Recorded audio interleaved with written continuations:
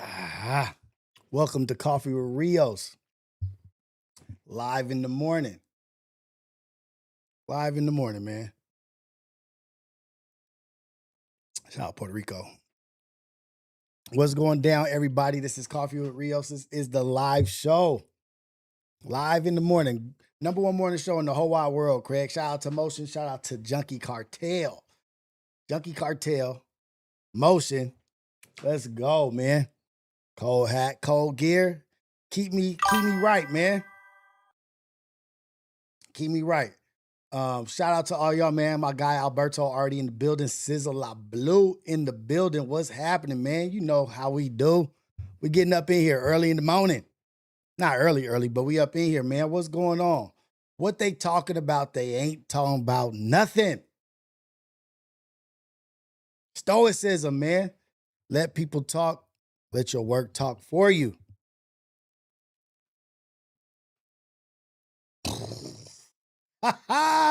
Let's go. What's happening, Johnny West Side, man? All we can do is sit back and watch the movie take place. Watch the movie, watch it play out, man. This stuff is funny. Cristiano Carranzo, what's going on, man? What's going on? Let's be emotionally intelligent in here. Let's be emotionally intelligent, man.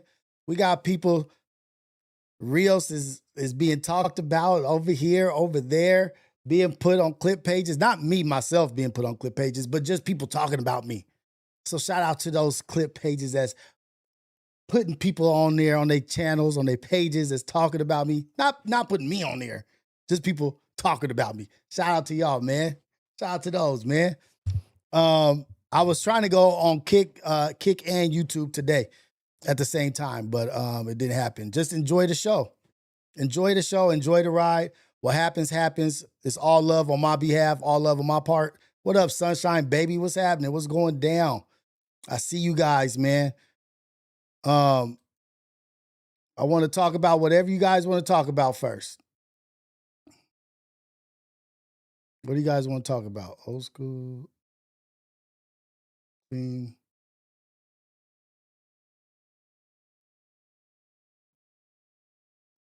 Because we got some stuff to talk about. We got some aggression going down. We got some emotional shit happening over at the Apollo. We got Big Time getting into it with Big John and Big Time getting into it. Shout out to both of them gentlemen, man. I appreciate both of them. They both doing good work. Tiny's doing good things. I like that they were able to come together. Cristiano Carranzo, how many times you want me to talk about it, man? I talked about it last time. Jaylen Brown, smartest in the room disease. What you mean by that? We're going to get to that. We're going to get to Stephen A. Smith. We're going to get to Jaylen Brown going to the Sixers. I can't believe they let that happen. I really can't believe they let that shit happen. They let that fool go to an opposing team in a conference. Stupid. Dumb. What up? Last time, when the last time you smoked crack? I ain't see you in a long ass time, dude. I ain't see you in a long time. I told you, go to the courts and establish your rights as a father, man. Go to the courts, establish your rights as a father, no matter what. That's my advice. If you're having a kid, if you're building a family, no matter what, a husband, boyfriend, whatever, go to the courts, establish your rights as a father. So people can't just up and take your kid anywhere they want. Hey, man, my live yesterday, shout out to Alex DeLarge for letting me know. They blocked my live globally for showing some FIFA, for showing a little bit of soccer. They blocked all my shit. They blocked the whole live yesterday because I showed the FIFA stuff. They forgot it. I just realized it this morning, so I had to go and trim out the segment or whatnot. But yeah, the whole thing was blocked. I was like, damn. Shout out to Alex for letting me know, though. Okay, so we don't want to talk about the drama. We don't want to talk about none of that shit. We don't want no destruction. Okay, for sure. Why does this shit keep turning on and off? Hold on.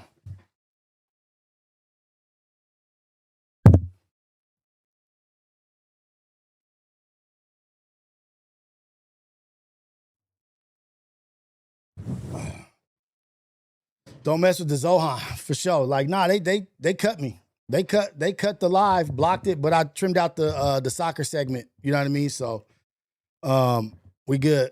Yeah, man, good things coming. Good things coming. Nobody knows what's gonna happen but Rios. Nobody knows but Rios. And I like that. I like that people are guessing. I like that people don't know what's happening. I like people are making themselves more important than what they actually are. I like people are making my moves about them, that I'm doing things out of spite for them. When I've never said anything negative, I'm not doing anything negative. I'm only trying to be as positive as possible. So it's just a lot of people like to interject themselves into a situation, and it's not even about them. What I'm doing is about me and my people. That's it. I ain't got nothing for nobody else. I ain't got time to be doing the BS and this and that. Oh, I'm doing this to make anybody mad. I'm not doing anything to make anybody mad. I'm just pushing my message, and I'm pushing myself, my brand, my family. I'm pushing us forward. That's it. I ain't got time for none of the other stuff. And so the best, to me, stoicism is the best. Silence is the best. Let people act. Let people say what they want to say. Let them move their narratives how they want to move their narratives. Don't let that affect the way you move. And this is for everybody out there. It's not just for me. This is a lesson for everybody. No matter what you do, no matter how positive or how good you think what you're doing is going, or how effective it is for you and out of the goodness of your heart, people are going to turn it into other things. And you can say it out of your mouth what you're doing. This is what I'm doing, and this is why I'm doing it. And then somebody on the back end would be like, I don't know why he's doing it. Like, well, I just laid it out. I just laid out why I'm doing what I'm doing. This is the reason why. There's no need to guess. There's no need to go back and forth. I'm doing it for me, not to hurt nobody, not to make nobody mad, not WWE, none of that shit. Stoicism. Let people show who they are. Let people expose their hands. You just be cool, calm, and collected, and that's the way we moving, man.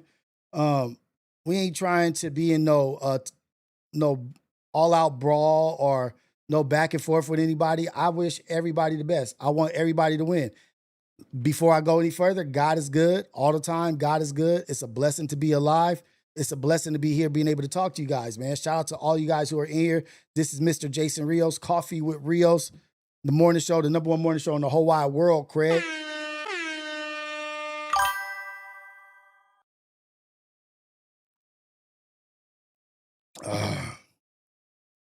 Not responding to ignorance is not weakness, man. It's really the highest form of power, not responding. Being like, oh, cool, I'm cool on that. And that's what I'm going to be. I'm going to be like, yeah, I'm cool on that. I'm cool on going back and forth.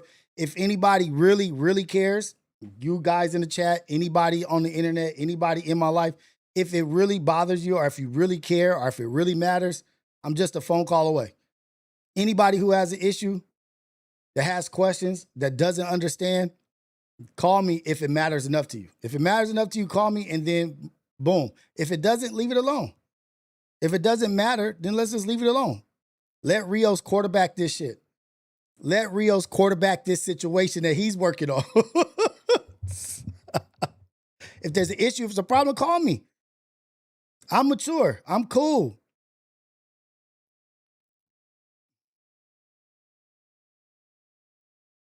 Ain't about feelings. Working without feelings. WWF.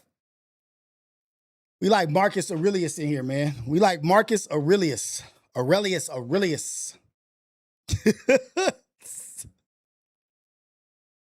The best revenge is to be unlike he who performed. The best revenge is to be unlike he who performed. We're not acting out of desperation.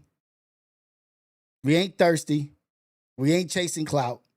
We chasing messaging, and we chasing purpose and impact. That's it. And we moving forward. But I do want to talk about the Apollo situation because to me, hey, the Stoners Committee, what's happening with you, man? I see you in the building. I see all you guys in the building. Take that job. Rio, so you have Adam on your show to be interviewed for a job on No Jumper? No, I had an interview to have an interview because I was interested in them. That's worthy of answering. No, I had an interview because I wanted to have the interview. There's no ulterior motives. There's no like nothing deep to it. I wanted to hear his side of the story. I wanted to hear his perspective on a lot of things. But no, it wasn't for no job interview or anything. Like, don't look too deep into it. What up, R32? But what I liked about what happened on the Apollo between Big Time and Big John is they were mature enough to come back, talk about the situation, to overcome the situation. Sometimes emotions get the best of you. Sometimes you're not having the best day. Sometimes you're not feeling the best. And people could keep going back and forth and nagging at you, and everybody's nagging at you. And then you lash out at the one person that you just had enough with. Like, you know what? That's enough. What you say? You messing with the set? You playing with the set? Let's go outside. And that's just being emotional. You know what I mean? Like, there's nothing we can't talk through. There ain't nothing that we can handle right here. We shouldn't be fighting each other. We shouldn't be fighting homeboys. Like, I understand things get to a point of squabble or you want to catch a fair one, but anytime that you get into a fair one or you square off with somebody, your intentions is to cause brain damage. Your intentions is to hurt that person, to cause bodily damage. I don't want to have to go into a battle with somebody that I sit with, that I love, or somebody that I respect, and have to try to hurt that person and then come back to sit down with that person. I want to, if we got to fight, and it's a defense thing for sure, fighting is easy, but at this ripe old age, I ain't fighting nobody and coming back and being cool. Like, I don't want to be cool with you after that. I don't want to have to go to 10 and then sit back down with you because I know what your intentions were against me. If you value me enough as a person, we'll talk through this. If I value enough as a person, I'll respect what your boundaries are, and I won't cross those boundaries. Cameron Jordan, alcohol being on the Apollo leads to tension. I don't know if it was alcohol. I think it was just a buildup. And well, let's see. I know it happened because of Keem talking about his father. That's a touchy subject. We shouldn't be talking about fathers anyway. And then Tiny, like, saying, you talking about fathers, I'm going to escalate it. Let's not talk about fathers or I'm going to go there. Let's start respecting each other's boundaries and respecting each other's wishes. Like, hey, man, let's not talk about my pops. Like, yeah, I brought him on, but let's be cool there. And maybe have those conversations off camera also. Like, hey, man, because guess what? Apollo is a business. Apollo is a thriving podcast, a thriving stream. And so I think there should be off-camera conversations like, hey, cuz, like, not hey, cuz, like, hey, man, this is where I'm at today. This is where my mental space is. I'm not in the best mood. I don't want to be going back and forth or whatever. You know what I mean? Like, can we leave this alone? And I think they'll be good. This is one of my favorite podcasts to watch or streams to watch. Tiny got there with different energy. Damn. So let's see. Wait. I understand. You try to overstay. No, I'm just saying it's a father and son moment. 53rd, you said?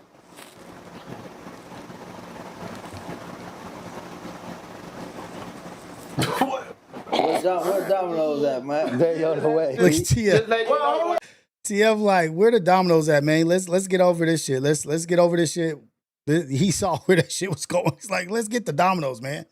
Wait. I understand. You try to overstay. No, I'm just saying it's a father and son moment, and I get why you didn't like the video. TF smart. So, all right, there, so that was a low blow. That's why he got that field and shit like that, though. This nigga's really crazy. There, mind. See, I get sick. I ain't trying to get sick. I'm just trying to. That was dark, Ty. Or whatever. You getting sick on the wrong one. See, you getting sick. That's a narrative. This is how you would spin it. Go ahead. I see where you going with it. They have real conversations. This is a real situation. I don't know if y'all got homies. Y'all be on the block, being in the house, in the living room, in the garage, whatever, drinking, smoking. And there's like subtle tension in between you guys. Like there's a little bit of tension over past issues that haven't been necessarily talked about or communicated. That's why we got to communicate, man. We got to be about these emotions and be like, hey, man, when you talk about that shit, it be having me on the brink of crashing out on you. Let's stop doing that because it's not gonna be good for any of us. It's not gonna be good for you, me, or the podcast or the stream.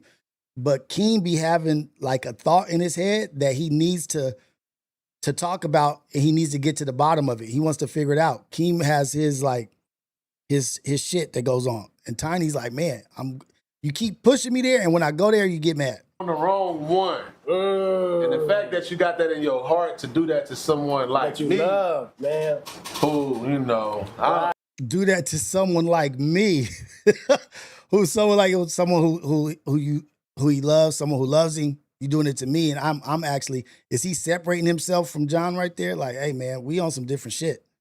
Like, I'm not like him. We got a different relationship. whatever I mean.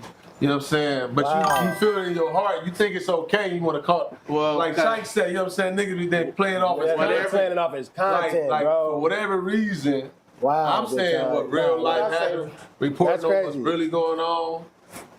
But you, on the other hand, you want to That's crazy, big time. Dig in the crates to try to, whatever, I don't know. Get at your boy. They want to join a nigga I don't even get it. Wow. And look, this is the moment of they waiting for the dominoes. If the dominoes would have been there, it's all Mac's fault, because if the dominoes would have been ready and been there at the moment they needed to be there, none of this would have happened. This is them just having idle time. Idle mind is the devil's playground, man. Wow.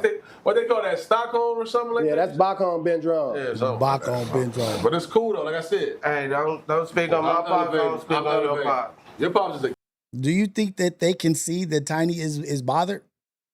Read the room. Like, look, I can look at Tiny right now and say, you know what, this is a touchy subject. He not feeling this right now. Let's move on to the next subject. Move on to the next. But Keem got to get to the bottom of the problem. He's the big empathy, empath. He wants to get to the bottom of it. Let's fix this situation. Guest over here. I don't give a fuck. Because you start getting your panties in the bunch with a nigga. No, your pop's really a guest over here. It don't matter. I'll stop all that. He ain't no guest no more. Wow. I mean, that's what I'm saying. I wait until he come, he tell us, or he get up chat and then like, all right, then he can't come over here. Because I wouldn't like stop talking. If you told me like stop talking to my pops right now, I wouldn't stop talking to him if I seen him. I wouldn't expect you to. You're a grown man. So that's what I'm saying. So what do you mean, like, stop talking about somebody who's in the chat and pull up over here? What do you mean stop talking about it? Wow. Because whenever I mention something about your pops, you start, it's like... You don't know my pops. So it's not even, when I say something, you take it for you. I'm saying it towards me, and you'll say, oh, you talking about my pops. It's like, leave it alone, cause I don't even want to play. I don't even want to play with pops and shit. Like, for real. You just, but I don't want to play. So are you? Okay, I don't want to play. You just gotta just be serious with pops then. So we can start a conversation though. What was your problem right now? I don't have no problem, Keem. Like, Keem is like the hood therapist. Like, Keem is but I don't know if it's for his own. Just to make himself feel better. He's a therapist that's just trying to make himself feel better, not really looking at the patient like, okay, how can I help him through this? He's like, how do I make this make me feel better? I don't have no problem, man. I just don't want to play with pops. When did I play with pops? I felt like you was playing with pops. That's fucked up. Hydraulics. That's what it was? Felt like you was playing with pops. That's what it was though. Is that what it was? Is that the whole date just now, just the whole thing. My bad. Pops My knocking bad. down his cousin. I ain't trying to bother you. Pops. What? We're gonna move on. We'll move on. Pop stories, that's what I'm saying. I understand. I apologize. My bad, dog. Let's go. Pops pulling up on the podcast, like, period. It's like you got a problem with that. It's done. He's not pulling up. I told you. Tiny, say, yeah, I do have a problem with that. Yeah, there is a problem. I got an issue with that. There is an issue with that, and I'm not comfortable with it. But this is like an issue that we have as men, is expressing that we do have a problem. Like, yeah, man, that shit does bother me. Like, yeah, fuck it. Like, let me just be honest. That shit bothers me, and I don't like it. Can we move on from that? Because I'm not comfortable with it. But we try to, like, be cool, like, let the shit keep going and let it roll off our shoulders, but it's on the inside, it's slowly building. That shit's slowly building. What up, Chief Narrative? Saluting. Salute. Thank you for the super chat. I appreciate it. Y'all can get super chats now. Yay. Let's go. Done. So that's what I'm Wow, saying. nigga, the 5 pops, man. Yeah, that's personal between you and Pops. No, it's not. It's just how y'all play it, how y'all doing now. How we play? Y'all If play he my popped up pops over and here. I say anything. He popped up it's over all I don't care when you get at my pops. I don't know the nigga. I'm not even talking about this nigga Pops, man. Fuck out of here, man. Leave this shit alone, cuz. Move. Respect it. Gotta respect it. Move on. Gotta move on. All right, for sure. We'll talk about it later. Just Wow, move on. For real. that's fucked I don't up. want to talk and play with Pops or anything that say Pops because I don't. And fathers are a touchy subject anyway. Parents are a touchy subject anyway. Just parents in general are a touchy subject. Let's move on. He started the sax back up. Yeah. Because you did bring up it. You did start sending shots at his matter pops. though, because it's all victim. It's all How is victim. it victim? I'm sitting move here it on. calmly talking. I'm You the calmly only talking. one that sound like a victim. Where did you get? Where did you get triggered at? Di said text her too. I got Team's pride triggered is why he when kept instigating. I I don't know about said that. something about my pops, and then y'all say, "Oh, that's wrong. You dark, tiny," and all that. She got the dominoes. She canceled the first pack. I said, But bitch. what that still got don't to do look with for them me hoes, talking? man. What you mean? Where the victim part? Damn, I didn't know that. He finally got his dad. His pops is back in his life after 30 years. I didn't know that. I met his pops. His pops is cool as hell, man. Shout out to Tiny's pops. Like, his dad is cool as shit. I don't know the backstory on it or anything like that, but I think it's amazing that you're able to have your father come through and pod and have fun and laugh and have a good time. Like, that should be something we should be celebrating and putting in a good light. We should be putting that and holding that and regarding that in a special place. Like, shit, dude, you one of the only cats that's podding with his father. That's a rarity. So we should take care of that. We should keep that shit safe. We shouldn't play with that. In my opinion, we shouldn't play with that. Come in there, Tom. Huh.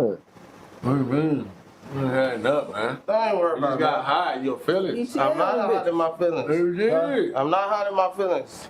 He said, Just don't talk about my pops. I won't mention pops Like- nothing around you. So you can't try to aim it down. I'm talking That's about your fair. pops. Somebody just made that up. His father been in his life his whole time. Niggas be just making shit up. I need to stop listening to cats. Shout out Tiny and shout out his pops, no matter what the situation is. For sure, that's fair. I'm not talking about your pops. So, okay, just say that then. What's what you talking I've about? been saying that for every time I respond That back. I fucking let you know I ain't talking saxophone about shit. your pops. And we gonna talk about What you that talking too. about? I ain't talking about nothing. Damn. Macwop in his bag.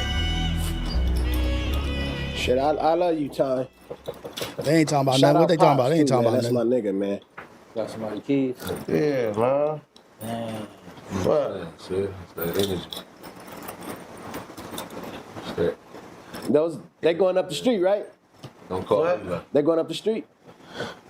What you talking about, man? The keys. Yeah, that's a bother. What you talking about, I man? don't know, Who man. bothered? Hold on. Call timeout. Time out. Sub out, nigga. Man, Fuck out. I was Sit gonna in for this nigga, man. I was gonna Uber carry him to your Time crib. out. Man, in the snack. that lets you Go know. get a snack, man. Go get a Nah, snack. you got bad energy, man. I ain't got shit for you. Yeah. So wait, you guys, did Tiny really come in with? Was he a little off? Was his energy was off? That's when you supposed to help the homie out though, right? Like you notice his energy is off. Like, all right, for sure, let's be on something else today.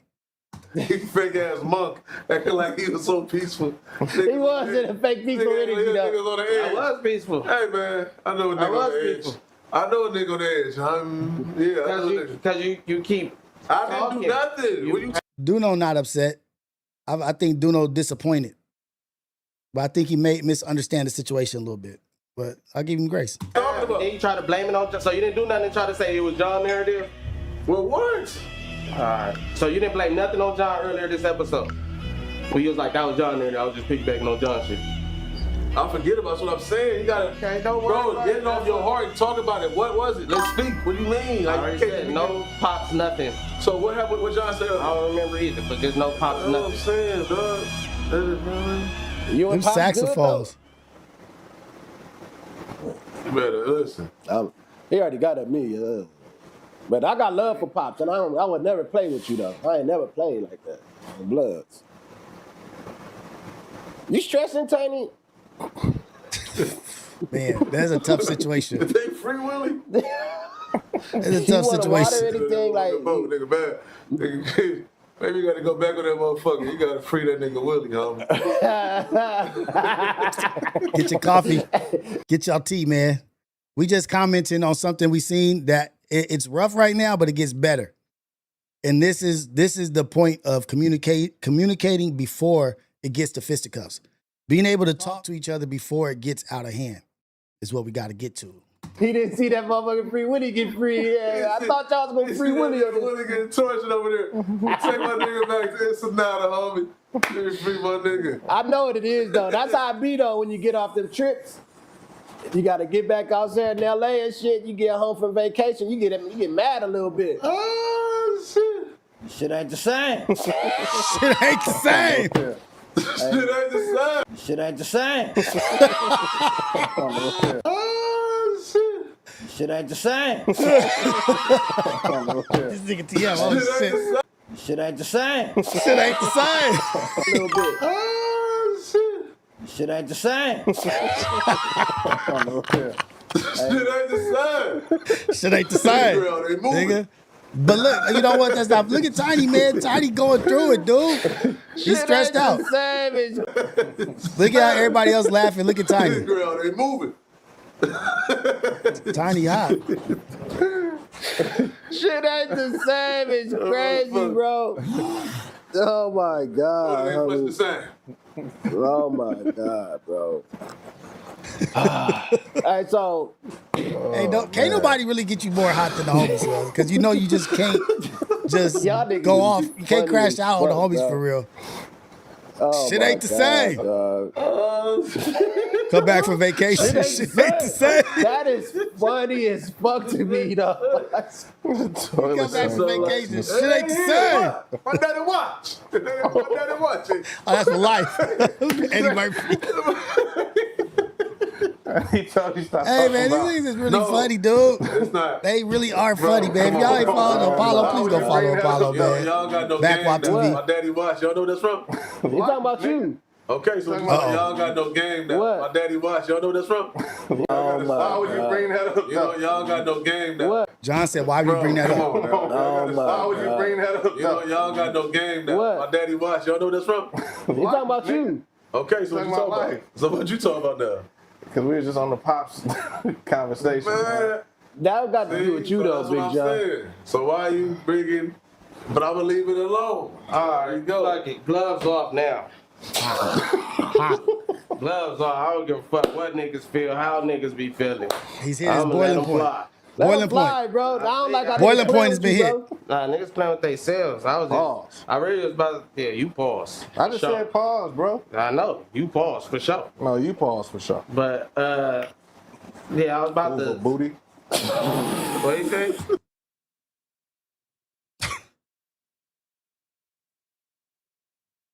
In the midst of being mad as hell over your dad and the shit going back and forth, and you and your homies getting mad and going and like you in a sensitive situation, you in a vulnerable situation, you mad already.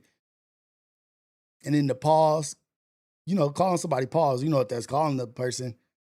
Nah, you pause. Now when they go to like you pause, now you pause. Now you pause, nigga. That's really from the outside, maybe if you're not from where we from and grew up the way we grew up, that might look like just, oh, that's just immature banter elementary banter going back and forth.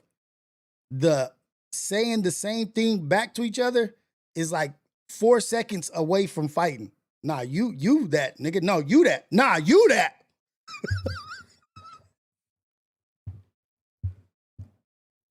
As would you say, nah, you pause. You pause. Nah, you pause. Nah, nigga, you pause. It's literally this close. It seemed like very innocent behavior, but to those who know that shit is as close to it as it's about to get. And then on top of that, hit him with that comment, which is going to take somebody over the top. It's going to push somebody over the ledge. That is, in that moment, if you know, you know. If you're from where you're from, if you know what I'm talking about, you know exactly what I'm talking about. What'd he say? And then Booty. what'd he say? Is almost like, I know you didn't say what the fuck I think you said. I know you didn't say what the hell I think you said. What'd he say? I know you didn't say what I think you said. It's basically, they at it right now. They are at it. These are pit bulls right now, nose to nose. What'd he say? What'd he say?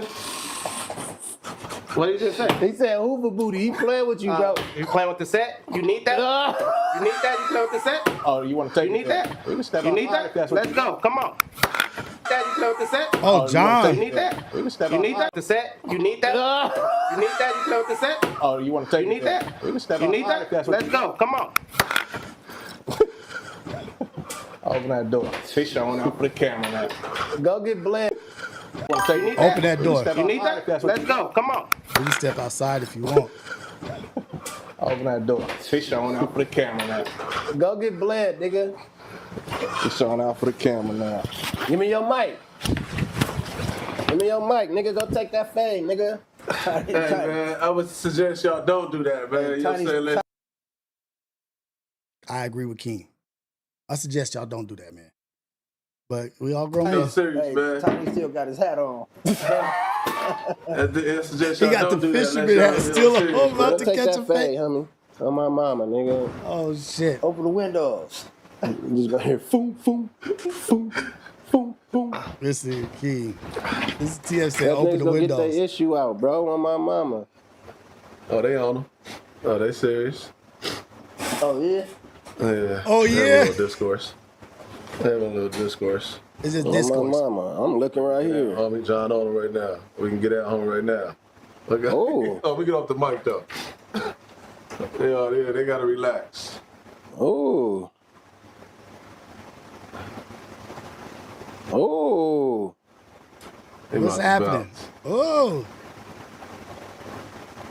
They get the move by move right now. They got the action by Oh, action. you hearing them? I'm Yeah, you looking. see them. We on the ring camera. Don't call me lucky. That shit's cold. Niggas bullshit. Niggas could have went out there and stopped it. Right. Yeah, like that's bullshit. We could have went out there and stopped that shit. Nah, I told him. That's what I'm saying. You gotta be grown. You gotta be grown. That's it. That wasn't very Understand. long. That was I know about how 30 to take that. seconds. I know how it look. I know how A it little look. bit You of gotta straightening, make it a little look bit of good. understanding. I know how it look. You were the prime director right there. Big time, man. Motion picture. You know what I'm saying? Motion picture. I respect y'all too. Yeah, I've seen that before, man. You know what I'm saying? Shout outs, man. Wear your glasses. What that nigga Adam said. I've seen this before. Where your glasses at, bro? What happened to your glasses? Oh shit, bro. That's cool. That made it look good. This is don't blame nobody, you guys. Don't blame anybody besides the dominoes not being there. This is all because the dominoes ain't there yet. If the dominoes was there, this shit would not have happened. That's on the DoorDash, the Uber lady, or whoever it was, did get the dominoes there in time because you got these high emotions, energy between these people, and they just sitting in the room, just going back and forth, trying to be entertaining. This is what I say about us. Our culture is just entertainment just in itself. Just they ain't doing nothing but sitting at a table talking, and it's entertaining. And we run the shit. With that. Die in the chat. Go out there, Keith. On my mama. I said that, Don. You know I'm trying to be grown. You know what I mean? My man said, leave him alone. It's all good. Everything copacetic. Ain't nothing but a little bit of straightening. You can see when a nigga energy get straightened out. You got straightened up. Yours, nigga. You got punked. You been straight.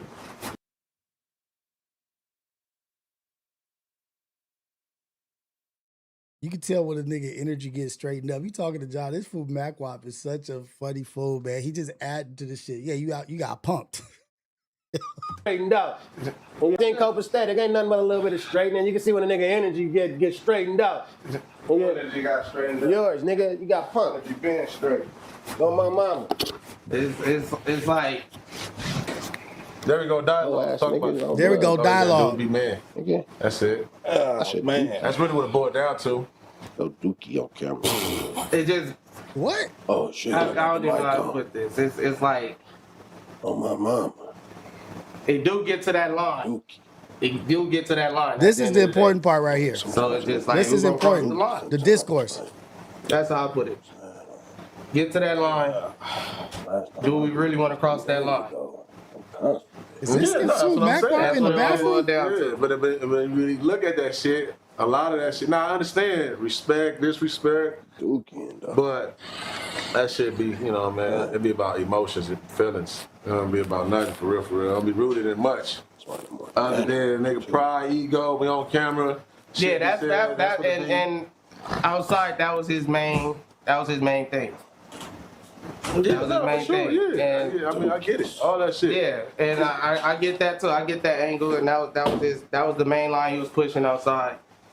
That's why I don't want to Yeah, I walk get out. I that. feel like we walk out, then we stay.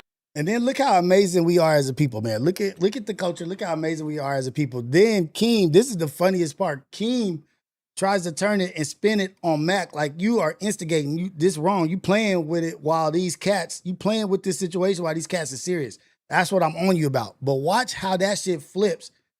How just the culture can just break that shit down so fast. Out and whatever, but like I don't What want to. main line We out? ain't even gotta do that. We just Cop all you it, gotta do is please. check Main the line same on the- emotions you on- checked outside. Check Saying them right here real don't quick. do shit like that on camera. Don't try to mark you out on camera.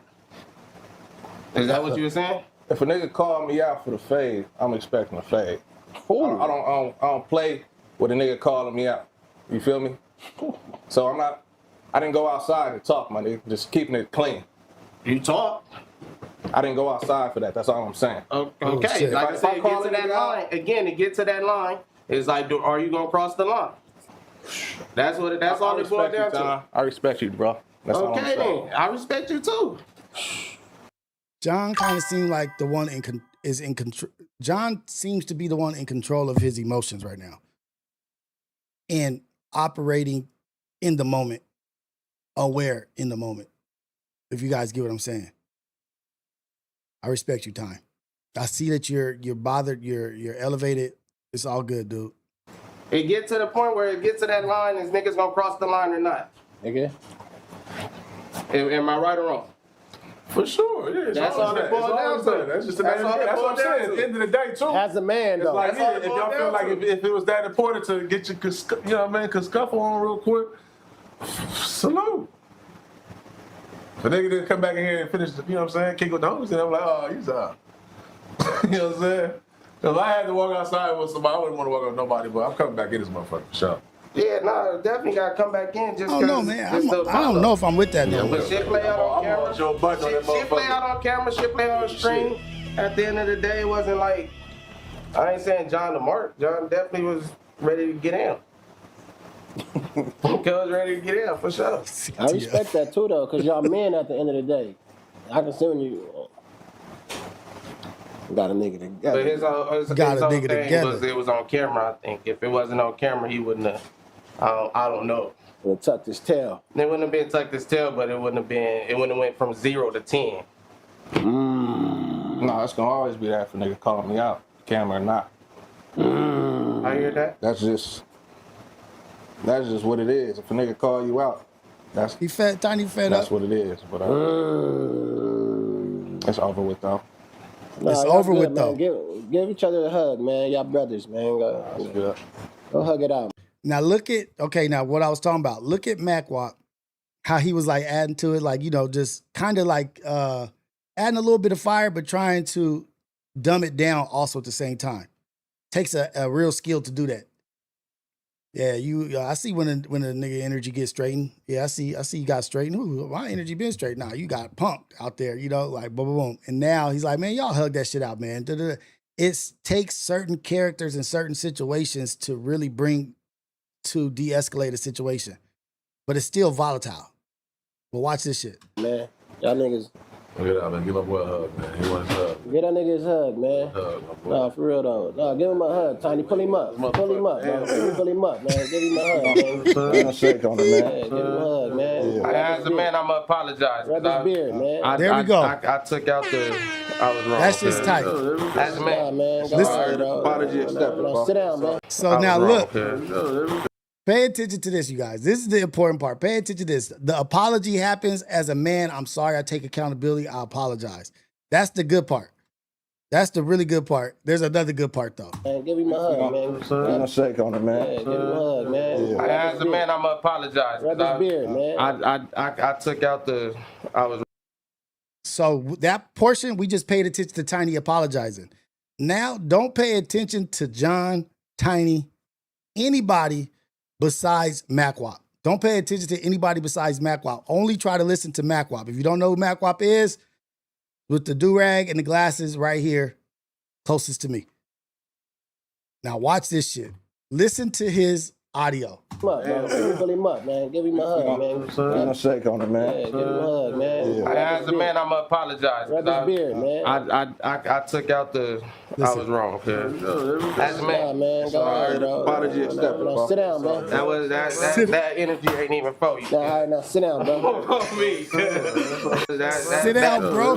Only person that caught it was TF. Look. I took out I was wrong. Sit down. Nah, man. Go ahead, dog. Apology accepted, bro. Sit down, man. That energy ain't even for you. Nah, go ahead, dog. Apology accepted, bro. Sit down, man. I was wrong. Sit down, bro. As a Nah, man, man. Go ahead, dog. Apology accepted, bro. Sit down, man. that energy ain't even for you. Nah, all right, dog. Apology accepted, bro. Sit down, man. That energy ain't even for you. Nah, all right, now sit down, bro. Me. Sit your ass down now, man. Sit your ass down now, man. Sit down, bro. That energy ain't even for you. Nah, all right, now sit down, bro. Me. Oh, shit. As a man, you feel me? But This is from Yeah, bro. Y'all love each other, Tuesday. man. Yeah, bro. Now look at Y'all Keem. love Keem catching late. But So this is a whole process. as a Nah, man, man. Go ahead. Sit down, man. Apology accepted, bro. Sit down, man. TF laugh. that energy ain't even for TF only you. one caught it. Sit down, bro. Me. Now watch Keem catch the fuel being added. Watch Keem catch it. As a man, you feel me? But it's a her still. Yeah, bro. Y'all love each other, man. Look at Keem. Look Look at Keem come back to reality like, nigga, you still going. Bro, y'all love You know what I'm saying? But it's a her still. Look Keem. Yeah, bro. Why Y'all love Keem each other, clock man. it. Yeah, bro. Y'all love each other, man. Keem come in on the table with his elbows like, God damn, man, you still going. But The way he gets It's caught hard back still, into it yeah, like Bro, you. y'all love each other, man. That's why we said I'm about to get off on this nigga for playing in moments like this, right? If you serious and he playing, I'm I dancing. not about that shit. Why though? Don't be funny. I just had these niggas get over that. Like, Okay, you did. do you think you did? I mean, we did, but I'm saying, you think you did, you crazy. I don't think I did. I think You we just did. said As you did. I'm speaking for myself right now. I'm not speaking for you, my nigga. And that's what. And that's You're what. playing though. You just said to this nigga, he punked you. After all that, you just still said to this nigga, yeah, because that nigga punked you. That's right. You playing, bro. That's playing to me, man. I'm just saying, man. Hey yo. Nobody else got to feel that way. Hey yo, man. This is a Classic Mac Wop. About the dead, the whole situation. melanated conversation, white boy. That might be the truth too. That's what I'm saying. You a soft batch albino, nigga. There we go, there You we shut go. your fucking mouth, There we nigga, when go. men talk, boy. That's what I'm saying. I gotta have enough, like, you know what I'm saying? Tired of this nigga, man. Men in here trying to talk, nigga. You in here with the gorillas, nigga. Oh shit, nigga, God back, bro. damn. And that's what. Oh, my mama, homie. Take that shit to let me cook or something, nigga. This is where the real niggas at.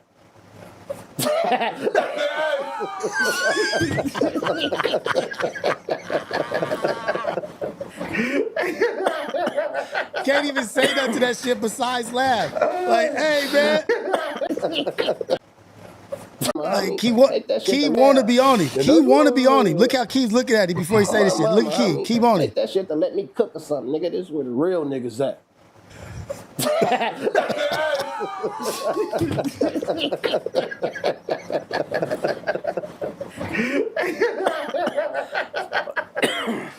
Hey, legendary classic moment.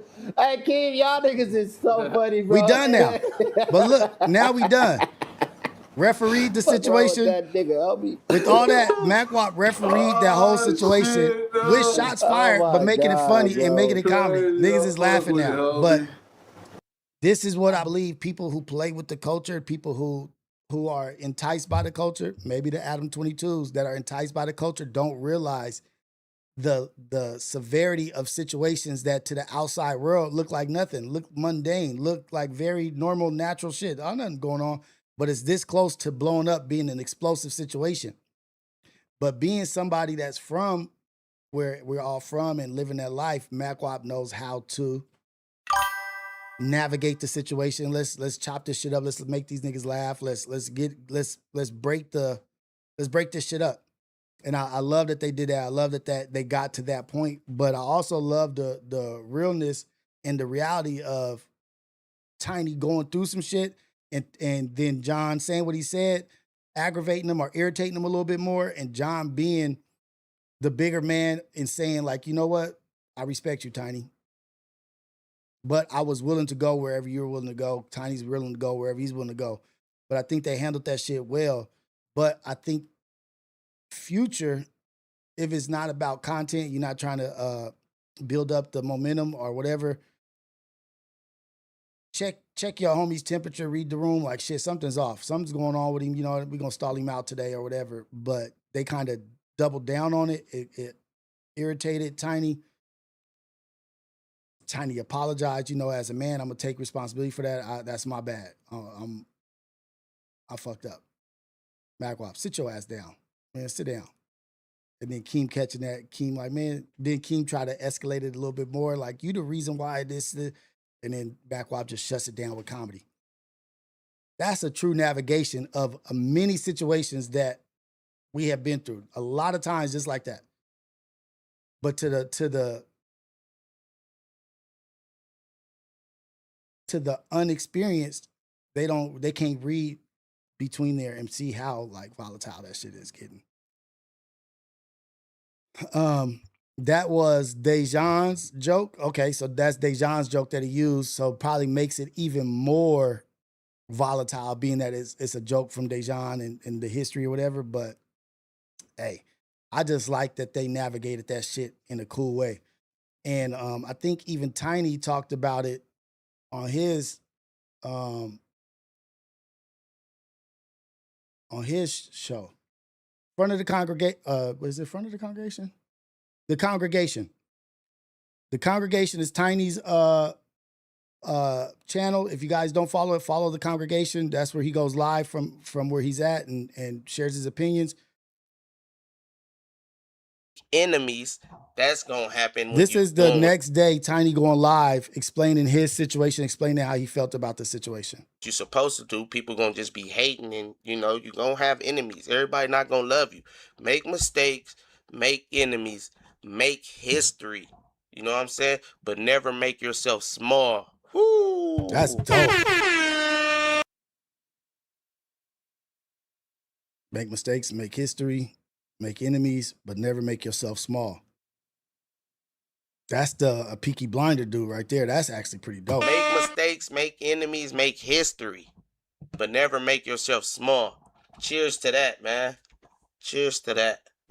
Fuck with that. Coffee to that, man. Get your coffee, get your tea, get your water, your juice, your smoothie, whatever it is you're doing. You drink that, whatever it is, man. This is Coffee with Rios. Mr. Jason Rios here, live in the morning. Almost every morning. Right now, Monday, Thursday, and Friday, we live in the morning here on this channel. Like, subscribe, hit the alarm, get the alert so you know when we're going live. But, you know, number one morning show in the whole wide world, Craig. We ain't worried about the ones talking. That's all it is, lip service. They just talking. But let's get back to it. And that's it. Man, make sure y'all follow this page, Motivation Success 1. I guarantee you'll see something in there that you be like, damn, that is some true shit. Sometimes you just got to see it to believe it. You know what I'm saying? That's all. You ain't saying nothing wrong. But how y'all doing, man? How y'all doing? It's all good. Yesterday. Let me talk about yesterday. Nakuda Matata today. Oh, here we go. Here we go. Crashing out yesterday. Okay, yeah, yesterday. Let me talk about yesterday, man. All right. Shout out Tiny, man. I really don't have no problem with John. See, a lot of people going off the clips. Y'all have to watch the whole episode, or at least like just watch it. All right. I was already kind of feeling some type of way because they was trying to make it seem like I was getting at Keem and his pops. That was strike one. So that's when I'm already like, oh, these niggas T, because I don't like playing with that. I like that we get the inside look and really hear how he felt. And it's not even for Rios Keem. is fine. It's not even Keem for Keem. It's like more for his fam bam and shit. I fuck with his family. So I don't want them looking at a nigga no type of way like, oh, I'm playing with his pops, or you feel me? Because that's not what I'm on. So I always threaten to make a joke about Keem and his pops or whatever, but if you pay attention, I never actually really make a joke about Keem and his pops. That's good insight. That's good insight Try right to there. stir my narrative like it's a joke, but it really don't be a joke type shit. I just really be speaking on my behalf, and then they flip it into a joke.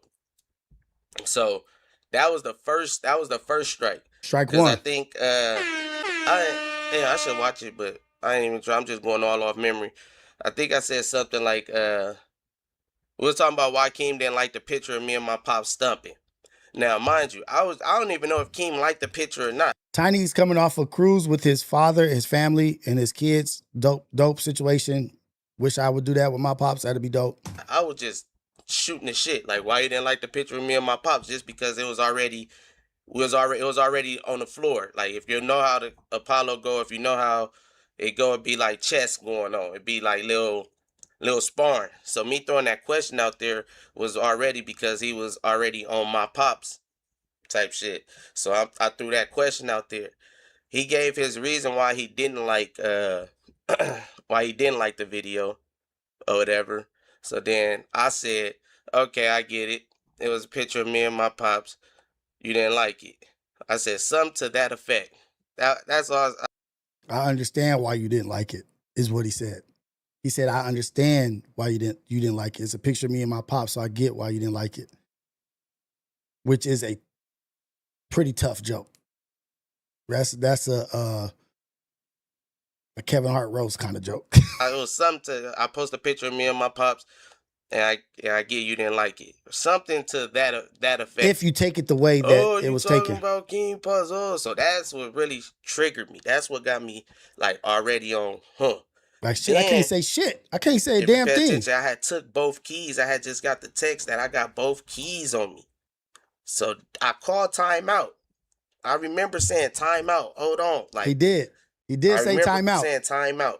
While I got the text, I'm flustered now. Now I'm flustered.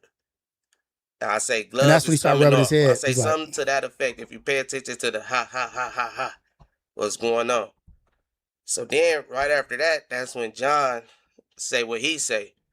And it wasn't even that was after the Paul stuff. It was just like, again, I was just really frustrated. It really don't have nothing to do with John. Like I said, what you playing with the set or something like that? Like that was just, I just really wanted to, I just was angry at the end of the day. I just was really. Now this is the moment when we're younger and your hands start shaking and you don't feel like talking back and forth no more. You're not trying to argue. Your hands are shaking. The only thing you know to do. And this is why we as a people, we got to get better with our emotions. We got to become more emotionally intelligent because we get to the point where we're more comfortable with blowing up on somebody than talking to somebody. Because we don't want to look vulnerable. We don't want to look silly. We don't want to say the wrong thing.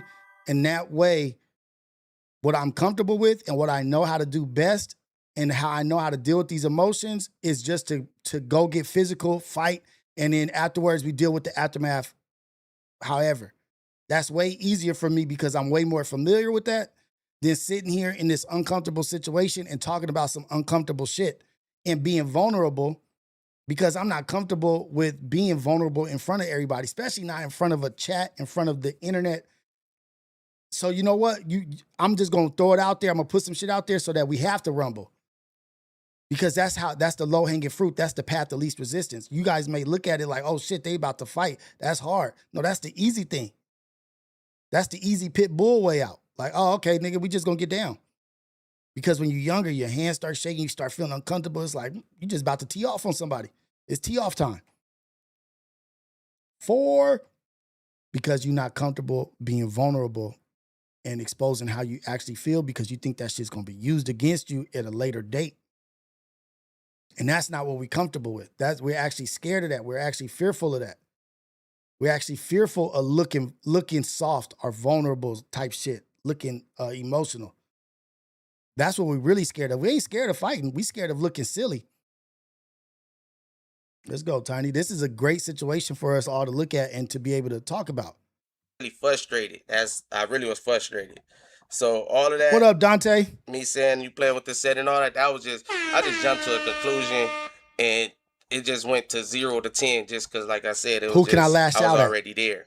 Who can I lash out at? So that's Next man up. really the ha what happened on some shit. It wasn't necessarily the joke. It was really the everything that led up. Cali Bags, yes. Yes.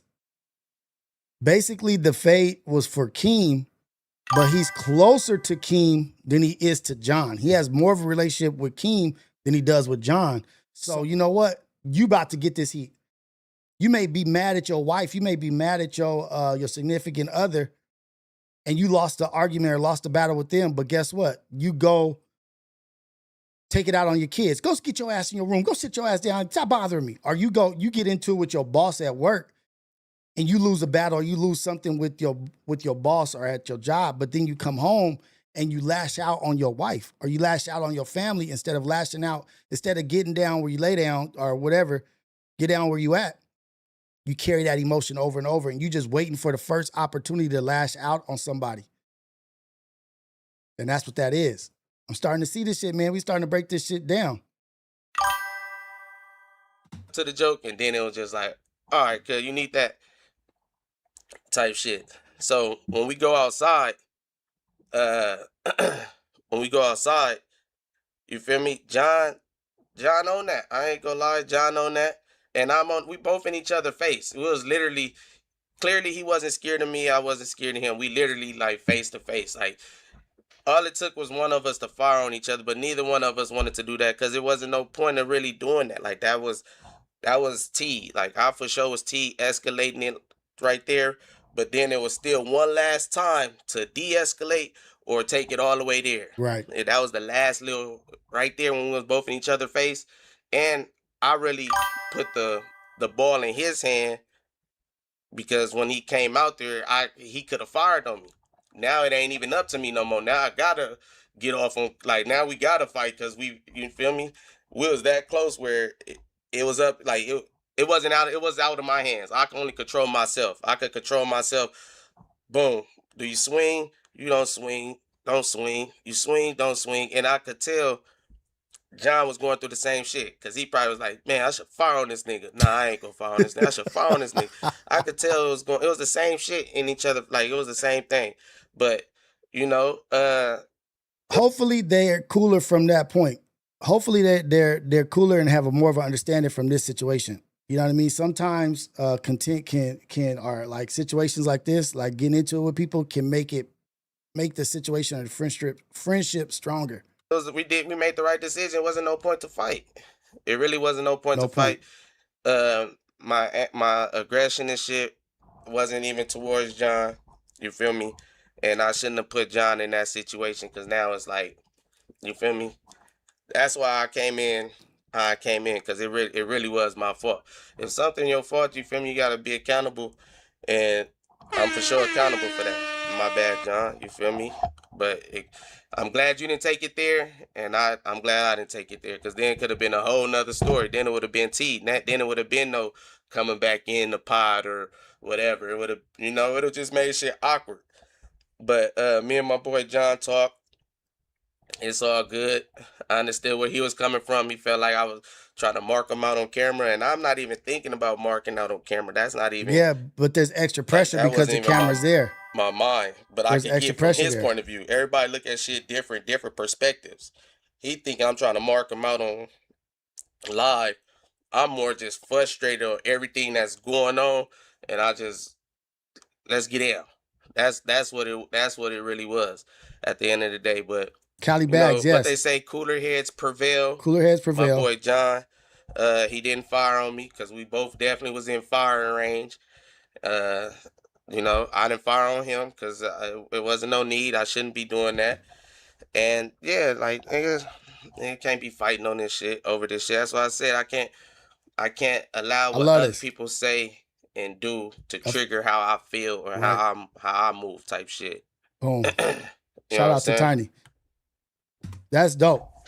That's really dope what took place there, because nobody would have been mad. Nobody would have questioned if John would have teed off. No one would have been like, damn, why you do that, John? That was out of line. Everybody been like, yeah, that's what they went out there for. Like the fact that both of them had the maturity to, like, to think past the situation and say, you know what, this ain't it. This not what it is. This ain't what it is. Let's get back up in here. I'll take accountability for what I did. That shit is tight, man. Like, yeah, it's teed. It's a teed moment, but it's a good learning moment for everybody. And it's a good example of young black men being bothered, reacting in their old ways, but coming up with a solution as the new them, as the mature them, as the person that they're growing into. The old them caused the situation, but the new them de-escalated and became the solution. The mature them, the older them, the wiser version of themselves killed the situation. The younger, older version of themselves caused the situation, but the evolution of who they are is the one was like, wait, hold on. I'm stepping back into my past. I'm going back to who I used to be. Let me be what I want to be and who I am now. That shit is dope, man. What a great example of that shit. So, yeah, it's funny here and there, little funny moments and shit, but that shit was dope. That shit was really, really dope. Shout out to Apollo, one of the best shows out there. They could make an entertaining stream out of playing dominoes. Just being brothers playing dominoes. The dominoes wasn't even there yet. They laughing, they joking, they talking. TF, John, Keem, and Macwap. Shout out to them, man. Keep doing your thing, man. Keep doing what you guys are doing. Keep building, and don't let nothing get in the way. Don't let nothing tear it down. It's y'all. And that's all that matters. Like Obama said, man, Trump runs his mouth a certain kind of way on camera. Let me tell y'all something, man. What people say on camera about you or to you, it's not even real. Oh, that's why I keep kicking it. That's what it is. Okay, that's why. It's not real. I don't even take it serious. If somebody is addressing me on camera and saying shit to me on camera or disrespecting or disregarding who I am or tearing down my character or morals, integrity, whatever, on camera, it's not even real. Until I see you in person. It's not real until I see you in person and you keep that same stance and you say the same thing, then it's real. And then we can address it. But until then, nigga, this is just smoke and mirrors. I done seen too much shit happen on camera and people say this, and then this happens. I done seen too much. I done went to war and been ready to go here and go there and escalate the situation and be more with the business than the person that's in the situation. And then come to find out and behind closed doors, it ain't even real. I don't believe anything anybody says on camera, especially if it's disrespectful or tearing down. And you don't know me, you don't really don't know me, you trying to say some wild shit, I don't even take it serious until I see you. I don't take it serious until I see you. Because I know people who've seen you and that energy is not that. This is me being cool. I like this me. Say what you want. Say what you want. The green light, go ahead. Whatever you want. But when it's in face and whatever you say in person, change the energy, keep the energy, whatever, with all of that. But I'm not taking it serious until I see a person. And then sit down with them. Yeah, I will. I've forgiven people that have done worse things. Like, man, coming from this, Coming from the streets and being in the streets, you'll be doing shit and having shit going on, and then later, a year later, be like, damn, I can't believe that we almost did this and almost did that and this and that. Like, I didn't even really get the word or whatever. Yeah, nigga, I am all about sitting down. Yes, it's not a bad thing to me. Like, people been using that like, oh, you changed your mind. Yeah, I did. I changed my perspective. To me, is a good thing. I'm not stuck in an area. I'm not stuck being you guys think that, or not you guys, people think that you're here just for yourself. Like, I'm building a brand. I'm trying to be a journalist. I'm trying to do interviews. I'm trying to talk to people that are interesting. I'm trying to build out a whole brand. You think I'm taking any of this shit personal? No. When I came into this shit, I thought this shit was all just real. This was all reality, like all this shit, because I didn't know no better. Now I know this shit is a fucking brand. I'm building a media, I'm building a platform. Nigga, what? Oh, man, shit is crazy.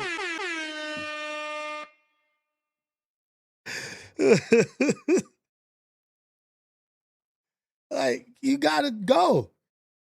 You gotta go. If somebody ain't only people that I'm really worried about are my real people. That's it. I don't care. Like, and I'm still gonna do what I want to do. I'm gonna explain myself. You either with it or you not. But if you my brother, you gonna support me no matter what. Shit, if I go rob a bank, if I go take somebody out, I go start selling dope, you gonna support me then? You still gonna support me? You gonna support me in jail? You still gonna be like, ah, man, I got your back. They gonna disagree with things. They still gonna support me because they're my brothers. They love me, and that's what it is. Ain't worried about what some clown say that don't matter, man. Beat it, chump.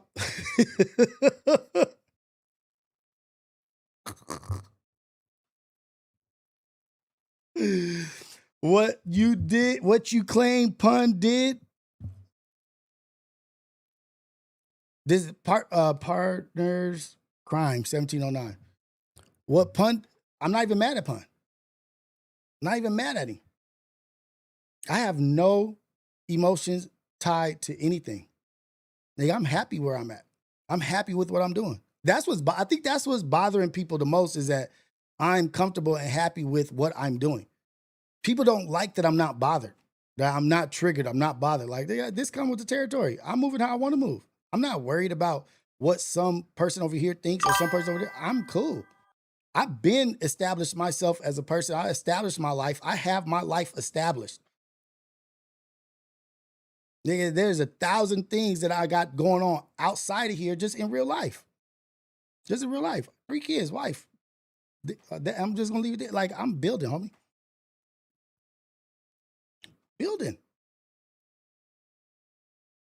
This takes up 10% of mental capacity. What people think is everything is all like, oh, your day ones, but you get, hey, this is 10% of what's really going on.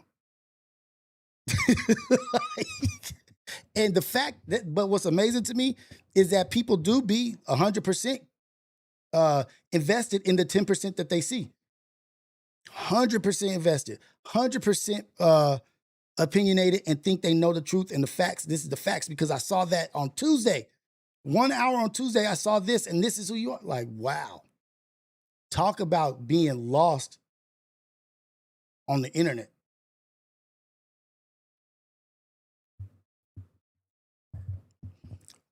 So, okay, Cali Bags, narrative. What about what I'm doing is about Pun? How is that even a narrative? What is what I'm doing about Pun?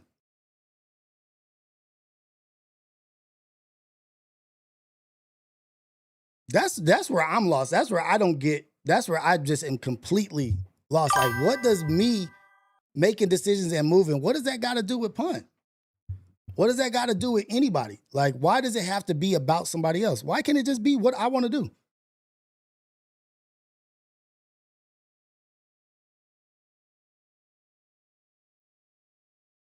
No, JB, it's not, because I talk about 1,000 different things, but that's the focal point. It's not it's way more 100, because every time I see them, that's all they talk about.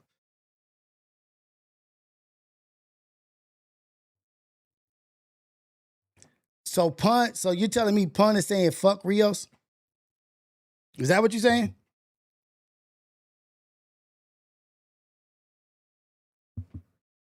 When Pun has said, niggas can do whatever they want to do. And I'm good with that. But on this camera, it's going to be content. But that people don't want to hear that.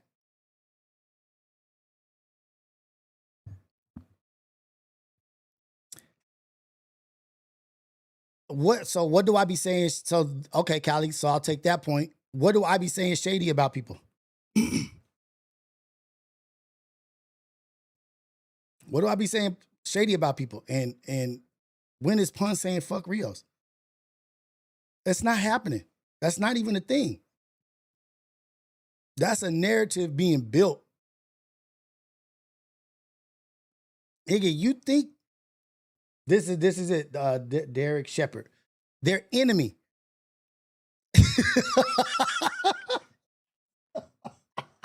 They got there. Their enemy. I come from too real of a world to even put that title on somebody. That's not an enemy. That's not an enemy. Their enemy. That shit is so fucking funny because you can tell that it's coming from people that have never really enemy? Nigga, enemy? You think that's an enemy? You got a long way to go, son.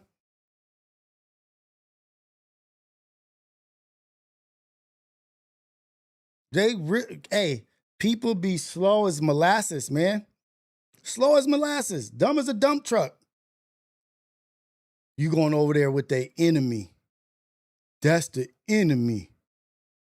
But I'm not trying to, I'm not trying to do the short bus joke. That's not the enemy, man. It's not the enemy. Everybody has everybody's number. If it's a problem, people will call, man. To me, the only shock that I have is that people act like they care. That's the shock to me. That's where I'm shocked. Like, they go, what? Like, wait. What? You care about, you bothered by this? Like, nigga, you? Like, what? That's where I'm like, what? Damn, that's crazy that, that you care.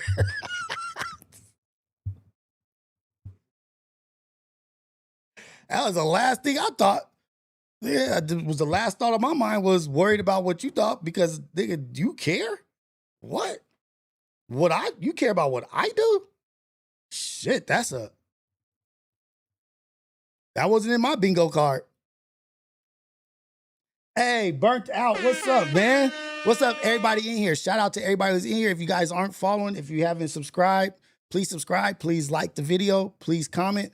I appreciate it. But, man, none of this shit is real, man. None of it's real. I don't got beef with nobody. I'm not mad at nobody. I'm not doing anything to spite anybody. It's not WWE. It's not WWF. I'm not going over here because I hate this person or I want this person to be mad. It's none of that. None of that, y'all. So you can get that answer. You can either, like I've been saying this and saying it and saying it. You can either believe that shit or not. But that's my answer, is that I'm not doing none of this shit to spite anybody. That's not my goal. That's not who I am. That's not how I'm getting down.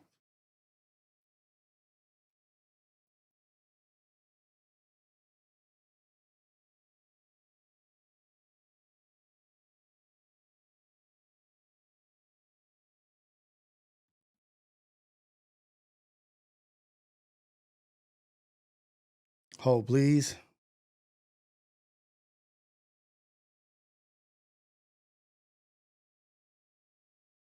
Go ahead and put this cat on timeout. Jeez, why are you in here talking like that? Nobody want to know about what you're doing with yourself on the, like, what? The ace pit is not effing with you. Oh, no. No. Oh.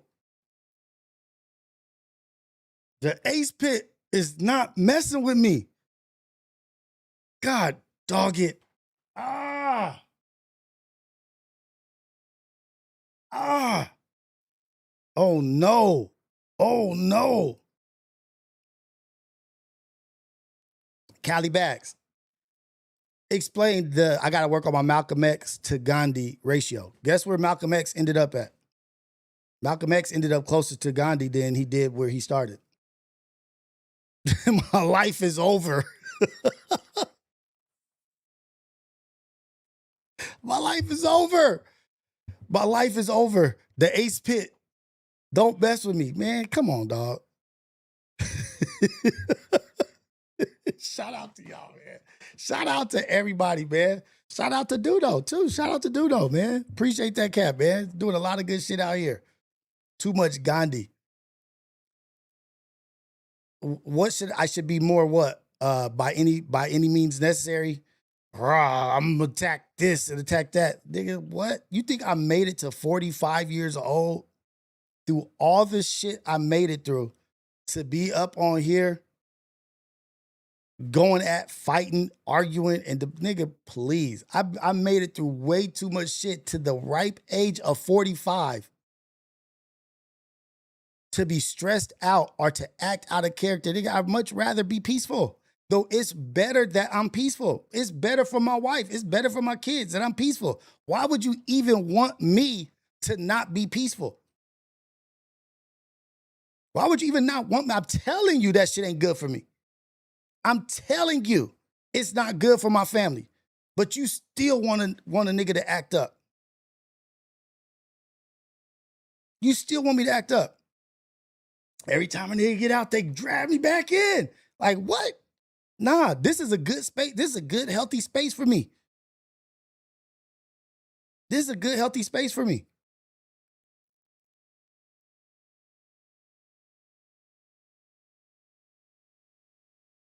Pun ain't hating. Pun ain't switch up. Nobody switch. Everybody being who they are. Oi, it hurts. The Ace Pit is a real game. Hey, man.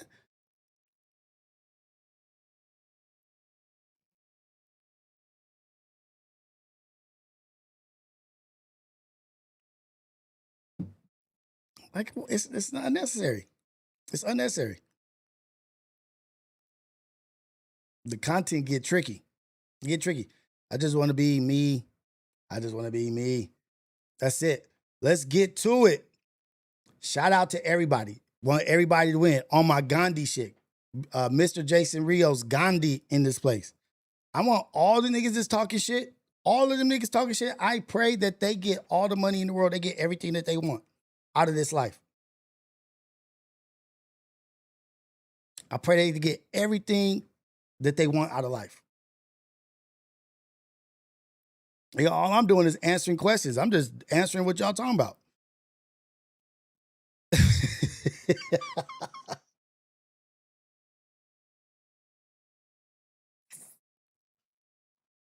Hey, man, shout out to the Ace Pit, man. Shout out to what they got going on and what they doing, man. It's all good. Everybody that I care about, I want them to win, man. That's not weird. And I give everybody grace. They'll see the light at some point. I saw the light.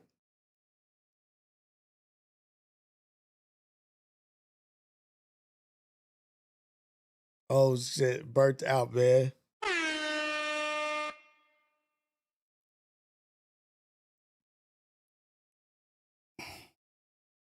Hey, oh. Let's go there then.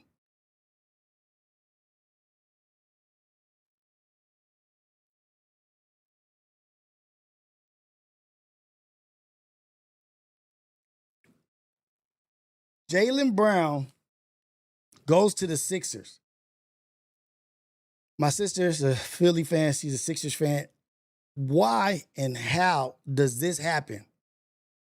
Why are they against Jaylen Brown? What is wrong with Jaylen Brown? What's wrong with this young man that had one of his best years of his career in the NBA? Basketball player for the Boston Celtics, Jaylen Brown, one of the most intelligent brothers in the NBA. seems like he's trying to do the right thing. How do they trade him or send him to the 76ers? Somebody in the Celtics conference for Paul George. I don't know, man. I just need somebody to give me some insight on how that even happened and why that happened.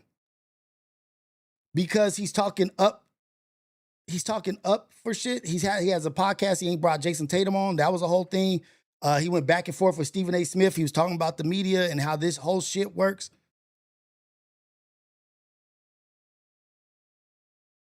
Jaylen Brown is not a scrub.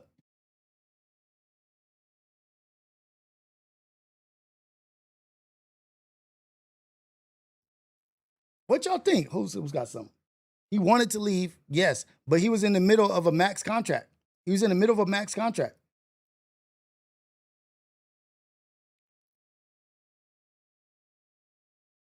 JB, highly intelligent. He's not going to shut up and dribble. Celtics been trash since they did Isaiah Thomas dirty. Hold on. NBA star, 2024 Finals MVP Jaylen Brown to the Philadelphia 76ers for Paul George, 2 first-round picks and 2 second-round picks. So think about it if you're Philadelphia. To get Jaylen Brown in the prime of his career at 30 years old for a player in Paul George who has been looked at different points as a negative contract, you are sending out. If this would have been the Lakers, they'd have blocked it. Just like they did the Chris Paul trade. They'd have blocked it. This is not healthy trade. This is like some back room dealing where how is nobody against this shit? When they was against the Chris Paul shit, how's nobody against this? How do they get Jaylen Brown for Paul George? If it was the Lakers, they'd be hot. 2 future first-round picks. You're setting out a couple second-round assets, but now you have Tyrese Maxey, VJ Edgecombe, Jaylen Brown, and the way Jaylen Brown has been playing, you would think he has multiple years, 3, 4, 5, 6 years left in his prime. Pair that with a young Tyrese Maxey. Pair that with a young VJ Edgecombe. And VJ Edgecombe ain't no joke. Edgecombe came out the gate killing it. And they're not even talking about, is Embiid not there no more? They're not even saying Embiid. I know you always heard or whatever, but they're not even talking about Embiid. Where this had come down to is they tried to trade for Giannis. They offered Jaylen Brown and 2 unprotected first-round picks for Giannis. They missed out. But ever since then, you know what's been interesting? They didn't just stop the conversations there. They continued to have trade talks. And by today, they were actively shopping, full-blown shopping Jaylen Brown around the league, trying to get teams his best offers in. My understanding is Jaylen Brown, throughout all of this, never requested a trade. He never asked out of Boston. This was all the Celtics. We'll learn more. This is obviously a very developing story. Yeah. But Jaylen Brown is leaving the Boston Celtics. He will now be in Kevin Nagandi's with their 76ers. How do you like that? How's that something that even happens? Like, I don't know. I'm just so confused to why you would do that against a competing team in your conference. Jason Tatum is a better offensive player than Jaylen Brown. I'd rather have Jaylen Brown than Jason Tatum. I'm not trying to take anything away from Jason Tatum, but I just feel like Jaylen Brown is more of a complete player, mature, IQ, just a team leader. Let's see what they say. Feels like the entire Eastern Conference is really switching around here. What is your reaction to the breaking news? Exciting. I mean, I'd like this trade for both teams. I mean, like you guys said, it was kind of obvious that after the both teams wasn't able to get Giannis and move Jaylen in that trade, it seemed like they definitely kicked in the gear and they decided that they were going to move on from him. And to be able to get 2 first rounds, 2 second rounds, and listen, I know everybody may look however about PG, but the one thing that we got to know. Don't compare Jaylen Brown to Ja Morant. That's where you go to get into trouble. Don't compare Ja Morant to Jaylen Brown. Don't do that. When he's healthy, he's still a big time player. The time that he came back, he looked really good late in the season after the suspension, and he looked back healthy and strong. And I'm looking at him like he should have a full off season to go get his body right and come back and be able to help this Celtics team. But I mean, even before they got him, and whether they had kept Brown or not, I love the moves getting Big Mitchell Robinson. I thought that was a huge get, and I love the veteran presence of Mike Conley coming there. Q, on the other side, let's go to the Sixers angle here with Jaylen Brown now joining a team that has Tyrese Maxey, an NBA All-Star, VJ Edgecombe after that first season where he was fantastic, the rookie, and then Joel Embiid. How do you view this Sixers team now when we talk about the top part of the East? And they are a front runner. They're a front runner now. They're a front runner in the East now. They were already a major player last year. They just added a super max player to their team by getting rid of Paul George. They got a better player and getting rid of Paul George. They became a better team. Chip on his shoulder now. Oh, no, listen, Jaylen Brown is going to be yet again an MVP candidate right now next year. I think you're going to see him try and step his game up and take another step with this organization. No, I get what you're saying, Big 901. I'm just saying the trade, a good player for nothing. They had to offload Ja Morant.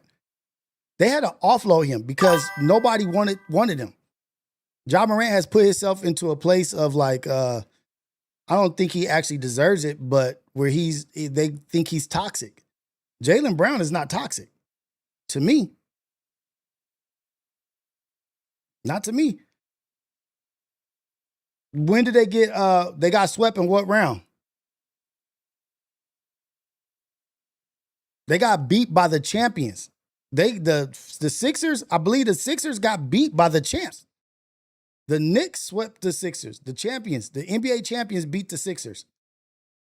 That team that played the Knicks just got better with Jaylen Brown. No shit. That's real shit.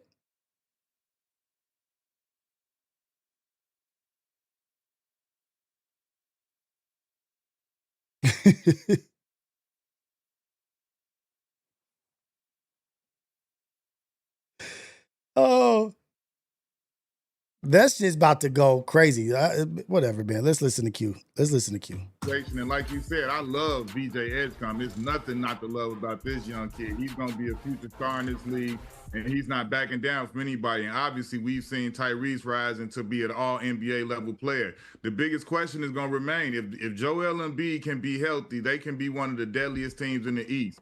But that remains to be seen if he can really get out there and have his body right and be healthy. But if he's healthy, Philly is going to be a tough out, in my opinion.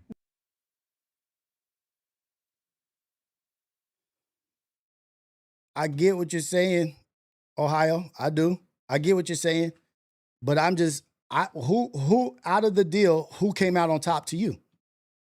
Who came out on top of the deal to you, Ohio? Who won this trade? Who got significantly better? Wait, let me read the last super chat, then I'm gonna go to the next. Quitting alcohol and how you cope with it. I've quit alcohol multiple times in my life, just randomly. There was never a time when I quit that it was like difficult. I could go cold turkey. I don't know what that is, but I found my reason why I wanted to quit. You have to find a reason why. For me, this is just what I did. I had to have a reason why, and I had to see what I valued, and I had to point out what alcohol was hurting in my life. And what it was hurting in my life meant way more than alcohol to me. It meant my family, my kids mean way more than drinking, mean way more than alcohol, mean way more than feeling better in life or having a quick fix or just forgetting about things. Like, you have to find what you truly love and find what alcohol is tearing down in your life and start feeding what it's tearing down, the good things in your life that is hurting. I don't know how to do not only alcohol, cause I started doing snowflake. I don't have any advice for that. You have to seek professional help. You gotta start reading. Read some shit. Talk to some people. Go to rehab. Go talk to some professionals about that because that's not my issue. But first and foremost, seek God and seek what you love in life and start focusing on that.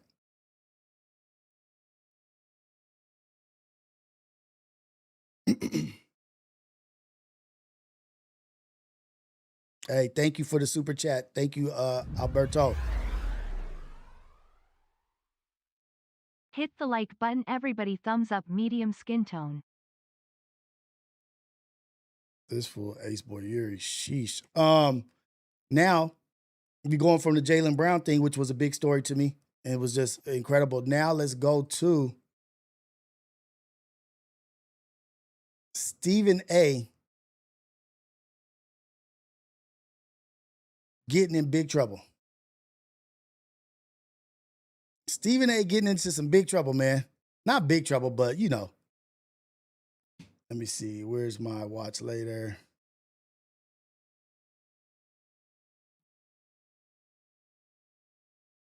Here we go. I will be the first to admit that where I'm about to go is going to be uncomfortable for some people to hear. But I'm covering sports, damn it, and I'm going to call it like I see it. Stephen A. is getting a lot of backlash for saying, well, let me just talk about it. For saying that the Lakers are tripping and the Lakers ain't going to do nothing with the all-white team that they paid, I think $400 million. I think it might be $400 million that they paying Reeves, Luka Doncic, and the center that they just got in. I don't know, man. I don't know. Let's hear him out. Let's hear him out. Y'all, like, I have my thoughts. Let's just hear him out. Let's see what he says. He said it's an uncomfortable situation. This is just what it is. We have to ask ourselves a couple of very, very important questions, particularly in the aftermath of what has transpired with the Los Angeles Lakers. Luke Kennard is gone. He is now a member of the Phoenix Suns. Marcus Smart is an unrestricted free agent, not scheduled to stay with the Los Angeles Lakers. And Rui Hachimura is on the verge of leaving himself. It appears that that is going to happen. The Los Angeles Lakers, over the last week, you've signed Austin Reeves to a 4-year, or agreed to sign him, to a 4-year, $185 million deal, making... Who wanted that? Who's not against that? Did y'all think Austin Reeves deserved $185? 4 years, $185 million? 4 years, $185 million. God damn. Austin Reeves? Come on, man. This got to be made up. Him and Luka Doncic, the cornerstones of your franchise.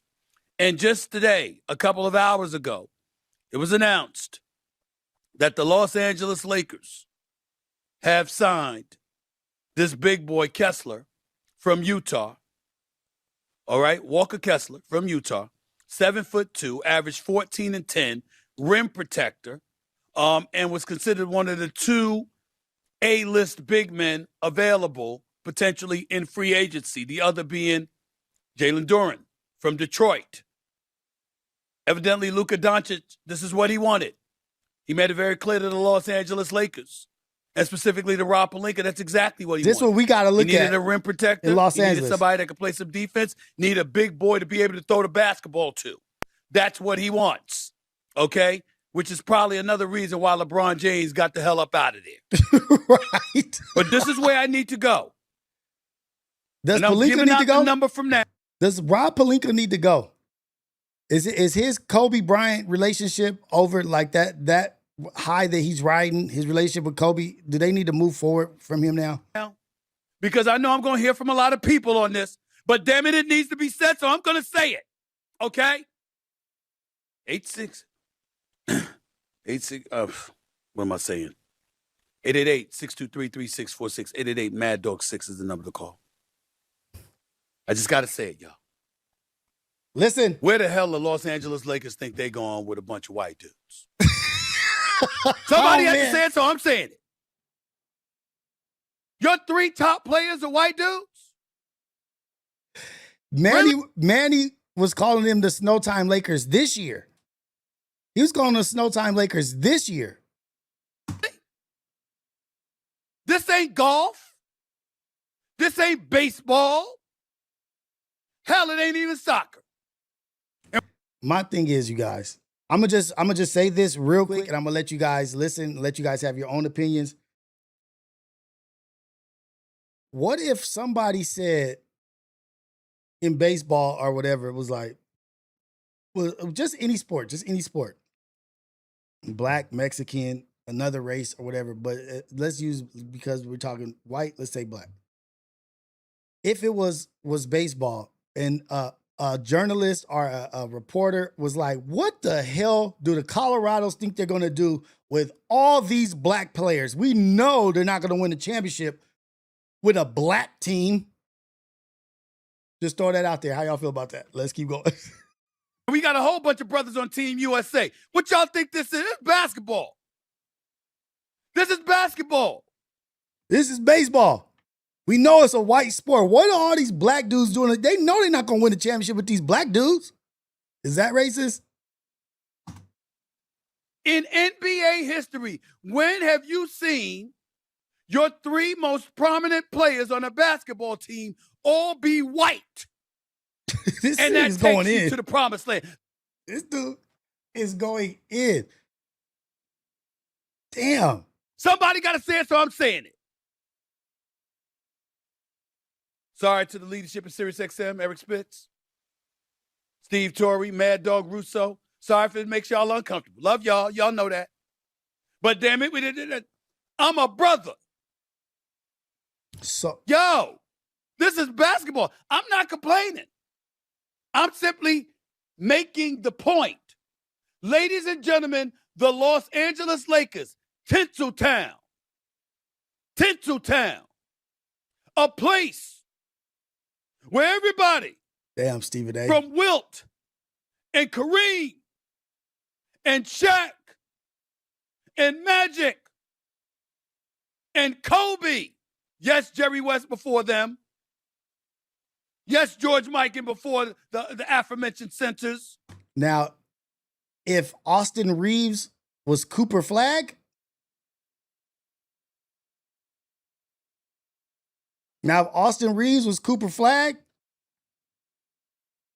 don't act like there ain't some bad white boys in the league, man. Come on, man. Like, but I'm just, you guys do your thing. But this is the Lakers. This is Southern California. This is La La. This is LA, baby. This ain't Utah. And even in Utah, when you had Stockton, you had Malone. Even when you had Hornacek and Stockton, you still had Malone. Even when you had the 7'4" Eaton, you still had Malone.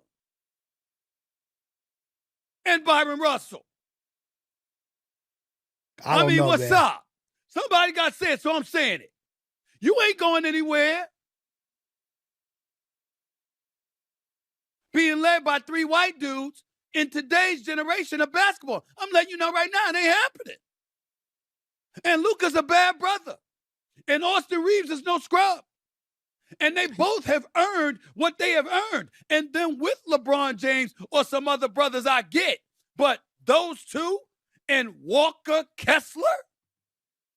I agree. That's not going to win a championship. But what I would say is it's a fine line of what you will say. Like if it was golfing and it was like an all-black team and a white dude was like, dude, we know they about to get their ass whooped. It's all black. We know they don't know how to golf.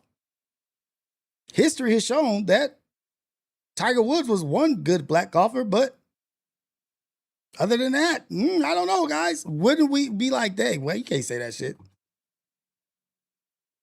You ain't scaring anybody with that. I'm just saying. This is the year 2026.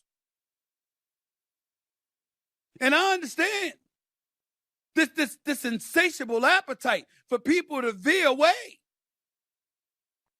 from having everything be about the brothers and sisters. We know the kind of climate we living in, and I ain't gonna go there. But I'm just saying, this is basketball. That ain't scaring anybody.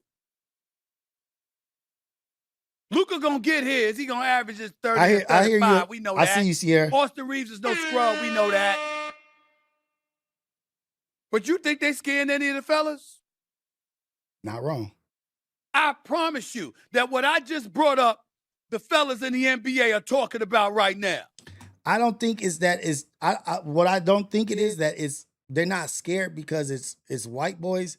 I think they're not scared because of who the white boys are. I'm like I said, like switch out Austin Reeves with Cooper Flagg. They'll take it. I think they'll be taking it a little bit more serious. Austin Reeves is dope. Austin Reeves is a good player, but I don't think he's ever going to be a top 3 in the league. I think Cooper Flagg has the possibility of being one of the best in the league. I don't think it's just because they white. I think it's because of who they are. Like, I think it's the Austin Reeves portion of it. That's supposed to move us? Luka, Austin Reeves, and Walker Kessler. This is the Los Angeles Lakers that we are talking about here. And Rob Pelinka. This is what I want to talk about. Has done made this white dude central. Now, I ain't mad. None of them are scrubs. Luka and Austin can ball. They deserve their money. I respect the hell out of both of them. Damn, he deserved 185? What? And I know Luka ain't from America, but damn it, he's still white. I'm just saying, this is a league dominated by a bunch of brothers. When's the last time we seen 3 white prominent dudes lead you to the promised land in the NBA? When was the last time? Dirk Nowitzki? But I don't think it was Joker. Ladies and gentlemen, I can go back to Larry Bird with Kevin McHale. Kevin McHale is somebody that I consider to be one of the top 3 power forwards in the history of basketball. That brother, 10 feet and in, was unstoppable. But they had Robert Parrish. They had the Dennis and Larry dude Bird with the speaks for itself. black eyes. And they had Danny Ainge. Like, come on, man. I mean, you can debate. People throw out Pete Maravich and stuff like that. Some people say Larry Bird, Jerry West, 2 greatest white boys ever played game basketball. But Larry Bird is Larry Bird. We understand. All right, we're done with that. Now it's time to hear what y'all got to say about that. What do y'all think? Is he wrong for stating that? Is he wrong for saying that?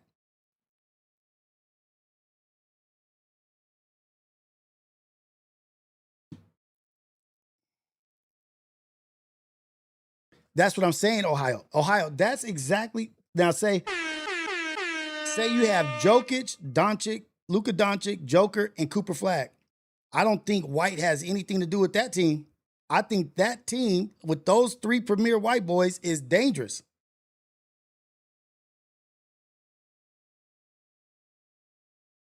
I think it's that's a dangerous team.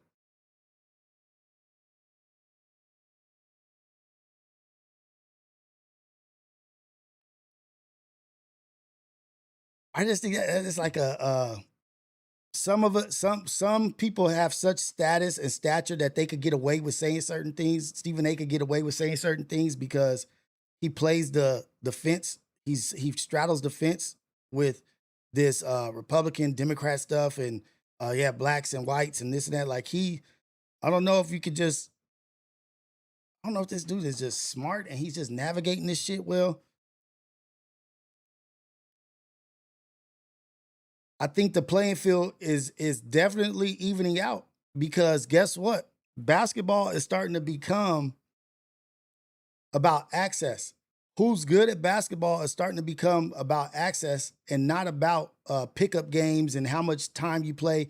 playing 5-on-5 at the parks and this and that. It's about who you have access to. These kids that are developing with training and their parents have money to put them in training 4 days a week with great trainers.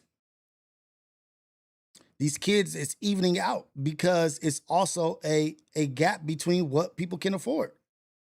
A lot of the people that could afford this training, these kids are catching up because they're putting in overtime.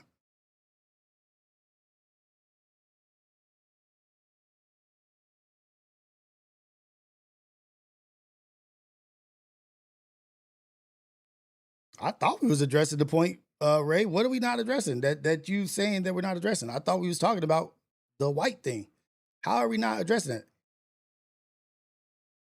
But Stephen A can get away with it. But can Skip Bayless get away with saying that about black people? Can one of these prominent white reporters say the same thing about black people? What would happen to them?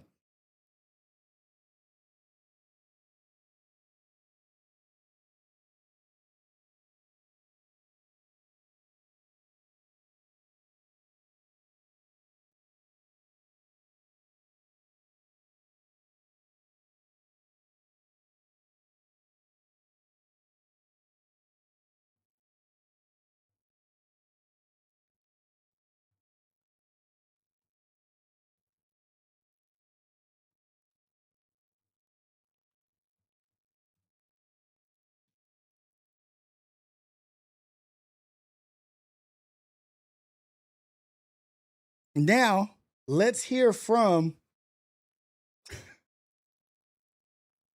I don't know if I want to do that to y'all. I don't want to, because these dudes are bootlickers. One of them is a bootlicker for sure. Oh, shoot. It's coming up on the second. It's coming up at 11:10. He's going to respond to what he was talking about. Oh, shoot. Okay. And he's supposed to be responding. You made it about race. I'm talking about basketball. It's Stephen A right here. You guys made it about race. I'm talking about basketball. Oh, he's going to be live. Should we watch that shit live? I think we should, actually.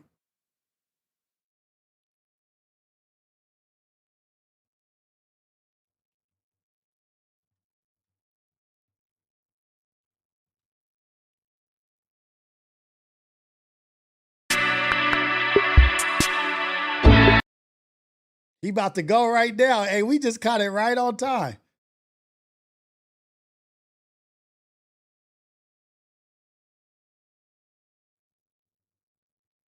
We caught it right on time. I don't know. I'm not going to mess with y'all if y'all don't want to watch it because I got some other topics I want to talk about. Talk about Kendrick winning the awards at the BETs, Doechii, SZA, Druski cutting him off. People mad that Drake didn't win. Drake shit just came out, man. Like Lupe Fiasco and Kendrick.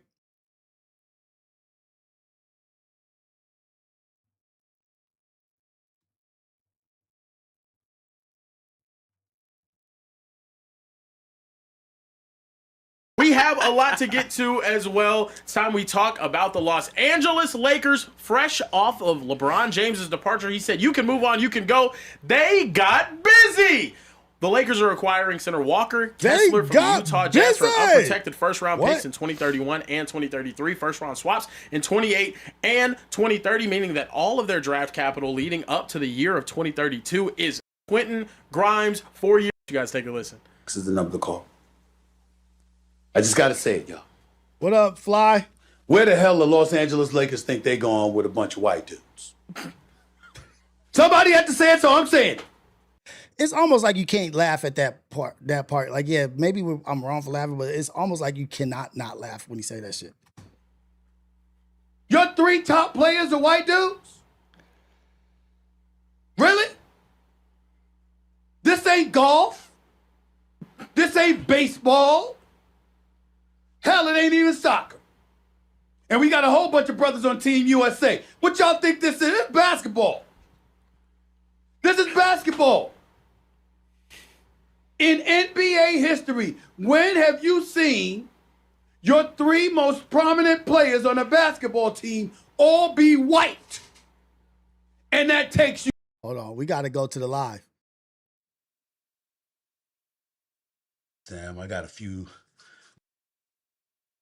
views and how that ain't gonna cut it. That ain't gonna win you a championship. When's the last time white dudes, 3 white dudes, a team led by 3 white dudes won a championship? And obviously there's a lot of people out there saying that I should not have said what I said and they call it racist and all of this other stuff. I don't want to hear that. I'm not backing up one bit. This is about basketball. We're talking basketball. We know that even in the sport of basketball, there have been great white players. There's the Larry Birds, there's the Kevin McHale's, there's the Steve Nashes of the world, the Dirk Nowitzki's, the Manu Ginobili's, the John Stockton's, all-time assist and steals leader in NBA history. Please like and subscribe, you guys. Cooper Flag right. I got to pause it because I don't know if I'm going to get in trouble for watching this shit. I've never watched the live while I was live. We've seen great white players throughout. What I said, and I'm going to reiterate this again, is when have we seen a team with 3 of its top players who happen to be white delivering a championship? Can we talk basketball? Yeah, we haven't seen it in a long time. Yes, basketball. You're right. We haven't seen it in a long time. We've seen great quarterbacks in the National Football League. We've seen the Tom Brady's and the Peyton Mannings and the Aaron Rodgers, the Dan Marinos, the Terry Bradshaws, the Fran Tarkentons of the world, the Dan Fouts of the world. We've seen Roger Staubach and others. We've seen John Elway. Let me not forget him. We've seen it. We've seen it in tennis. We've seen it in golf. We've seen it in every sport. But I'm talking about basketball in terms of 3 dudes. 3 dudes who happen to be white leading you to a franchise. Ladies and gentlemen, I'm still waiting. You know why I started off this hit laughing right now? Because one of my boys. But there are 3 white boys that could be the face of a team that would be worthy opponent. Sat up there and challenged me on it. And he said, man, people got a point. They ain't got a point about the racism. Forget all of that. But just really basketball, it's happened before. I said, when did it happen? When did it happen? You know what he said to me? Brace yourself. The Minneapolis Lakers. That's what he said, the Minneapolis Lakers. Ladies and gentlemen, the Minneapolis Lakers won about 5 titles. I think they won it from like 1949 to like 1955. I don't know, man. They moved to Los Angeles in 1960. That's what he brought up. I'm sorry I didn't go back to 1949 to 1955. My bad. My bad. I'm sorry about that, okay? That's not what I'm saying. Ladies and gentlemen, do you know that Jerry West is the logo? I don't want to hear about the one players. Somebody said the LAPD Lakers. Had Elgin Baylor. You want to bring Larry Bird? Larry Bird and McHale. I saw this article on Fox News. I ain't going to even mention the author's name. He's pathetic. I'm not talking about him. I'm saying to you, overall, what are we talking about? Because Ohio, you had a point. You said Jokic and Luka together is dangerous. Bird is the greatest. One of the greatest players ever, 3-time champion, 3-time league MVP, 2-time NBA Finals MVP. That is a bad brother. He's on another level. Danny Ainge. Danny Ainge wasn't a top 3 player on Boston. But he was there. Danny Ainge was damn good. Dennis Johnson was on that team. That's Robert Parrish was on that team. That's what I said. About Danny hey, Ainge. Look at me. Look at me knowing I'm talking about. Can we talk about Bradley and DeBusschere and Jerry Lucas? Wasn't Walt Clyde Frazier on that team? Wasn't Willis Reed on one of those teams? Wasn't Black Jesus Earl of Pearl Monroe? The plug, yes. What are you talking about? The plug. This is what I was going to get to. Because at a point in time, they said we weren't smart enough to be QBs. They said at a point in time, they said black people couldn't play baseball because we didn't have a high enough IQ, this and that, this and that, this and that. Isn't this the other side of that card? Isn't this the other side of that card? Isn't the one of the best rookies this year, or the best rookie of the year was Cooper Flag, the white boy? To me, it's a slippery slope, because then you're going to start talking about IQs and intelligence and this and that. Like, oh, blacks are just better athletes in general. Like, then they're going to start having these other arguments Not saying we scared of those arguments, but shit. Look at history. Can we talk basketball?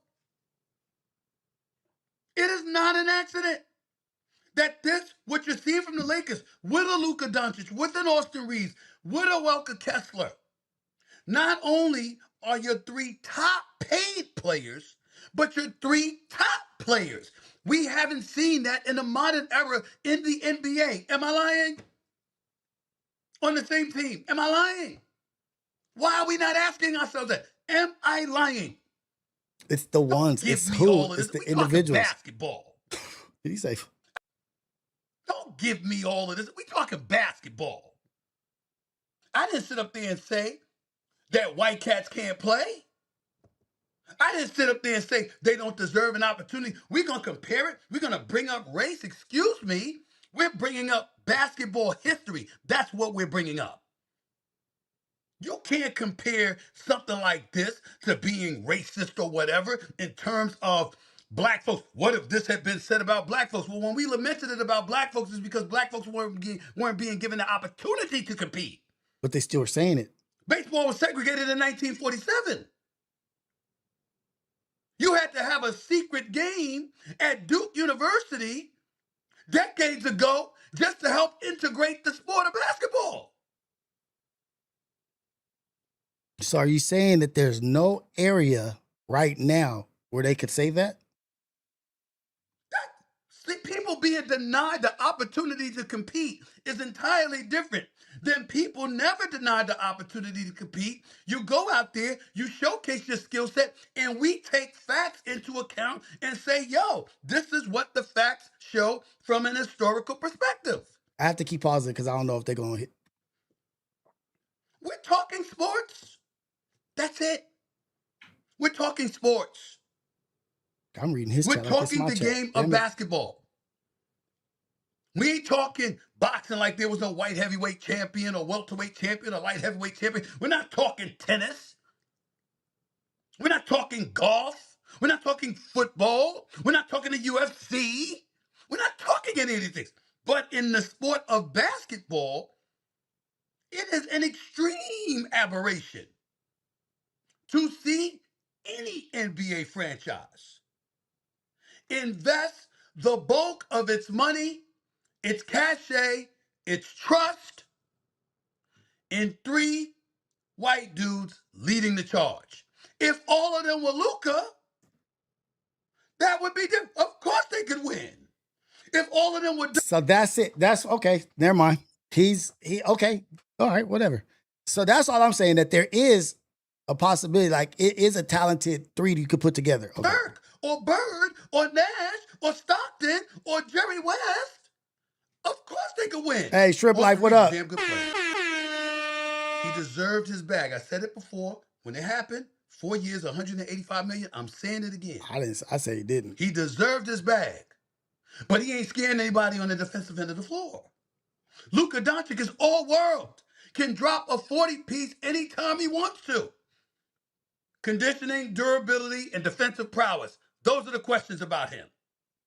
Maybe not everybody. About Austin Reeves too. 7'2", he's a rim protector. 14-10. Can play. Was considered one of the 2 A-list centers on the market. Him and Jalen Brown out of Detroit. But he's got a ways to go, but tremendous upside. We could say NASCAR, maybe? Like if they said it in NASCAR? I don't fucking know. Isaiah Hartenstein and Chet Hogan were on that squad. But ain't it Shea Butter's team? Shea Gilgeous-Alexander? Shea Butter's team? We all know who the man is in San Antonio. It's Wemby. And oh, by the way, let's not forget Dylan Harper. Minnesota, we know it's Ant-Man. Golden State, we know it's Steph Curry. In Houston, it's not Shagun, even though he could ball. It's KD. What about the Nuggets? With the Clippers, it was Kawhi before he went to Toronto. In Boston, it was Tatum and Brown. Now it's Tatum. In Philadelphia, it was Maxey and Embiid. Now it's Jaylen Brown. In Orlando, it's Banchero. What about the Bulls? Now, of course, you got cats that can play. Cooper Flagg is a stud and a star. superstar. I call him Super Flag, not Cooper Flag. Con Knipple shot the living hell out of me. That's what I was talking about. expect him to be this good, but damn, he's impressive. They ain't on the same team. I'm not implying that if you put superstar white players on a team that they can't win. I'm not saying that. I'm saying we haven't seen an NBA team.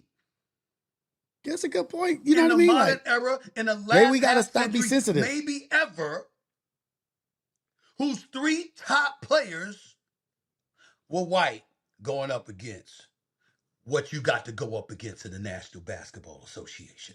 That is what I said. I'm feeling it a little bit more. I'm not taking that back. The facts support it. I'm not backing up one bit.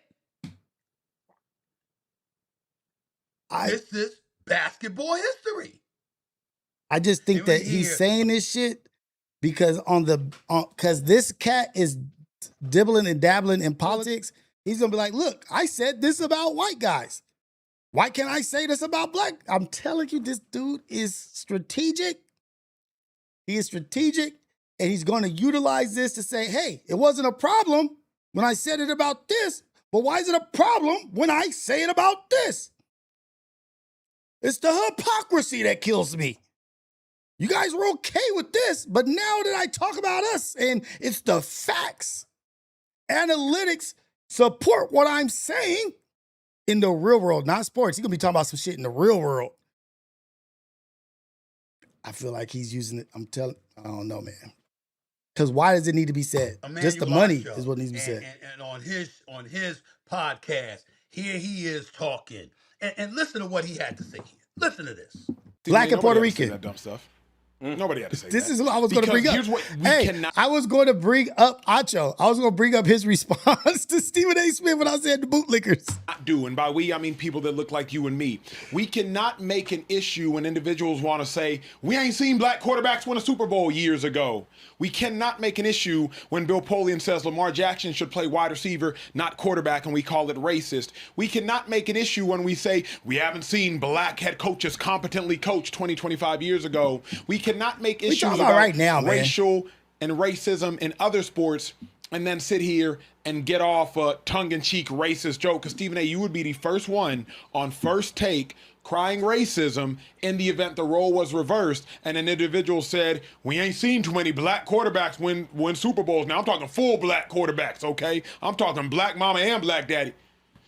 Stephen, there's a difference between it opens up causation, correlation, and coincidence. Now, if you wanted to, and I know you can because you are one of the more astute basketball analysts in the history of the sport, if you wanted to say, I don't think that Walker Kessler, Austin Reeves, Luka Doncic have the athleticism to be able to slow down opposing offenses and lead the Lakers to a championship, beyond the shadow of a doubt, you can say that. But if you want to bring up something that might be coincidental and act like what is coincidental is causation or correlation based upon race, now you just as wrong as the individuals 20 and 25 years ago who said black quarterbacks aren't smart enough to lead a team to a Super Bowl. So, Stephen A., you don't have the luxury of crying out racism and then simultaneously spewing a racist remark. We just don't have that luxury. So with that being said, contrary to Stephen A.'s belief that somebody got to say it, nobody had to say it. You see, I like Emmanuel Acho, and I'm not offended. Everybody has a right to disagree. But what do you mean? I'm quick to bring up racism. I pride myself on being fair. If something is racist, I'll call it that. And if something is not, there's countless times where evidence exists where I say, no, that doesn't apply here. Look, somebody in his comments said, so you saying white boys can't hoop. He just said all of the ballers in the league that's white, that's cracking. People don't even be listening. See, it's real easy to jump on groupthink and what's popular and what people are not going to push back on. What up, Alex? What's going down? Way out with that one. But I respect Emmanuel Acho. I just think he's taking the easy way out there. We're talking basketball history. Should it be said? Well, that says you. You Emmanuel Acho on Stephen A. I'm going to say what I feel. You are absolutely right. Every truth ain't meant to be told. Next debate topic on his show, because he has a debate show now, is going to be some shit based off of this. This dude is playing the game. I'm telling you, playing the game. It's going to be a debate topic. Do you think such and such, whatever, however he's doing his debate show? Great moderator. We were talking about it. I was talking about it. He's creating content, and I'm telling you, he's a few steps ahead, maybe 4 or 5 steps ahead. He's putting himself in the limelight. He's putting himself in front. Like that, people going to be talking about this for a while. And he's doubling down on his statements. Like he ain't running from it. He ain't running. Particularly at certain times. Hey. And I'm sensitive to that reality, and I got that. Burnt out. But damn, the Lakers recently agreed to the deal with Luka. You turn around and you sign Austin Reeves. Not only that, you go out and you get Welker Kessler. In the meantime, LeBron James walks out the building. Rui Hachimura walks out the building. Marcus Smart walks out the building. And I'm saying, hey, these are the Lakers. That ain't gonna cut it. You can say, somebody in his chat said they should sign Mac McClung. You could say it wasn't the right timing. I respectfully disagree. Hey, I love the chat, Absolutely man. the right timing. Because it just happened in real time. I didn't bring this up out of the air. Have you seen the moves that the Lakers have been making? I just articulated it for you. Of course the Lakers been making these moves. Yo, they're making these moves and they're moving in this direction. There's nothing wrong with saying, what's up with that? Is that going to get it done? No, Is it's not. Luka and Austin Reeves with Kessler go scare anybody No. in the West? No. I say no.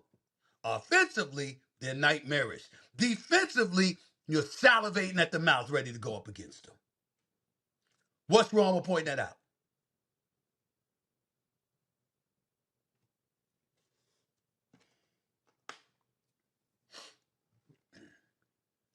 This is the way it goes, y'all. I don't want any enemies. Life is good. Don't want no smoke, man. It really is. No smoke. We just Not here chilling. to make enemies.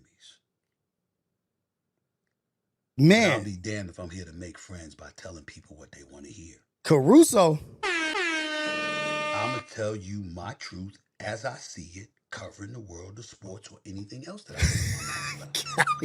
I'm open-minded and I'm open to being corrected. I'm not closed-minded about much. But I've been covering basketball for over 30 years. And I'm telling you, I have not seen an NBA team go this route the way the Lakers have gone it. Is this Rob Pelinka's way of getting fired? If I sat up there and I told you that white dudes can't play, that's a racist ass statement. I would never say that because it would be factually incorrect.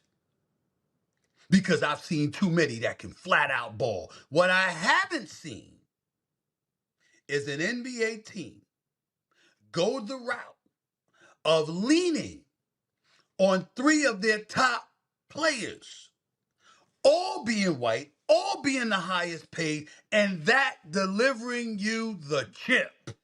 I have not seen that. That's a good point. Only Acho says something. Laughing out. The white guys don't take offense to this. I want to see. I'm pretty sure some do. Maybe. Shit, I don't know. It might be a good point. I haven't seen it the other way around in the sport of basketball. I put Drunk Ray on timeout, Ohio. He said some slave shit. If you have a problem with it, refute it factually. And I'll stand corrected. Be like, damn, I didn't think about that. Like when my boy brought up the Minneapolis Lakers. Yeah, from 1949 to 1954. He got me. I didn't go back that far. Shout out Junkie Cartel. Shout out my guy Side Effect, man. Not longer. I have not seen it. That is the subject of all of this. That's all. Ohio, they all agreeing with him? They all agreeing with Steven? And by the way, Mr. Smith? Acho, I want to say this. Let's see what Marcellus Wiley has to say.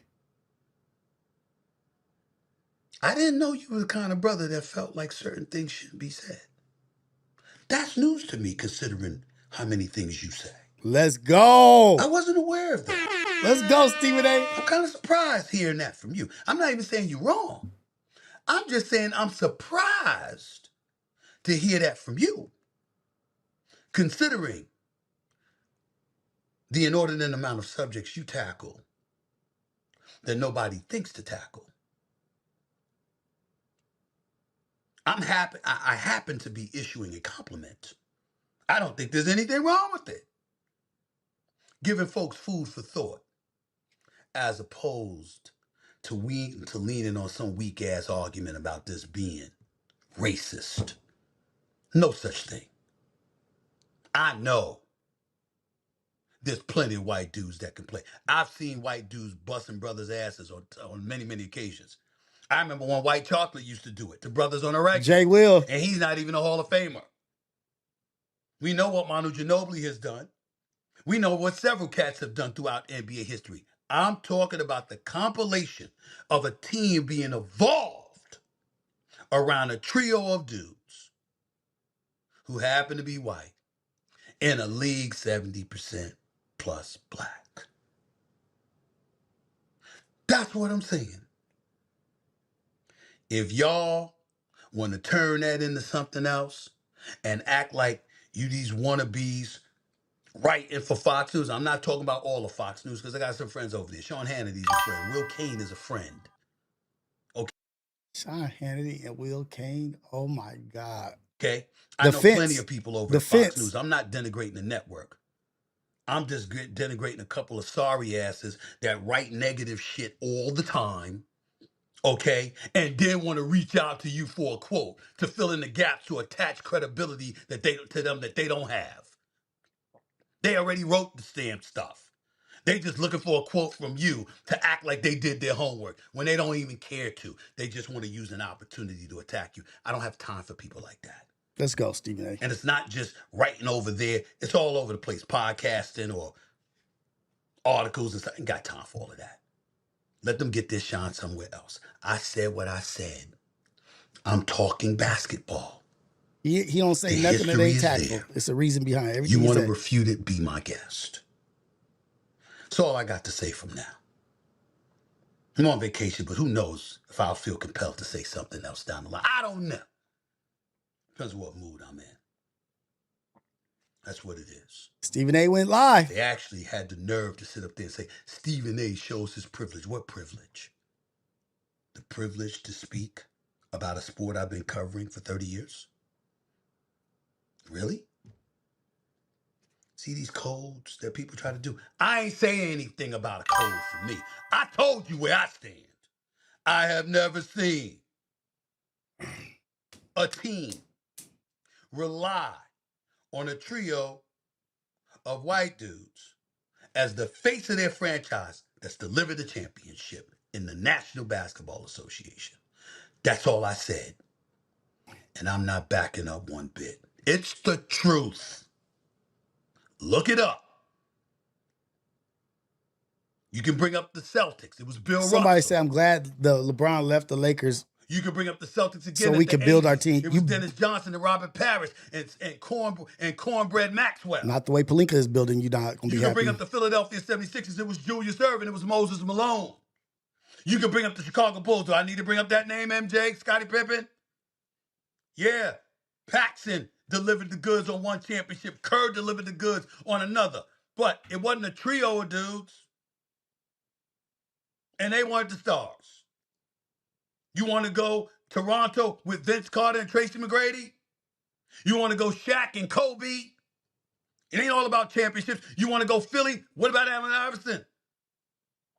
It wasn't Matt Geiger's team. No disrespect to Matt Geiger. You want to bring up San Antonio's Tim Duncan, Manu Ginobili, Tony Parker. You want to bring up Miami with LeBron and D-Wade and Bosh.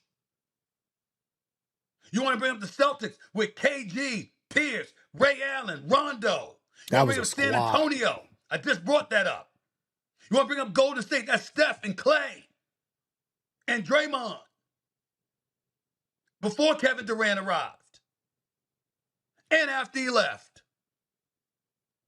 Want to bring up Boston most recently? That was Jaylen Brown and Jason Tatum. Want to bring up the Knicks? That was Brunson and Karl Anthony Towns and OG Anunoby. Caruso put it to to Wimbyambo that first game too, or whatever game that was, playing defense on it. Facts. By the way, just a little tidbit of information in case y'all care. Even they ain't going in. To know. Sometimes it takes uncomfortable conversations. Boom. To truly address what's true. I told y'all. Everything ain't meant. Told you what he was doing. To have flowers draped upon it. Sometimes the truth is uncomfortable. That's what makes all of this sizzle. Told y'all. Ray, you back? Just my 2 there you go. Make of it what you will. You had to take a little time out real quick, buddy. I'm out, y'all. Heard what I said. There's great white players all over the place. Somebody said apologize. Apologize. I've never now. seen a trio of them put forward as the face of franchises, highest paid money, most reliable commodities on an NBA franchise.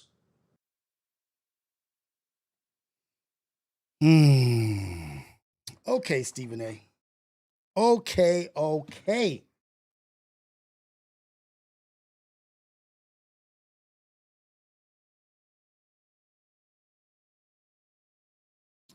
lot of good points. A lot of great points made. He's not saying that they can't ball, he's saying that team won't ball, but he's also saying sometimes you got to say shit to get the conversations going. That was the most important part of what he said to me. Because I know the tactics. I know that they don't be saying shit just for no reason. They don't make a big deal. They don't say some wild shit out of nowhere for no reason. This is for the next week, for the next 2 weeks, and then leading in, production team, this and that. What's next? What's next?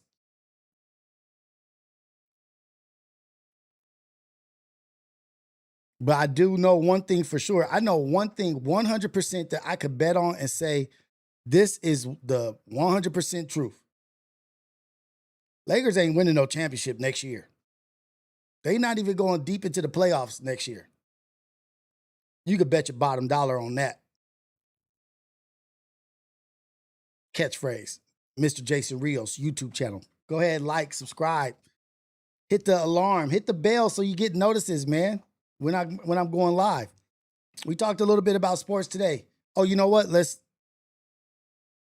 We talked a little bit about sports today. A little bit about sports, but it ties into other things, man. Being tactful, dropping seeds so you can keep building out off of what you do. Stephen A is tactful what he does, but I did see something that was concerning to me in sports. And then we're going to go to entertainment. We're going to go to R&B, music, Kendrick, Drake, Lupe Fiasco, Justin, the company man, Culture United had Lupe Fiasco on last night, but Lupe Fiasco went after Kendrick. We'll go over those things. But before we go there, we're going to stay a little bit in sports. We're going to stay in the sports arena for now, because I do have something I do want to show you guys.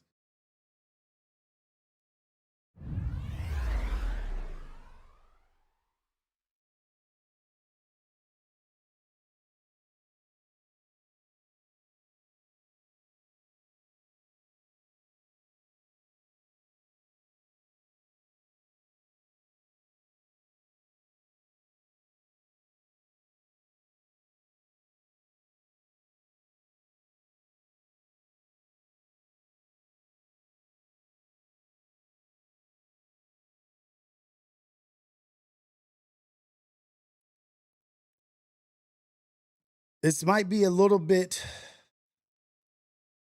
offensive to people. Just get ready. Sometimes you got to look at offensive stuff. Some things make you uncomfortable. This made me very uncomfortable when I saw it for the first time. But we're going to talk about this. It's sometimes we got to talk about these hard conversations, man. We got to have the uncomfortable conversations like Stephen A. was talking about.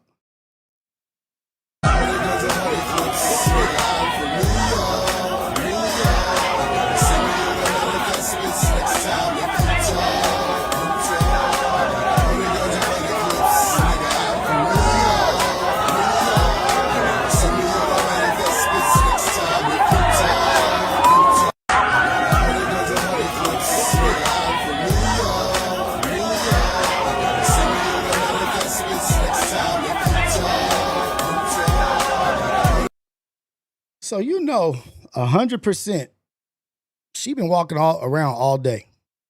They're not in their apartment. They are not anywhere clean. They're at the New York Knicks parade. I may be late to the party. I may be late to seeing this, late to the party, bringing it up. This is despicable behavior.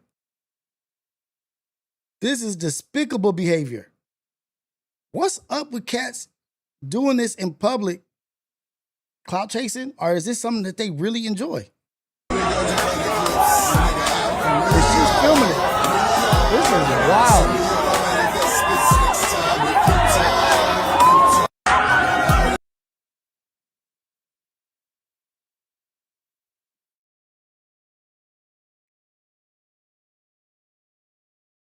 The girl who climbed the Empire State Building, he's sucking on Empire State Building climbing feet. Shit.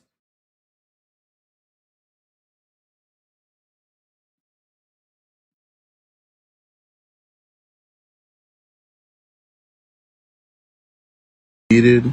The experiences was needed.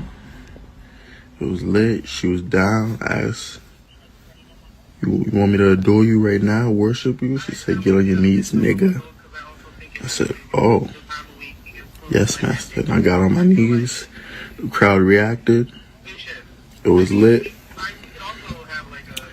You know what I'm saying? Swallowed the whole foot. And I do that every time I step outside. I suck white females' toes. Man, you be squeak, squeak, squeak, squeak. Oh, he got on a bra. Niggas know I'm outside, nigga. I feel so safe in here. Niggas will do what, nigga? Niggas will needed. The experiences was needed. It was lit. She was down. I asked, you want me to adore you right now, worship you? She said, get on your knees, nigga. I said, oh.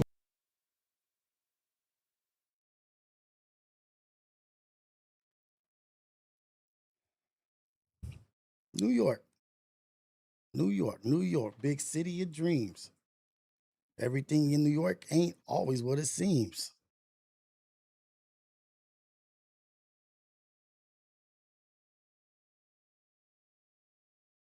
This is behavior that we have to remember, this is not even me being mean or trying to bag on people. Some people are special. There are people that are on the special side of things. Don't forget it. Like, some of these people were in those 5 people classrooms. They were on those certain buses. Some of these people that are getting the attention and going viral and doing things like that,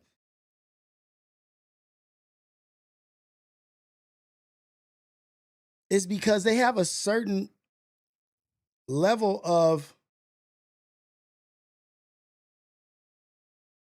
shall I say, disability or inadequacy. There's a certain inadequacy. There's a certain lack that a lot of these people have. Think about like the viral people, you know what I mean? Like let's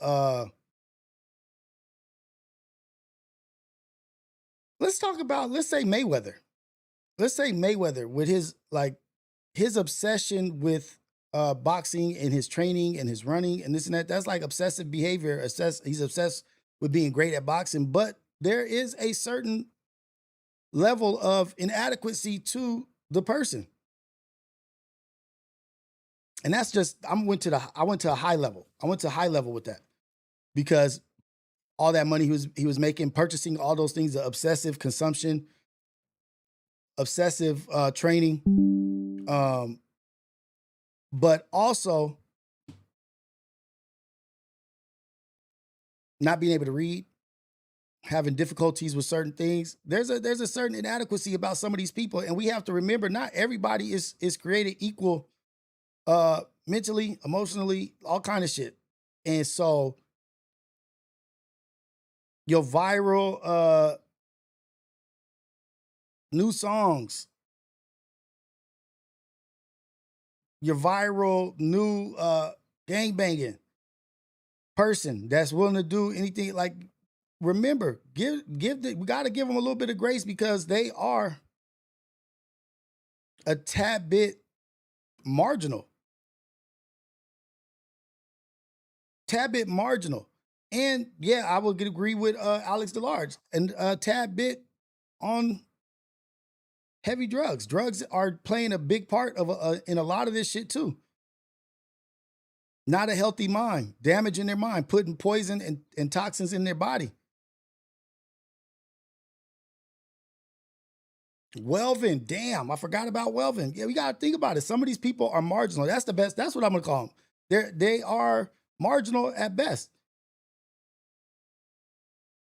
So they have found a fame. They have found some money. They have run their way into being profitable. More power to them. But we still got to keep into consideration that these cats are marginal. There's a lot of people in the chat that are also, like, I'm not calling us and you, everybody here, but there are people in the chat that are marginal. And you can kind of tell they can have little giveaways. They have like little tails signs that they're marginal.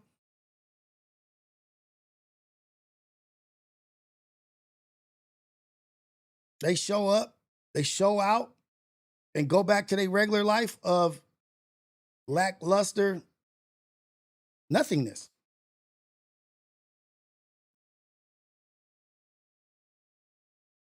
Some people getting this 5 minutes of fame, going crazy for 5 minutes of fame, or doing obsessive shit, watching every single show, chat in every single chat. Like, I get watching shit, like watching the podcast, watch streets, but every single one in every single chat, and that's how you spend your time. And this is what you consume it. What are you reading? What are you doing productive?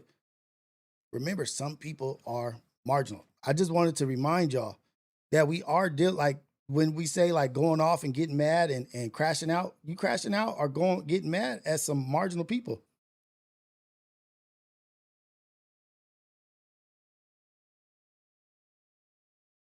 Hey, burnt out, you're not wrong. You're not wrong. There is rampant mental illness running through LA, and those people getting access to being on camera. Remember, I was on Mediocrity last week, as Mediocrity is being promoted. Also, marginalized mental capacity is being promoted as well. Chud the Builder might be one of them too. He might be one of them also. I'm not that far from it. I got my mental issues too. But just remember, give grace to these people that are marginalized, that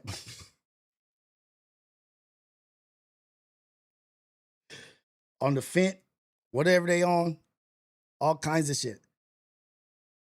Some of the people we love, some of the people that we love, they are marginal. You can tell them exactly what the situation is, and they will not listen to that and come up with their own narrative. It's marginal. They're marginal thinkers.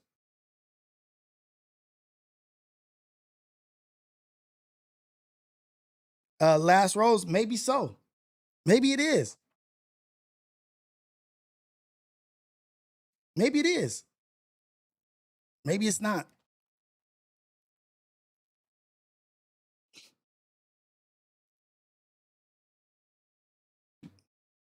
staying in the same place, doing the same thing, expecting a different result, that's insane. Doing the same thing over and over again, expecting a different result, I believe is the definition of insanity.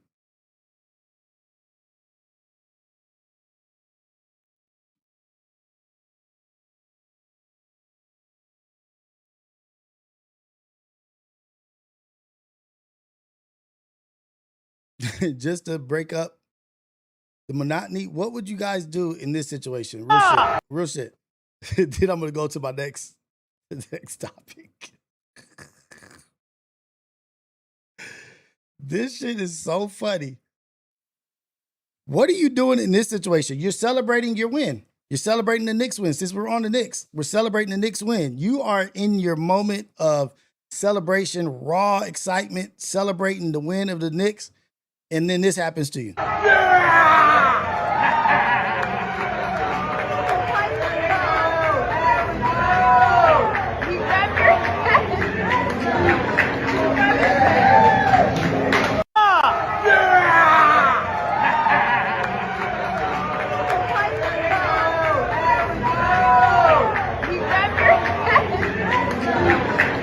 So grown.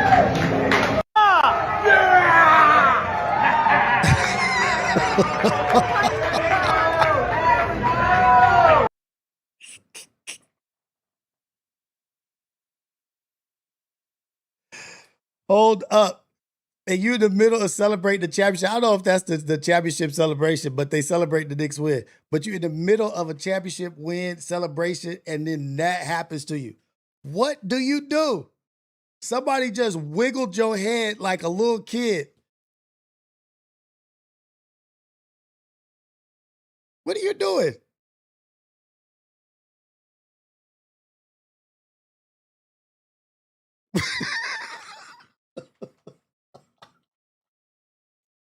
You on live, put on your story or whatever. You're like, yeah, yeah. And somebody come up behind you and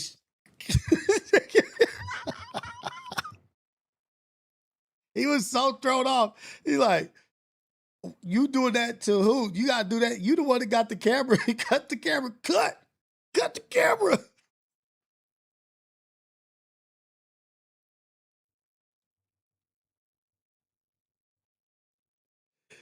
Oh, shit.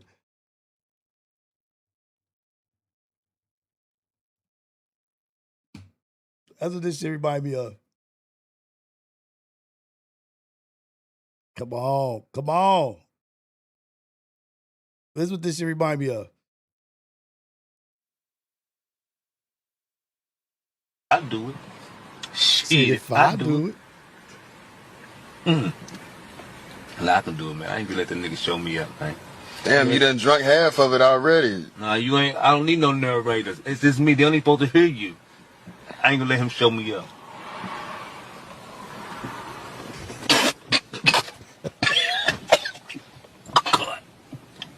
Cut! Cut! Cut! Cut! Cut, man. Cut! Cut, man. Cut the camera.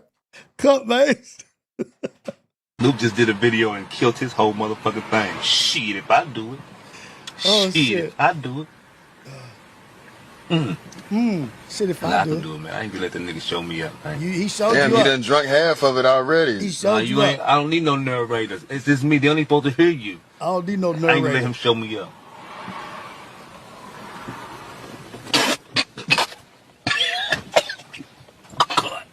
Cut.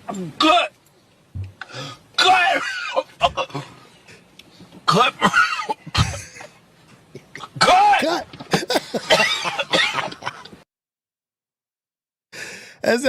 That's how he felt when that dude shook his head. He's like, cut, man. But he talking to himself. He don't even know who did it.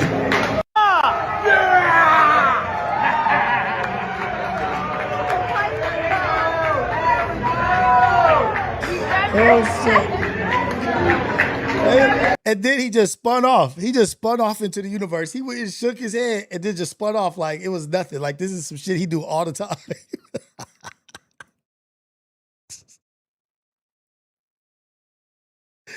Oh shit. Hey man. That shit is hilarious. Hilarious. Okay. So I just wanted to break it up with a little bit of comedy, just to lighten the mood a little bit before we get back into some heavier shit. We was talking about the big time John thing, vulnerability and being emotional and being comfortable sharing your emotions.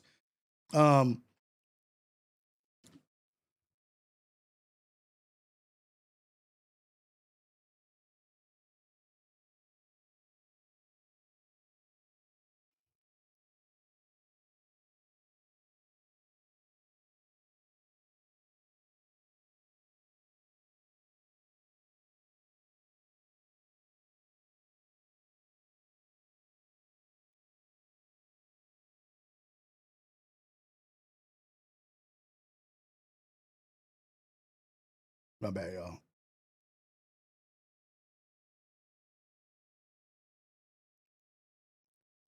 So I bring up this Michael Beasley clip about him feeling like he wanted to lash out at Ryan Clark on the Pivot podcast because he was talking about his mom. He was being vulnerable, and this is the reason why sometimes men will go back into the cage.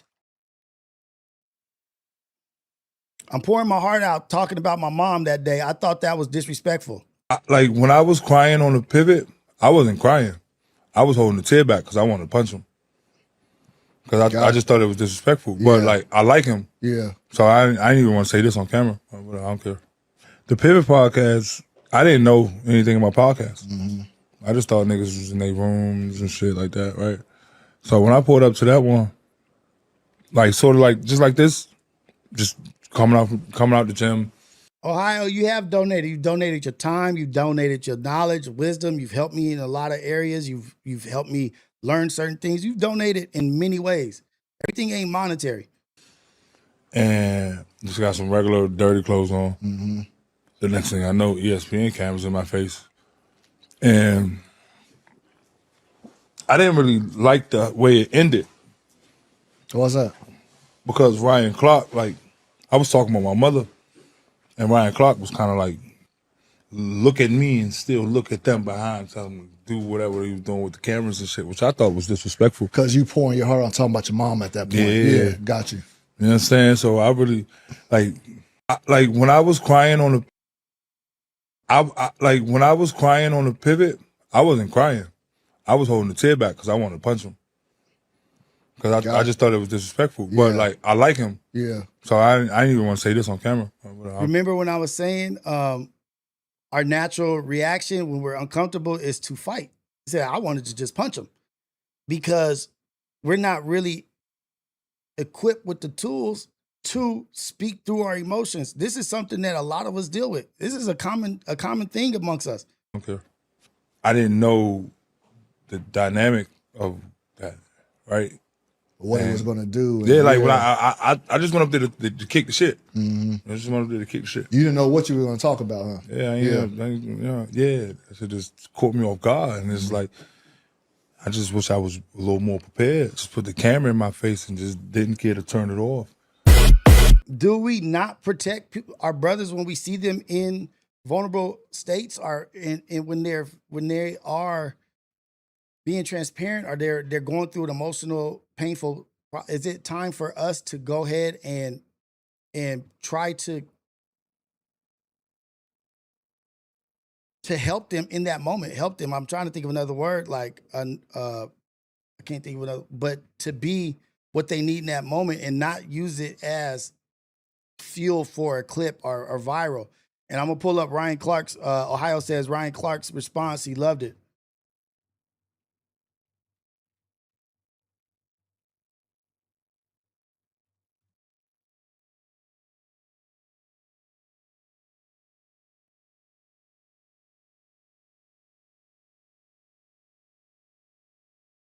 Was upset about what Beasley said, and then we're going to look at Ryan Clark's response. Let's check it out. I've been trying to find good people for so long. I'm tired, bro. You know, I would say this. It's a 100%, bro. It's so okay to be tired, though. I got, you know what I'm saying? You ain't got nothing left. You ain't got nothing left to give people. I'll tell you this, bro. I'll be it. Like, whatever you need, dog. Like, you just want to talk. Like, I for sure can't hoop with you. I'll go out there and pass that hoe. Like, what we're saying is, bro, like, we want to be those people. Bringing you here wasn't about this. I wanted to talk basketball and hoops. But, dog, folks love you, dog. Nobody want to see you go through this. I got me a Beasley jersey out the motherfucking house. Because I was down here when he got drafted. I got me a Beasley jersey and I came out here. Two different type of dudes. I think the thing is, man, like so many times, Beasley, man. as black men, we are asked because of talent to carry everybody. We are not made to carry everybody. Ooh, black women are asked to carry everybody. They are not made to carry everybody. Dog, it takes a fucking village, bro. And at some point, you gotta have somebody who don't need shit from you, who don't want shit from you, who wanna see you win, man. Right. Like, we don't do this shit for us. Yeah, like you wanna build these things, but it's about these conversations. It's about bringing people on here and letting them tell their story. When Freddie said, man, you could tell your narrative, tell that shit and I'll preach it too. What we saying is, man, don't give up and we won't give up. Sit there and laugh. Like Antoine Walker go through whatever he go through. He hurt. Just sit there and make jokes. Allen Iverson was a fucking joke for a while until everybody found out that shit wasn't true. He turned. It's like, bro, no, bro. Being black is so fake right now. It's like motherfuckers only care when it's time for somebody to die and the cameras to show. It's like, bro, motherfuckers is out here showing every day that they need help. Like when I was crying on the pivot, I wasn't crying. I was holding the tear back because I wanted to punch him. Because I just thought it was disrespectful. Yeah. But like, I like him. Yeah. So I didn't even want to say this on camera. But I don't care. We already I watched just it. wish I was a little more prepared. Just put the camera in my face and just didn't This care is to turn Ryan it Clark's off. response. Man, honestly, I got nothing but love and respect for Michael Beasley. I don't care what he said. I'm not finna get out here and talk tough and talk about being physical. And also, I'm not gonna disrespect him because I'm tired of seeing us on these platforms go at one another for other folks' You hear me? entertainment. I said it over and over again. What you he hear said. me? I'm not finna get out here and talk tough and talk about being physical. And also, I'm not gonna disrespect him because I'm tired of seeing us on these platforms go at one another for other folks' entertainment. I said it over and over again. Without Michael Beasley, there is no pivot. That was the show that turned us into the pivot. And I don't get to tell him how to feel. What I do know is this. I prepared for that show for hours the way I prepare for every show because you never know where it's going to go.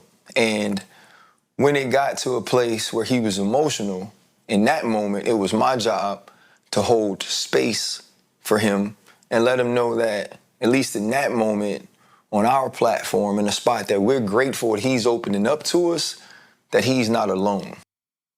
Very important for people going through traumatic situations or they're opening up and they're just like raw, is to let them know like you ain't on your own, man. You have people here that are willing to help. We're not just here trying to exploit you. We want to help you. We want to get you to a better place. And I'm not sure where Michael Beasley is right now. I know he just had the fight on against Last Stevenson, the paid fight. But that was why I texted and reached out afterwards just to let him know that I was a man of my word, that when I said on the show that we would be here for him, I know Chan did the same thing, that we really were. And so even in this space, what I want to say to him is this. If there was a time during our sit down where he felt like I didn't have his best interest in the front of my mind or as a priority or in my heart, that's wrong. Because that entire time, all I could think about was how grateful I was he was getting to share that story and that he trusted us to share it with. And since then, I've been happy to see him do more podcasts and do more shows and show more of his personality. Because I felt like on that night with us, people got to see what that dude had really been going through. And so all I would tell him, if I could, because his number has changed since then, is my number is still the same. I would be willing to talk to you. I would love to have the conversation, because even in this space, I'm so grateful for what you did for us on that night. That was never a setup. It was never an intention to be disrespectful. And it is still all love and all respect from me to you for what you did for us on that night. Damn. I actually believe Ryan Clark on this. I don't think they were trying to embarrass Michael Beasley. I think they were trying to. Like, even when I told y'all, damn, even Black Pain and Black Trauma built the pivot. He's saying that that episode built what the pivot was. Shit. Heavy shit.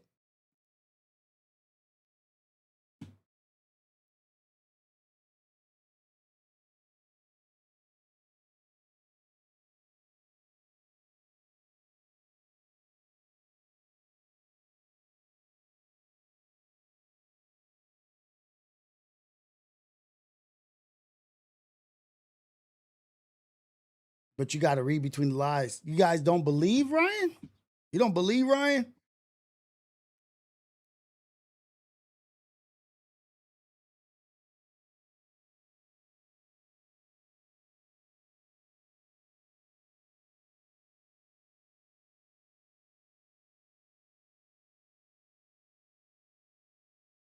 Let's go surprise.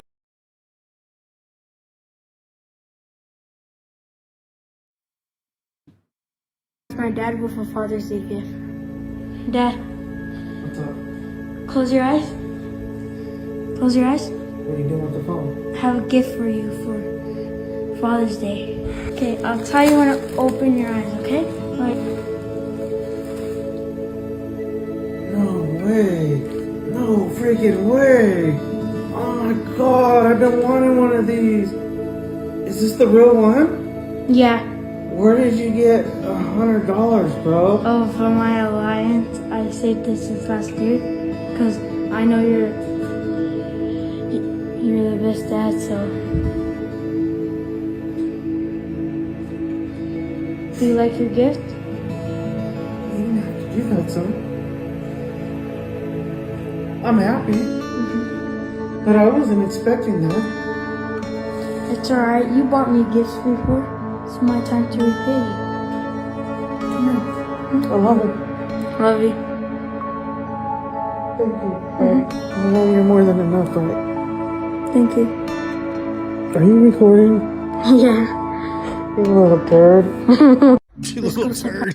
You little turd. A lot of men have emotion that's right behind their eyes. I talked about that one time. Like the pain, the anger, the fear, the uncomfort, the emotion, it be right there, right behind your eyes, but you hiding it away for so long. You just hiding it, you keeping it back. But it's so much that it just builds up to be right there. And it'd be a moment like that where your son will do something that'll just bring you to tears or bring all the emotion, all of the stuff that you've been going through, everything you've been going through comes to a head. And we have to be more comfortable being this way and being that way in front of our children and letting them know, like, yeah, this is what we're doing. This is life. This is safety. This is protection. This is this. But this is also being real. This is also natural. And this is also men cry and be emotional through because we're happy, because we're thinking about the things that you do that means a lot to me. You spending your $100 of your allowance for me, your dad. You think I'm worth the $100 that you That's a lot. That means a lot to men. It's little small things that we have to start to learn to be comfortable with. You know what I mean? And showing our children it's okay to be overjoyed, to be overwhelmed, to feel confused, to feel distraught, to feel pain. It's okay. And these are like I'm bringing these videos up because to me it's great examples of men being emotional and the different receptions, the different ways it's being shown or being put on display. There's one more.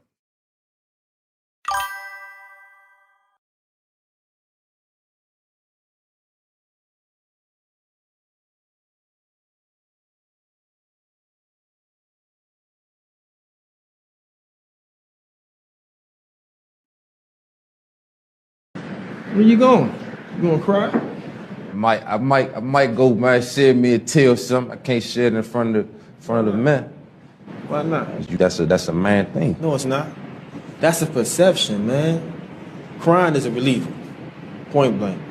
I've been in prison 26 years. You know, I get to the 17-year mark, see the parole board. I do all the right thing. When they gave me that piece of paper that said I had to do 5 more years, right, what did you think I did? You think I turned my head? I didn't give a damn who saw me crying. Because that was 5 more years of my life that I was going to waste in prison. And I went to my men and I cried. And they understood me. Because had I not had those people around to let that emotion out with, right, ain't no telling what I would have done. That don't make you less of a man. What make you less of a man is when you don't address those emotions and you go out on the compound and do something stupid. When my father died, on his dying bed, I'm on a prison phone. Oof. On a prison phone crying in front of a bunch of men. You think I cared? This is the most important person in my life died. So man, don't never man feel like that this is some soft shit or this make you less than a man. If you feel that emotion, man, let that go. That other this jailhouse this image, this persona of this would it take to be man, this don't count for nothing in the world, man.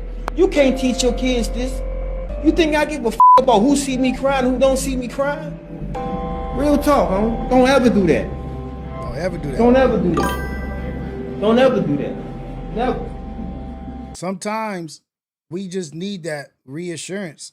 We need that strong person in our life to say, nah, you tripping. What do you mean you gotta go hide and keep this shit under wraps and tuck it down and you can't be emotional because it's not being a man. That's a lie they told to you. This is a lie. This is human nature. This is you being you. You being who God intended you to be as a person. God didn't intend for you to hide who you are, to hide this shit. It's creating monsters. Us holding in these emotions is creating monsters out of us. Us not being honest and truthful with how we feel and our emotions is creating beasts. It's creating savages. Now is the time to stop being this, what we think we're supposed to be because this is what they said and this is what, no, this ain't this. No, be yourself. Be honest. Be truthful. That shit was fucking deep. I don't know if you guys heard the first part of what he said, but how it started, listen. Where you going? You gonna cry? I might go, man, shed me a tear or something. I can't shed it in front of the men. Why not? That's a man thing. No, it's not. No, it's not. No, it's not. No, it's not. That shit right there is so important. Nah. Where you going? No, it's not. You gonna cry? Stop him right in his tracks. I might go, man, shed me a tear or something. I can't shed it in front of the men. Why not? That's a man thing. No, it's not. That's a perception, man. That's a perception, man. Crying is a reliever. Point blank. I've been in prison 26 years. You know, I get to the 17-year mark, see the parole board. I do all the right thing. When they gave me that piece of paper. Said another 25. Crying is a relief.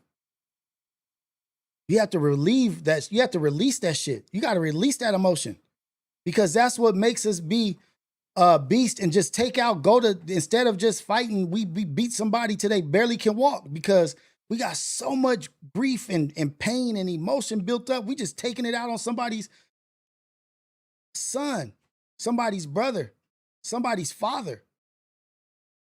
And we don't care because we done dealt with so much and I got so much pent up. I'm just going to beat the shit out of you and it's going to and the pain is going to be released through me. And me doing this, instead of just being uncomfortable and being what we're naturally supposed to be, we will cause somebody's whole family pain and trauma because we so insecure to deal with what's going on inside of us. Yeah, we'll change somebody's whole outcome in their life, change their whole trajectory, put them in the hospital. Go to jail yourself, go to jail because you ain't willing to cry. You ain't willing to deal with your emotions. You ain't willing to communicate and have a conversation about what's going on. That shit is fucking us up. It's fucking us up in our community. It's fucking us up in our hood. It's fucking us up all over the place because we're so quick to lash out and do some heinous acts, but won't do the one thing of just talking. Not comfortable with people judging their perception and their perspective of who you are and what you do. Oh, you ain't nothing. You ain't shit. So that's your thought about me. I know what I'm out here doing. Because that's not what men do. That's not manly. No, it's not. Crying is a relief. That shit, that clip right there is cold, man. Because he's at his lowest moment. He's in jail. He's in prison. This is probably the most fucked up your life has been. You think you're not supposed to feel this shit? Oh, shoot, I never even... Since crying has universally been considered a violation of manhood, those of us who experience significant trauma and loss could never release it in the right way. Shit, I should have read this. As a result, we end up venting the internal turmoil through outward actions like impulsive violence, drug abuse, or mistreating the very ones we care for. Damn, I should have read this shit earlier. Emotional incarceration appears to be a safe space, however. Like the majority of real prisons in the world, this institution does not rehabilitate you. Instead, emotional incarceration breeds what you got sentenced in the first place: passive aggression, unsolved anger, and abandonment, to name a few. Biochemist Dr. William H. Frey discovered that emotionally induced tears contain not only water, but also stress hormones that are released from our bodies through crying. So when we do naturally release the pain inside, we self-destruct. When we don't naturally release the pain inside, we self-destruct. Is why we're exploding. Damn, I didn't even read this shit. It's causing toxic shit to happen. Toxic masculinity, yeah, it's because we're not sharing.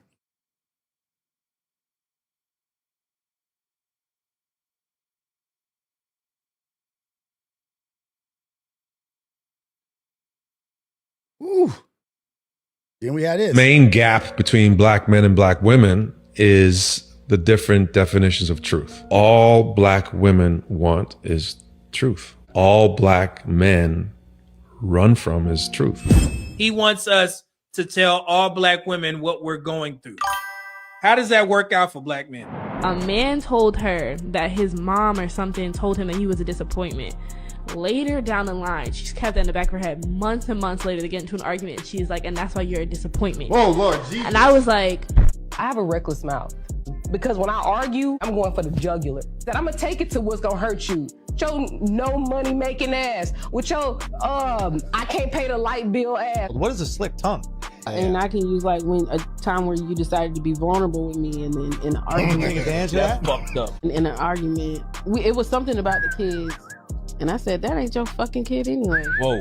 See, and that was ugly. I went to therapy so I could learn how to traumatize and manipulate men, and I want to share with you 5 strategies that I've learned so far. Number 1 is isolation.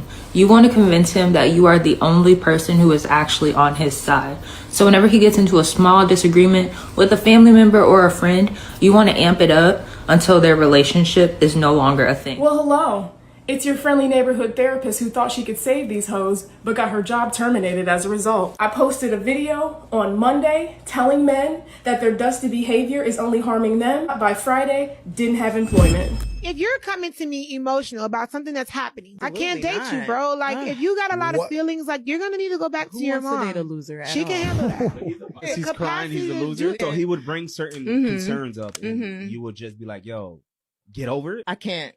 I don't have the tolerance for that. So when you're too emotional or you're not used, Don't you and- want a man to be emotional? How emotional are we talking? Is that not toxic? Not allowing somebody to do what the body's chemistry is supposed to do is share and to be open and vulnerable. That's what you're supposed to. And then you complain about why men are acting the way they're acting because we're not allowed to be ourselves around you. We can't be a regular, normal person because you are turning our hurt and our pain into a weapon and a tool against us. And then say, oh, this nigga is acting like this and this, I can't get with it because you won't let me not be that. I want to not be that, but you won't allow me to. I'm saying I don't want you crying to me about everything. No. Fam, she's telling you And that's they don't want exactly an why emotional man. I don't care. That's why a lot of Like- dudes don't come to y'all with their problems. Do not open up. I seen a post that said now women care about men mental health. No, we don't. No, we don't. Who said that? I'll be the bad guy. I'm here to tell you the truth. You're not fighting mental health. You're fighting accountability. You're fighting the things that you did in the past that you don't want to own up to. You're fighting the voices in your head that your mama put there ever since you was a little boy, trying to enable you your whole life. Now you got to face it in the real world. I'm going to tell you the truth. Stop it. You're faking. Stop it. Boris Kojo. You starting to see pictures, ain't you? That's a tight movie, Hateful Eight.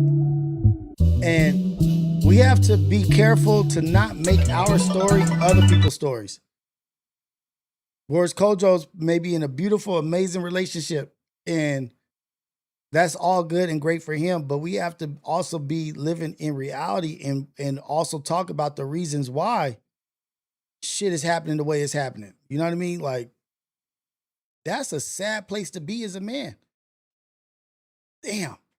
Can't talk to the homeboys about it. Can't talk to my people about it. I wish I could talk to my dad about it, but he don't believe in this shit, and I can't talk to my girl about it because she'll use it against me. So what do I know how to do? Shit, I'll just be violent. I'll just be ugly acting. I'll just use women. I'll just over-sexualize women and I'll just take it out on them. We don't know what that internal shit shows its face as when it comes out. When you internalizing this trauma and this pain, we don't know how it rears its ugly face. That shit is tough, man. For the super chat, Adams9051. My girlfriend has always encouraged me to be emotional and be able to cry in front of her, and I did 2 weeks ago. Yesterday, we had a big argument, and she used it against me, so it's a double-edged sword. That's happened before. That does happen. But you know what? We have to not let them have the power of what we shared with them. Yeah, you said that's true. That's something I'm going through. But I shared that with you. You think I'm scared that you bring it up? I wouldn't have said it. I wouldn't have told you if I was worried about you using it against me. You can't use it against me because I know what it is. You can't use my pain, my trauma against me because I'm aware of what my trauma, I'm aware of what my pain is. Yeah, I'm dealing with that shit. I'm working on it. You can't use it against me. You don't have that power over me. You're using something I shared with you because I let you know this. I knew it could go this way or the other way, but I was willing to do it because I'm dealing with it on my own, regardless of what you say and don't say.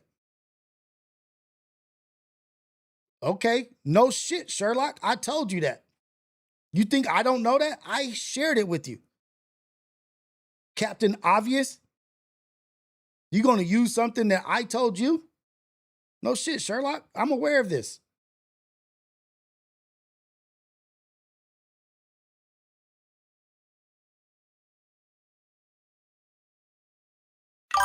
I've been working on it before I told you about it. You think that hurts me? Captain Obvious? Oh, you thought that was the one.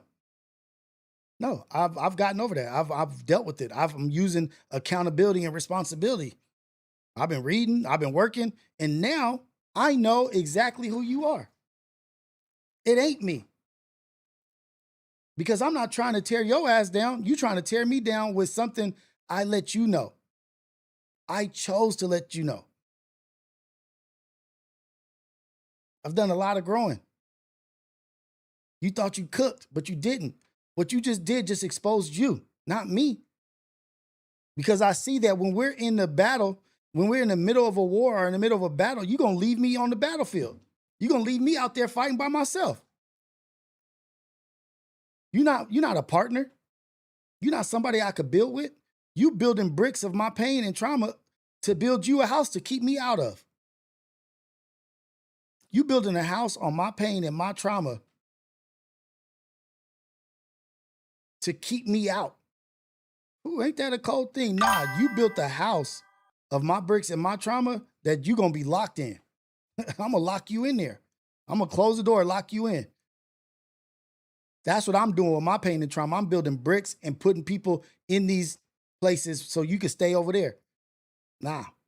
It ain't to keep me out. I don't want to go in there. It's to keep you away from me. Now, lock that door. I didn't give you the key, though. I gave you the information. I gave you the house. I didn't give you the key, though.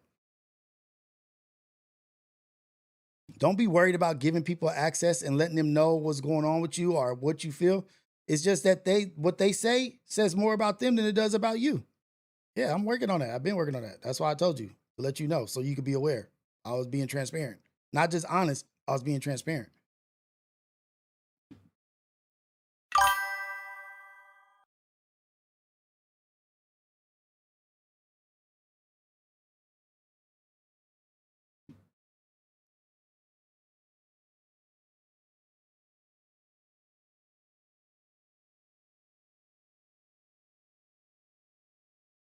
Some real stuff. Some real shit. And we all go through it. And guess what? We all have some situations like this, but we just don't communicate this shit. We're not sharing this information with each other. Well, you know what a man's greatest weapon is? Is the men he surrounds himself with. Your greatest weapon is who you surround yourself with. Who's going to help you get through this time? Who's going to help you manage this behavior, help you get to the next level? Who's going to encourage you to be better? Who's going to encourage you to be great? Who's going to say, I don't support what you're doing, man. I don't support that. But guess what? I'm here whenever you need me. You're my brother. I love you. I may not understand what you're doing right now, but guess what? I'm going to be here.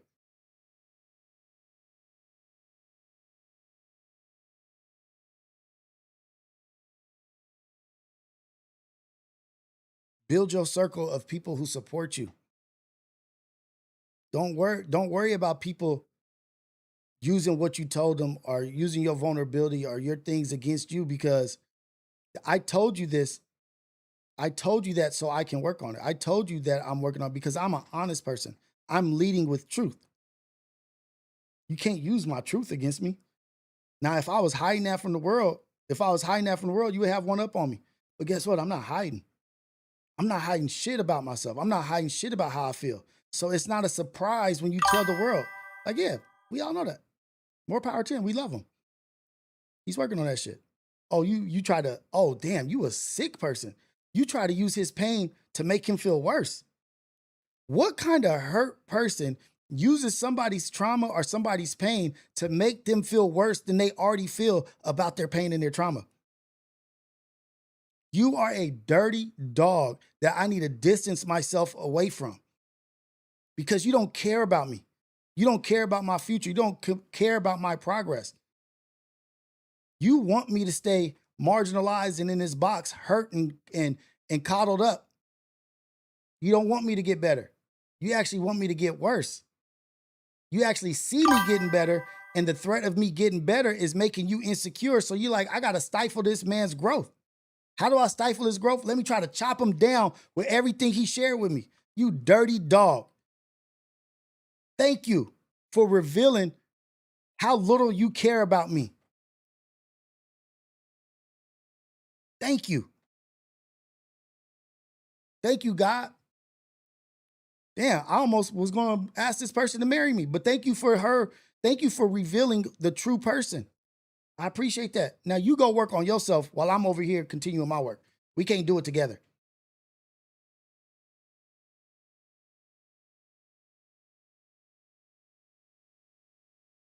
Go out in the world and be great.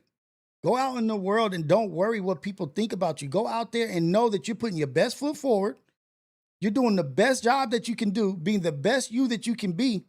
You're going to make mistakes. You ain't going to be perfect. But guess what? You know that you ain't doing shit to purposely hurt nobody. You ain't doing shit out of spite.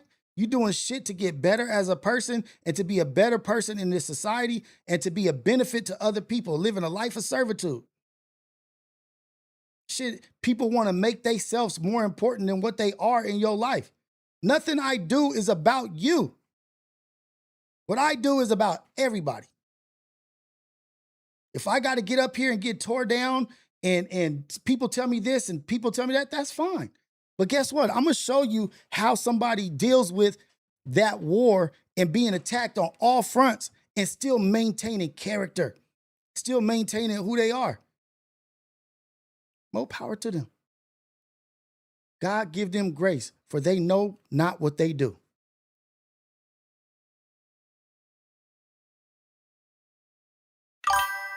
They not there. You can't be mad at people for not being where you're at. I understand where you at because I used to be there. I used to be stuck where you at. I'm just here. I'm not mad at you for being where I was at because I understand why you're there. But I'm just going to continue to grow. I'm not going to allow you to be stuck where I was at to stop me from growing past and continue in life. Maybe me going on in life is going to help you get out of your rut.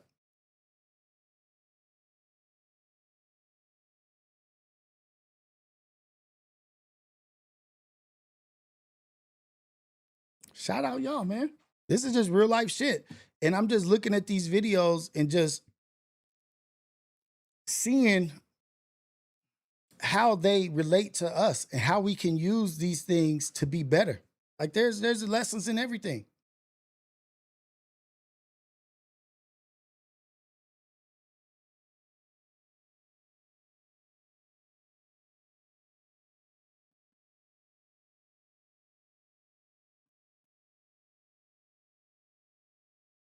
No cap, like people really sending me videos that I'm in, like, oh, I thought you should know about it. Why wouldn't I know about a video I'm in? I've been going motherfucking viral since 2018, y'all. Of course the average Instagram user don't know what it's like to go viral, whatever, cool. And it's levels to virality. It's levels to it. That shit ain't viral yet. But it's on its way. And it happened days ago, right? But it's really bitches in my name. I thought you should know about this. Oh, you need to see this. You need to get on. Why do I need to see it, bitch? It was hard enough living through it. Boom! Do you know I'm from the fucking ghetto? You know how hard it is to walk away from a fucking fight, bro? Man. Y'all sending me that video, bro. I think about that bitch every day. Every day I wake up. I got a little shrine to this bitch. I know where this bitch live at. Her first name, last name, all in. Like, I wish I could act bothered. I'm not. I'm hot. I'm just trying to be an adult. It's hard though. Like, fuck. No cap. I'm just trying to be an adult. It's hard though. It's hard to be an adult. It's hard to walk away from shit knowing that this is better for me, but I know it's going to bother me in the long run. But let me communicate about it. Let me talk about it because guess what? I'm better for moving on from this situation. That person was not important enough to take away my freedoms or to take away my opportunities to grow or my opportunities to talk to other young people or talk to people that were in the situation that I used to be in, that the person that I needed when I was young. You're not going to stop me from being that for the young people that need me. You think I'm going to let your insecurity stop me from being me to help the kids that need to be helped, help the youth, help young men, help adult men get to a better place in life? You think I'm going to let your fucking ignorant insecurity stop me from growing? You think you that big of a program? You tripping.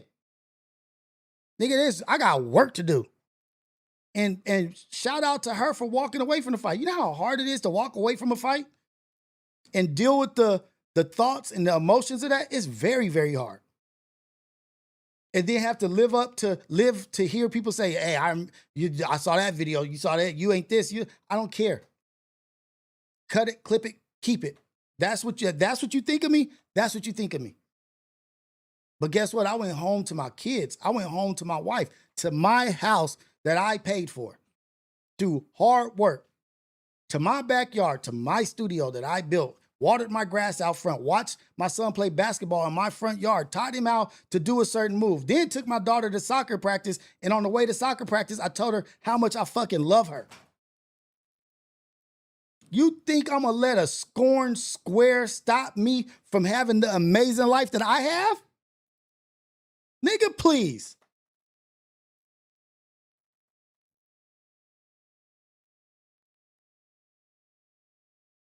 I got an amazing life. They gonna get up here acting ugly and tearing down like Ryan Clark said about Michael Beasley. I'm not gonna hate him. I'm not gonna get on here and entertain these people that want to see a crash out. I'm not gonna entertain you, these people that are vampires that are sucking the blood of all these young men that are tearing each other down, saying negative things about each other. They are thriving and surviving off that in the chat, in the internet. They just like, oh, what's the next thing? Oh shit, Rios got popped. They'll enjoy that shit. They'll make content out of that. We have to expose it. We got to talk about this shit. This is what they're surviving on. They're surviving on the pain, on the trauma. They want you to be tricked out your square. They want you to be tricked out your opportunity. They want to take views from you. They want to take people from you. I want to see you struggle. They like Drake in that new Drake song. I want to see you struggle paying your light bill. I want to see you struggle being you. Who the fuck gets a rocks off trying to hurt somebody and stifle their fucking growth? What kind of motherfucking person you gotta be to try to hurt somebody and stop what they doing, stop their progress, stop what they putting food in their children's mouth because you feel uncomfortable? Because you feel insecure, uncomfortable, I'm gonna say what I can to try to stifle this nigga, hurt this nigga. What you think about this?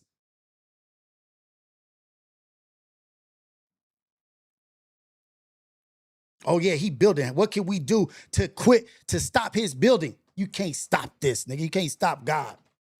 Nigga, all you doing is revealing how ugly you are. And I pray for you that you don't be that ugly tomorrow. I pray that you get better and you win. And you see the ugliness of your actions. That's for everybody. That's for me too, because I have ugly actions. I do ugly things at times.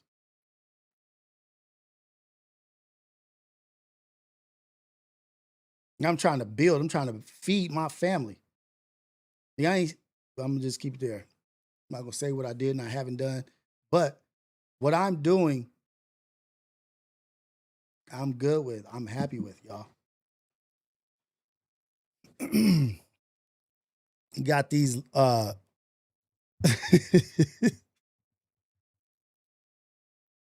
these leeches in the world that will thrive off of you being in a unfortunate situation, or seeing you struggling with obstacles, or seeing you, see, I told you, nigga, this and that. Like, yeah, you thought that they get their rocks off like that. They are a hurt soul, a hurt spirit.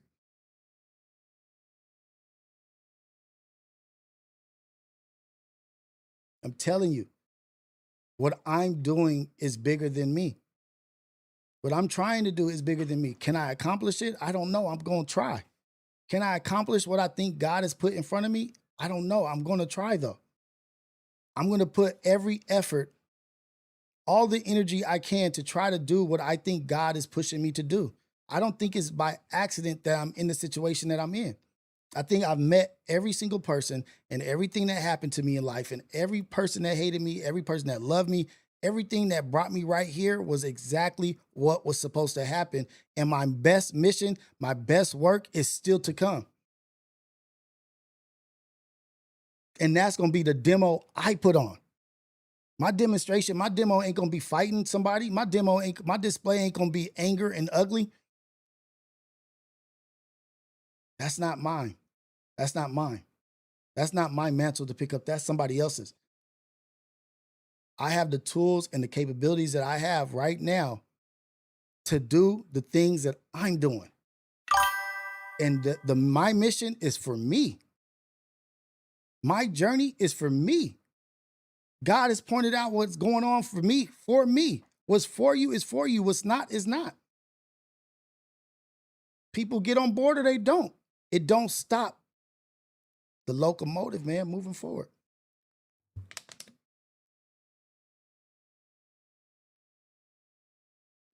Shout out to everybody in here, man. I'll be back up in here tomorrow morning. Wherever I end up, wherever I go, I'm going to be me. I'm going to bring the message. I'm going to bring the energy. I'm going to bring the love. I'm going to speak life and not speak death everywhere I go. Everywhere. I'm not speaking bad about nobody. That's not what I'm here for. That's not my mission. Yeah, I could be funny. We could entertain and have a good time and this and that, but that's not what I'm here for.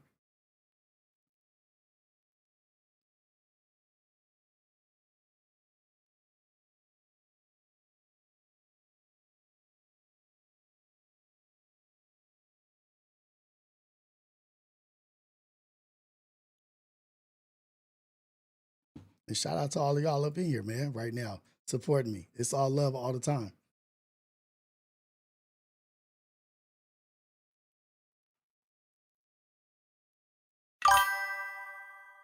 Callie, you don't even know who I'm talking about.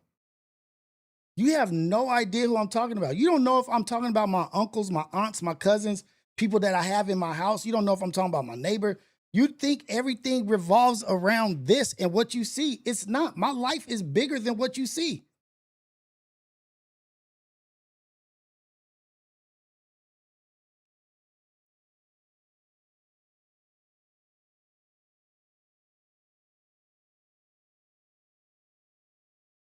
And I appreciate you so much. I appreciate Ohio. I appreciate Cali. I appreciate, but this ain't for like, it's so much more than what meets the eye.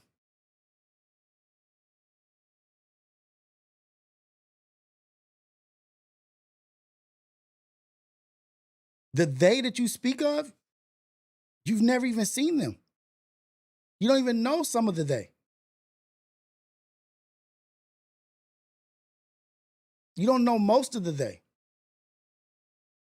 The hate or the disagreements, it's not in the chat. It's not on the internet. Some of that shit is on phone calls. Some of that shit is on text messages with people I've known since I was 4. People that have been there through my birth. Nigga, I'm fighting the internet part is easy.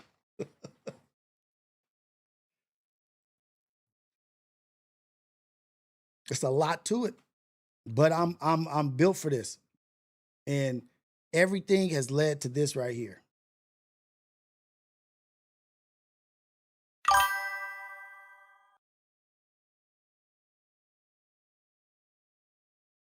Dang it, where's there? Dang it, I was right there.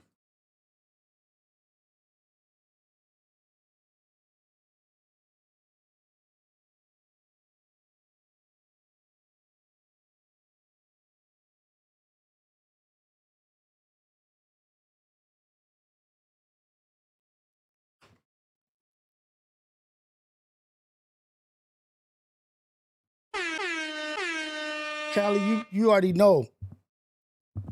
Day one, man. Like, just got me thinking. You know what I mean? Like, this shit is real in the field. You know what I mean?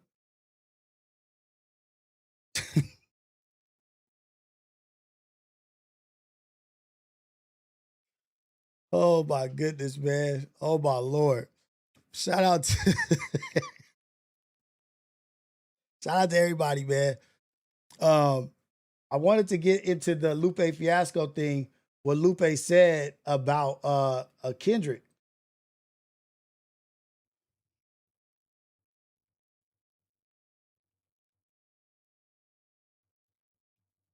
And I wanted to get into the Young Miami song and how y'all feel about like the backlash that she's getting over that song.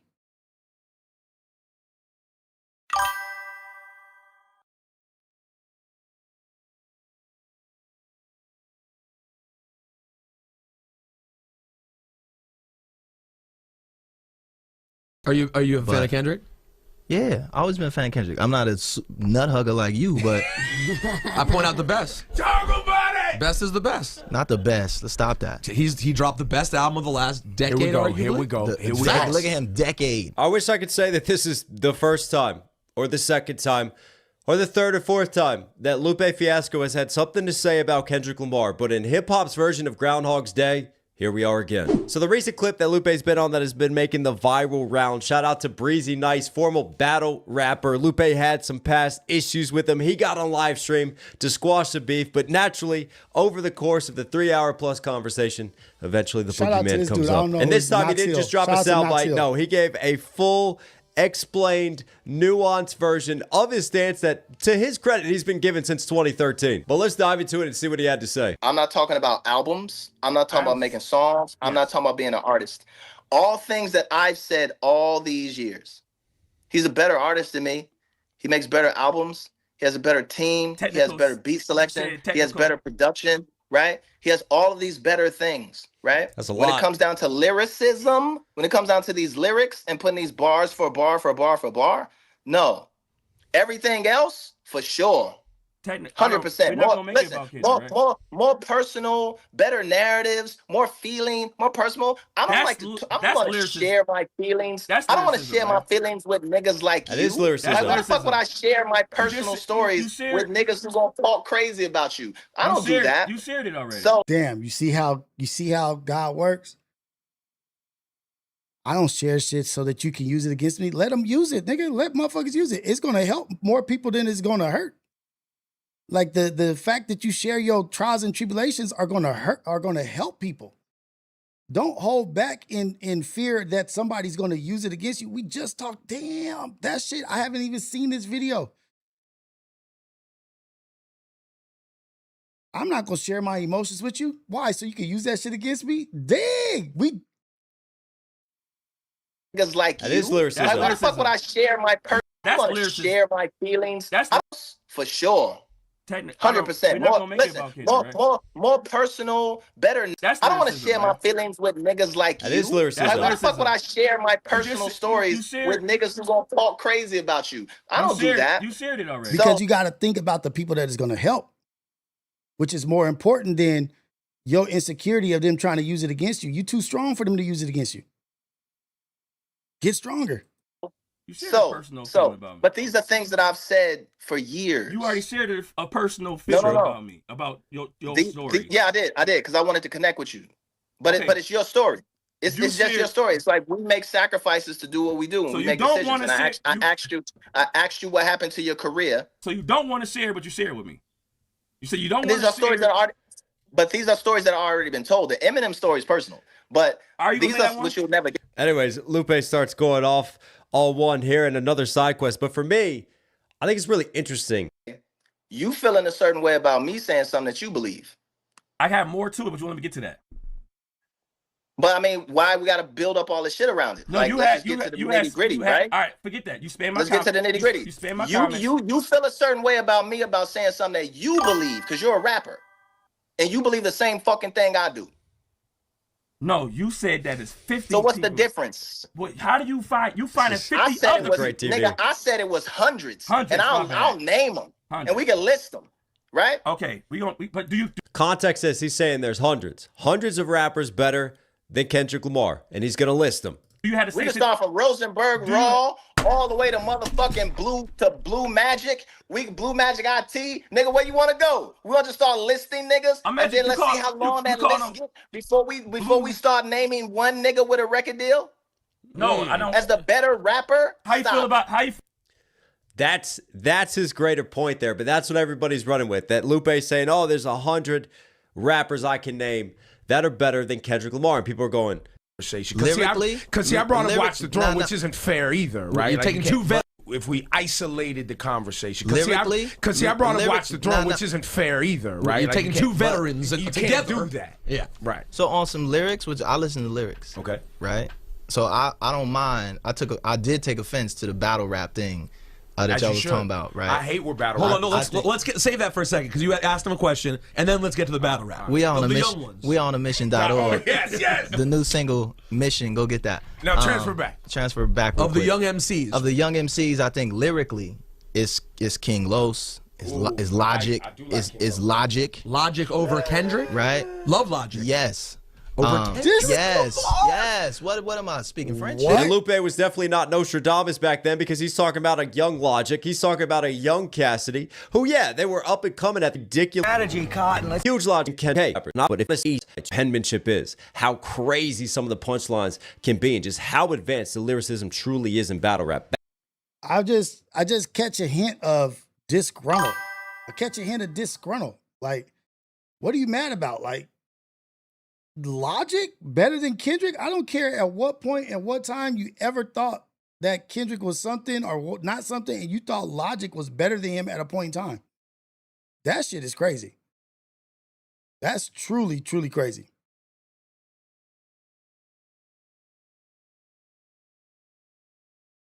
Damn, even 4 extras saying that the shit that hurt him about Adam. I forgot about that. That's another step in the right direction, at least admitting in front of people like, dude, you hurt my feelings. The jokes that you let slide on the show, that shit hurt my feelings. That emotionally scarred me. I thought we was friends. That shit is also another level. And being able to go and say, you know what? Nah, I was ready to like, I'm telling you, I feel some shit. But I'm trying to get to the Lupe shit. Cause he went on Justin's podcast, the Culture United last night. I don't know if you guys are up on Culture United, but it is a podcast like it's damn. What? It's a podcast like with 5 or 6 people. Dang.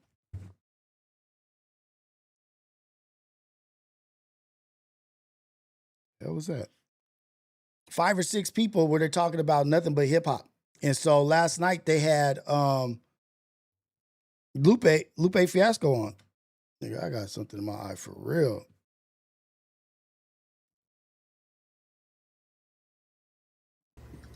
Culture united. I don't have culture united. Our culture united. Our culture united. Connecting all over the world.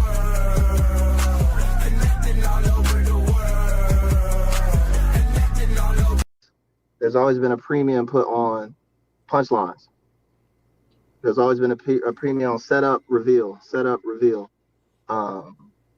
Other things are in that, but I think as it relates to rap, for me, the 100 battle rappers. Yeah, I definitely hear most. Are there 100 battle rappers better than you, Mickey? No. Are there 100 battle rappers better than you, Lupe? There's about like 18. I guess it's week 2 of this because you had a great conversation with Duan. You were on a few other platforms. You're on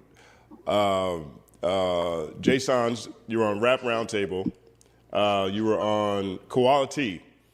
And I look at all this and I kind of get confused because I'm not sure if whatever message you intend to convey is necessarily getting out there the way, in my mind, it feels you might want it to be. Do you feel like you've been effective in sharing your perspective on various things?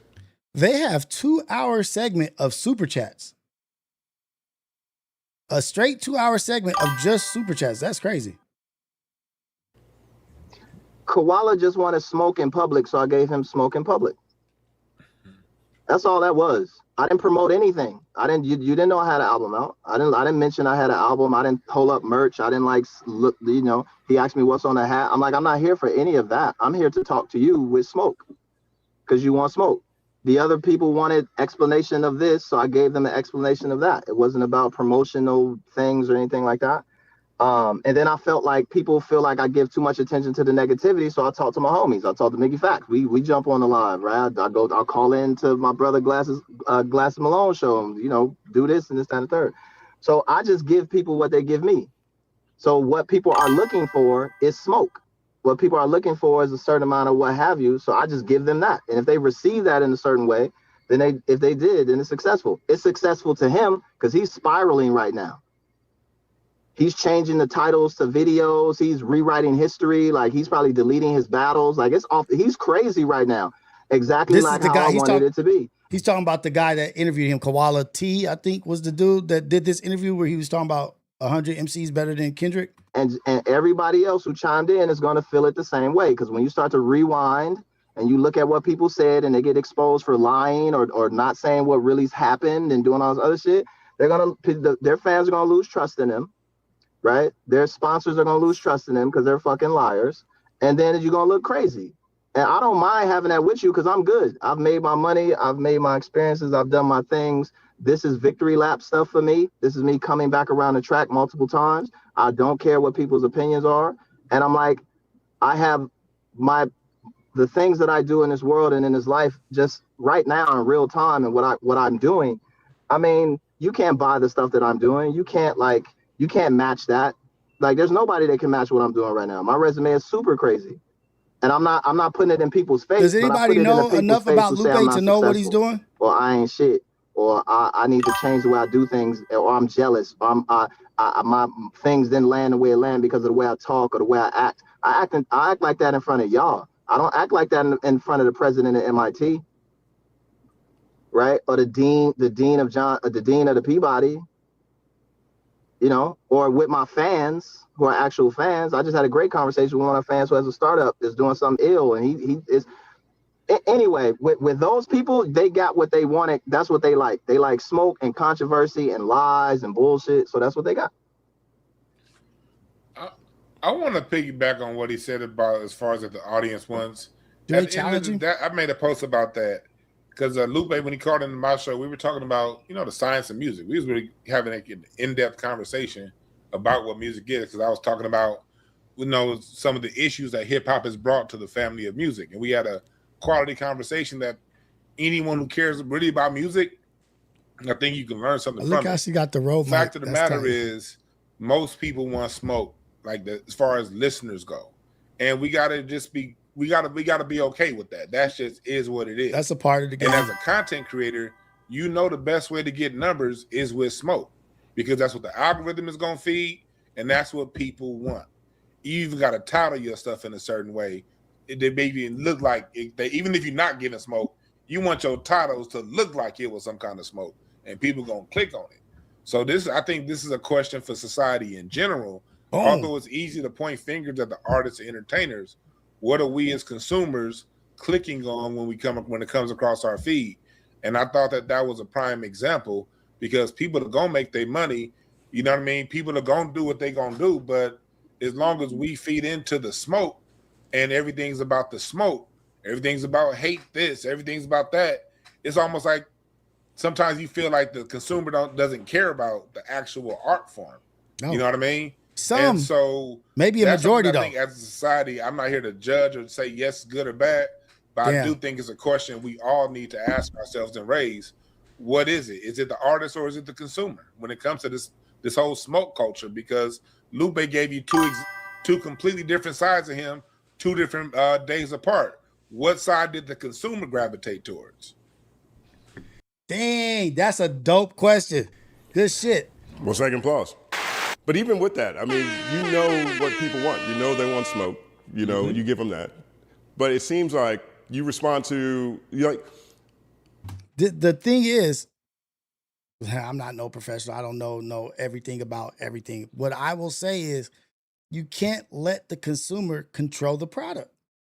As an artist, as somebody that feels they have a message, or feel as if somebody that has something important to do, or a creator, you're a creator.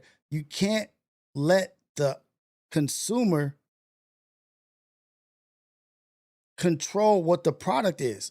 control what the final product is. You have to continue to be a creative. You have to continue to be an artist and produce what you feel is best as the artist. Not looking at, or if I look at my chat of how the podcast or the stream went today, like, okay, they were really feeling this. Oh, this is when the views went up. Okay, so I need to chase that moment when the views went up. What was the highest concurrent viewers? So when it got to the highest concurrent viewers, what was I talking about? Oh, okay, so that's what I need to chase. That's the problem with everything, with production, with creation, with art, is that we're looking at what generated the biggest buy, what generated the highest peak. No, fuck that. Stop looking at the peak. Stop looking at the input and just continue to be an artist. It's almost like shit. Create 100 things before you even put one thing on the market. Create 100 things before you even put one thing on the market, so that one thing doesn't influence the next 100 things that you create. Okay, I create this. Let me put it on the market. Okay, damn, that did well. Now you're creating towards what did well. Or you put one thing on the market as a creative, as an artist, as a anybody doing anything. You put it out there and it gets tore down. Oh, that was garbage. That was nothing. I can't fuck with that, this and that. Now that one product that you put out affects the next 100 that you did, because you're like, oh, I can't do that because motherfuckers don't like that. Stop doing shit for what other people like. It's like everything is done now for monetary gain. That broke artist shit, the broke artists don't make, now they making shit that's going to make money. That's why they creating. They're not creating out of the greatness of creation.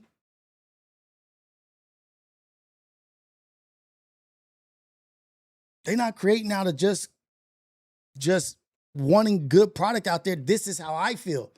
This is what my imagination, this is what I came up with. This is my interpretation of this.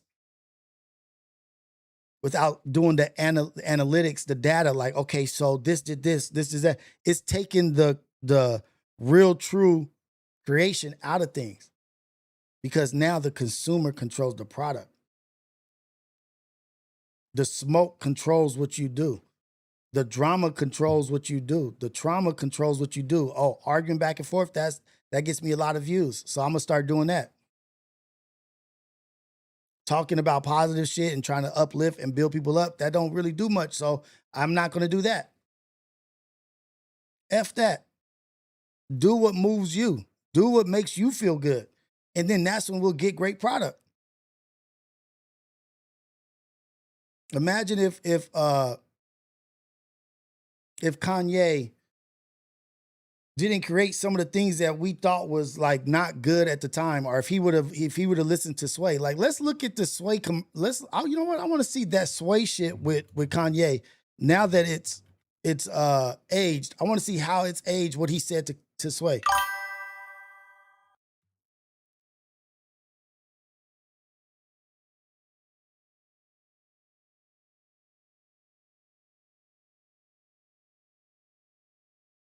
This is Sway.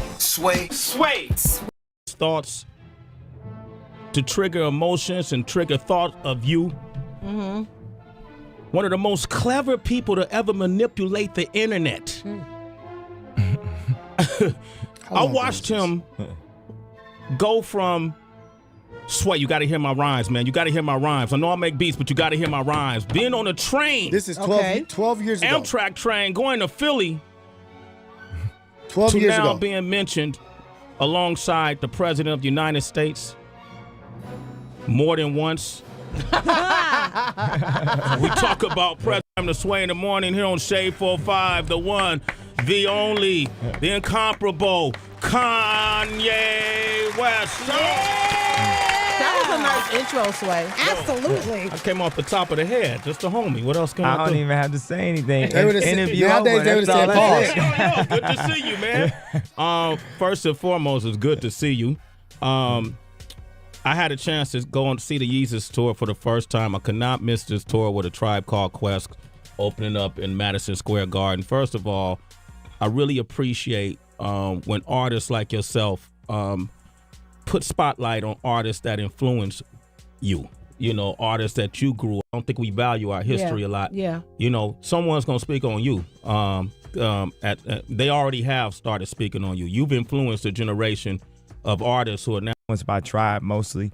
Was what I was going for when I did the college dropout, or when I always felt like I was at my highest level was when I was closest to like Tribe records. So a record like Heard 'Em Say was an accomplishment for me to have something that even sounded close to what they did. I heard you speak about other producers that are from that era, and I love when that happens because I don't think we value our history a lot. Yeah. Someone's gonna speak on you. They already have started speaking on you. You've influenced a generation of artists who are now becoming more introverted, but more outspoken, more in tune with the different dimensions of what it is to be a person, not just your persona, but speaking emotionally as well. I heard you speak on Diamond D before, another classic producer. And then you also got Showbiz from the Digging in the Crates crew. What can you say about producers like Showbiz and Diamond D and how they influenced you? Yeah, I mean, it was just every time something new dropped, whether it was like Soul Clap or, just Diamond D being the best producer on the mic. Yeah. And just, me having these guys to look up to or, and hearing the way their music sounded and knowing that, I didn't really have enough money to buy the records that were needed to create a sound to the level of what the Beatnuts were creating and what Diamond D was creating.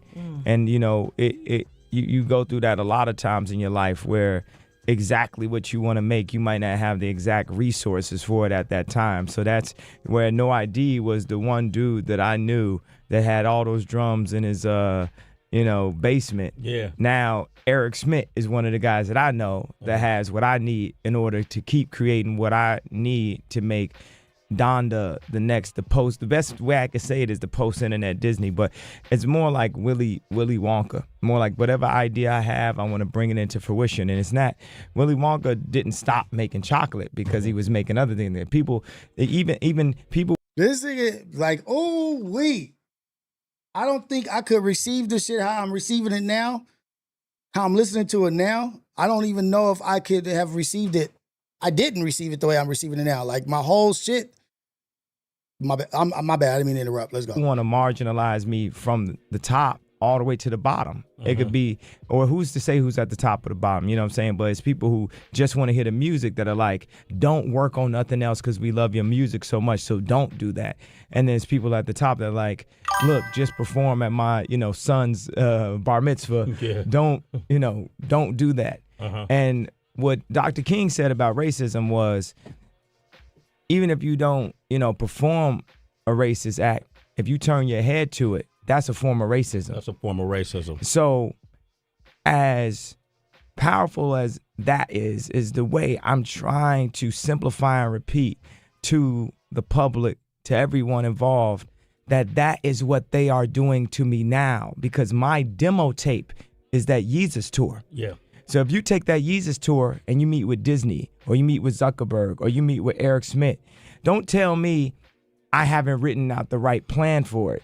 It's 20,000 people 4 nights in a row looking at pure creativity. So if I say I got a film idea, the Yeezus tour is more of a film or Broadway or play idea than it is a concert idea. Yeah. Watch the Throne was a rap concert idea. I like working with Jay because I can particularly get into the zone, a high level rap. And we brought that Neo, Run DMC, niggas in leather, Lux, chains and everything to the highest level. Creating more than what meets the eye, creating more than what people think it is. Like, oh, this ain't just an album. I created a rap concert album. I created this in thought of this being a play. Like going into another place that people ain't even thinking about. Like, no, man, it's 2 steps beyond. This was a demo. Well, now you see the NFL uses that same thing, bringing Tom Brady up on a cube. Yeah. Right, but would the NFL invest in Donda to just come up with the ideas in the first place? Like before there was even a Willow or the concept of it. Basically, it's like if y'all ever saw Semi-Pro and how like Will Ferrell was like trying to start a new league. Yeah. Donda is like the NBA of creativity. There wasn't Willow, there's no idea. Willow is the guy used to work for Donda that now designs Jay's tours, Rihanna's tours, and Justin's tours. But he's still one of my best friends and one of my biggest inspirations, and also found a lot of the guys that work at Donda currently, like Matt Williams, who created Ben Trill, and also had discovered Lady Gaga and put Gaga with Nick Knight and everything. So right now, y'all watching almost a comedy of life right now. If you go see Semi-Pro and see how this man was trying to get people to come to the show, he was Forrest the Gump coach of was the tight. team. He'd have to play on the team sometimes, and that's what it is. It's like, where would Michael Jordan be with no NBA? Well, can I ask you a question? Yeah. Not to cut you off. That sounds familiar. What I got from one of the things, if you go to Yeezus, if you go see this tour, which I encourage everyone to see, because I've watched concerts my entire career and I've never had an experience quite like that. Every song was its own story, on stage. It was nothing was the same, and you were totally committed to it. You were even, when the lights were dim, you would call out in the middle of a song, yo, the lights are too dim or they're too bright. Yeah. When there was too much smoke around the mountain, yo, there's too much smoke. They can't get their Instagram pictures. It was really fascinating to see you so in control over this whole experience. And when I heard you tell a story about Lenny Kravitz trying to break into the world of fashion, and Louis Vuitton and these guys giving you a shot, and Pharrell, and then turning their backs on you. When you say in that particular field, will you say that part of fashion, the fashion world, is racist? Yeah, I say classist and controllers, because it's not racist, because they love Asians. It's like, so it's not racism.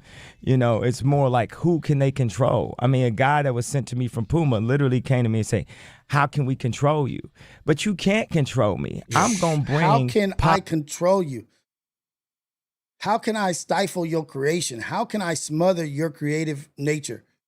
I just want your name to be on this and then just use some of the shit. Positivity to the world. I don't want to take a chance. I'm Christian. I'm about to be married. I got a family. I'm not trying to do nothing but good. But I'm going to rattle that cage until you let me do it. Like, I was interviewing with Charlamagne, and he kept on coming with these old slave concepts of, like, how you going to work with the corporation, but you going to diss the corporation. I'm saying, I want to be recognized. You don't think like half of Drake's songs was coming at me to the point where I had to show up on that stage with him? And now he's like, okay, now you see me. And that's exactly what I'm doing. I'm like, man, y'all gonna see me. Y'all not gonna act like y'all don't see me, because it's 50 paparazzi following me. So no, like, Graydon Carter, Vanity Fair, it's no powers that could be that are on the internet, that are control magazines, or that control media, that can stop the movement. But what did Sway not like about that? Because look at Sway try to jump in. Let me see what 50 paparazzi following me. So no, like, Graydon Carter, Vanity Fair, it's no powers that could be that are on the internet, that are control magazines, or that control media, that can stop the movement. But what I don't like, I had Buckshot from Duck Down here yesterday. Yeah, he has a new sneaker called Triple Threat, and he couldn't break into the sneaker world, so he found his own partners. They got their own manufacturing. They're starting to take it they're going to start from the bottom and work their way up. You're Kanye West. All that stuff you said about Marc Jacobs and those guys and H&M stealing ideas. Well, I was giving props to Marc Jacobs for actually letting two niggas in. And the thing is, he let one nigga in, but he was a nice guy. That's Pharrell. He let another nigga in that almost lost his life. So I'm living in the afterlife as far as I'm concerned. I'm living in a second life. I got heaven on earth right now, and I'm going to make sure that I find my joy. And I don't care about the stipulations of brands or names. People always talking about brands and names. I'm just talking about simplifying things, Yeah. Eve made Adam bite the apple, and ever since then it's been illegal to be naked. I'm just trying to help people with their opinion on the law. I had some clothing mishaps. I've had some clothing triumphs and stuff like that. But I I know that I'm the next Ralph, to say the least. Like, people are combinations of what they were in the past. So that means, of course, I'm a combination of Martin and Malcolm, but I'm also a combination of Lenny and Michael, but I'm also a combination of Disney and this. We are common. In the future, people will be absorbing all of what was. Think about what the iPhone is currently. Like, you would have had to have. Think about what he did after this, Callie. Think about what he did after this. After he made these statements, after this interview, think about what his trajectory was. Yes, there's ups and downs, there's downs. Even in Kanye's down, if you look at right now as a downtime for Kanye, the nigga is still killing it in comparison to the ordinary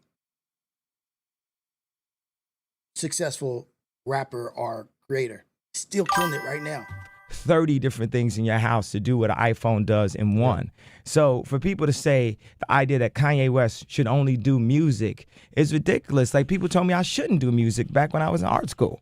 Well, I'm sorry. I know our time is limited and I don't see you, so I'm going to ask you all. What I don't understand is... I give you a little bit more time. We can go. Yeah. Thank you. Hey, man, I appreciate that, man. Then you gave me time. You gave me my first TV. It's all coming together, man. I gave Sway his first TV. God damn it. Like, you just ain't never had a TV ever before in your life. Kanye helped you, Sway. That was classic, though, man. That was classic. But why is it that you need these people? It's like you said, you don't need anybody to do these things. You don't need Adidas if you want to do a new shoe. Why? Because you need proper production to bring some of that certain value. I mean, the thing is, put it like this. In order to get, like, if I want to get this Japanese level thermal, right, at a better price to you, if I'm starting small, I'm not going to be able to get the best price, and I'm going to be losing money to the point where I can't afford it. I went $13 million in debt working on my clothing line, and I'm getting Kanye Wested constantly with the prices everywhere I go. So that means that if someone got less money than me, they charging me a bunch more because they look at me as the money. That's something they do. They take these celebrities and they show you this fabulous life of non-billionaires. That's not I'm talking about it's maybe it's like 20 hot celebrities a year. It's 1,470 billionaires. Those 20 hot celebrities, if they were billionaires, they could make sure they're celebrities forever. Yeah. But they be out of there. They get the wrong hit. They get in trouble. They do this. They lose this contract, blah, blah, blah. They are controlled by that. My thing is, I was out in Italy, even right now, trying to start my own company. The type of people that work with musicians, for the most part, is very difficult to get high-end, respected fashion people to work with someone that's considered to be a musician. Yeah. It's very hard to get the good people because tell me this, if someone was a fashion designer and came to Dr. Dre, would Dr. Dre produce for them? No, it's hard. Yeah. It's just as hard as it was bringing Mos Def to the studio with Jay-Z. Now it's like, and that's what the college dropout. Pause it just because I need to pause it. I don't know if I went too long. It was the combination of those things. But let's thank Adidas for giving me an opportunity. It wasn't that Nike didn't, offer me a contract. It still was extremely marginalized and a slap in my face. Yeah. You know what I'm saying? Because they let me design, it's like, yeah, they did me a favor by letting me design, but they let other people design. They let Pharrell design. They let Eminem design. I just designed the Yeezys. I turned up where they didn't think I could turn up that far. And they tried to hold it back. It was like that moment, when I thought about taking Nicki's verse off of Monster, because I knew people would say that was the best verse on the best hip hop album of all time, or arguably top 10 albums of all time, right? And I would do all that work, 8 months of work on Dark Fantasy, and people to this day would say to me, oh, my favorite thing was Nicki Minaj's verse. So if I let my ego get the best of me, instead of letting that girl get the shot to get that platform and become all she could be, I would take it off or marginalize her, try to stop her from having that shining moment. So what happens when Mark Parker's riding on his jet? Would somebody come up to him and say, my son's favorite shoe is a Yeezy? Now, they could have been working on the Flynet for 5 years and working on this project, but what I was doing was so disruptive. As disruptive as that Nicki Minaj Monster verse is how disruptive the Yeezys were. People hadn't felt that feeling since the Jordans. And by the way, the Jordans only popular at this point because of two people, me and Don C. Because Don C was ordering them vintage Jordans when the 4s used to break apart on the sole, and we was wearing them back when I was wearing a Louis Vuitton backpack with the polos, and the brand Jordan looked at us and said, oh man, we got to start retroing them. Because when you think of Jordans, what you think of? You don't even know what the new Jordans look like. All you think about is them retros. What's going to happen with the Red Octobers? You know what Nike told me when I asked them? We ain't sure. You know what they told the store though of my boy that run a store? They said, if y'all want that Red October, you got to take these 10 other shoes. So they told me they ain't sure. But then they told him, if you want that Red October, but legally, we got to both sign that contract. Mark Parker. I'm going to put Mark Parker all on that Summer Jam screen. Ohio, you tripping, talking about blah, blah, blah. You tripping. And by the way, Mark Parker, yes, I will still accept an investment in Donda. I got some more ideas that don't involve shoes.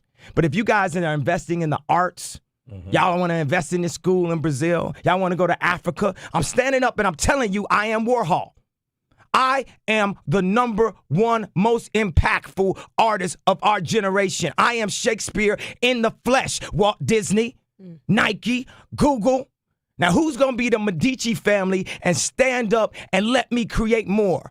Or do you want to marginalize me till I'm out of my moment? Or why don't you empower yourself and don't need them and do it yourself? How? This is it. It happened from the Listen to the That's where it happened. That's where the flip happened on the out of my moment. Or why don't you empower yourself and don't need them and do it yourself? I'm out of my moment. Or why don't you empower yourself and don't need them and do it yourself? How, Sway? Take a few steps back to go. You ain't got the answers, man. You ain't got the answers. Kanye. You ain't got the answers. You ain't got the answers, Sway. Kanye. I've been doing this more than you. Doing what you more ain't than got, me? Come on, chill out. You bro. ain't got the answers. Oh, you ain't got the Bro, answers. I'm asking you. You a ain't been doing question. the education. Bro. You ain't been doing the education. Kanye, calm down. You don't have the answers though. Calm down. Because you trying to give me advice about something. You ain't got the answer. You ain't spent $13 million of your own money trying to empower yourself. Yes, but I spent hundreds of thousands and putting out clothing lines at a smaller degree. All I'm asking you, it ain't no Ralph though. It ain't Ralph level. Let me ask you this: I'm asking what's the name of your clothing line? We don't know. Kanye, you know what I'm saying? Because I lost money, but that's not exactly. And I could lose money on a higher level too. And that's don't what I'm think asking just you. because. Don't think because. Oh, both could be right at the same time. Like Sway is trying to just put some input in, maybe just drop a seed in your ear, but possibly do this. But Kanye is so volatile. He's on such a level of like been done wrong. And he's been in these rooms with these people that are lying or doing whatever. And he sees the opportunity and he sees what they're stealing. He sees what they're taking. He sees the lies. And then he's talking to Sway, like, Sway, you're on the outside. You don't know what I've been through. I've seen this shit. I'm telling you what's on the other side of the light. And then somebody's like, well, you know what? You could just do your own brand and just start. Like, nigga, you didn't think I thought of that? Do you honestly think that what you're saying at such an elementary level of what I've been trying to do you think I haven't thought of that? It's just two minds crashing right now, and like one unhinged and one reserved, like, hey, no, I'm just suggesting something, dude. Like, I got the most of the least money. Let me finish my question, dog. Man, man. Let me hear the question. You don't have the answers. I'm asking you for the answer. It's a question. Why is it that you can't? You have money. I just told you I lost the money because I didn't. This is so good, cuz like, damn.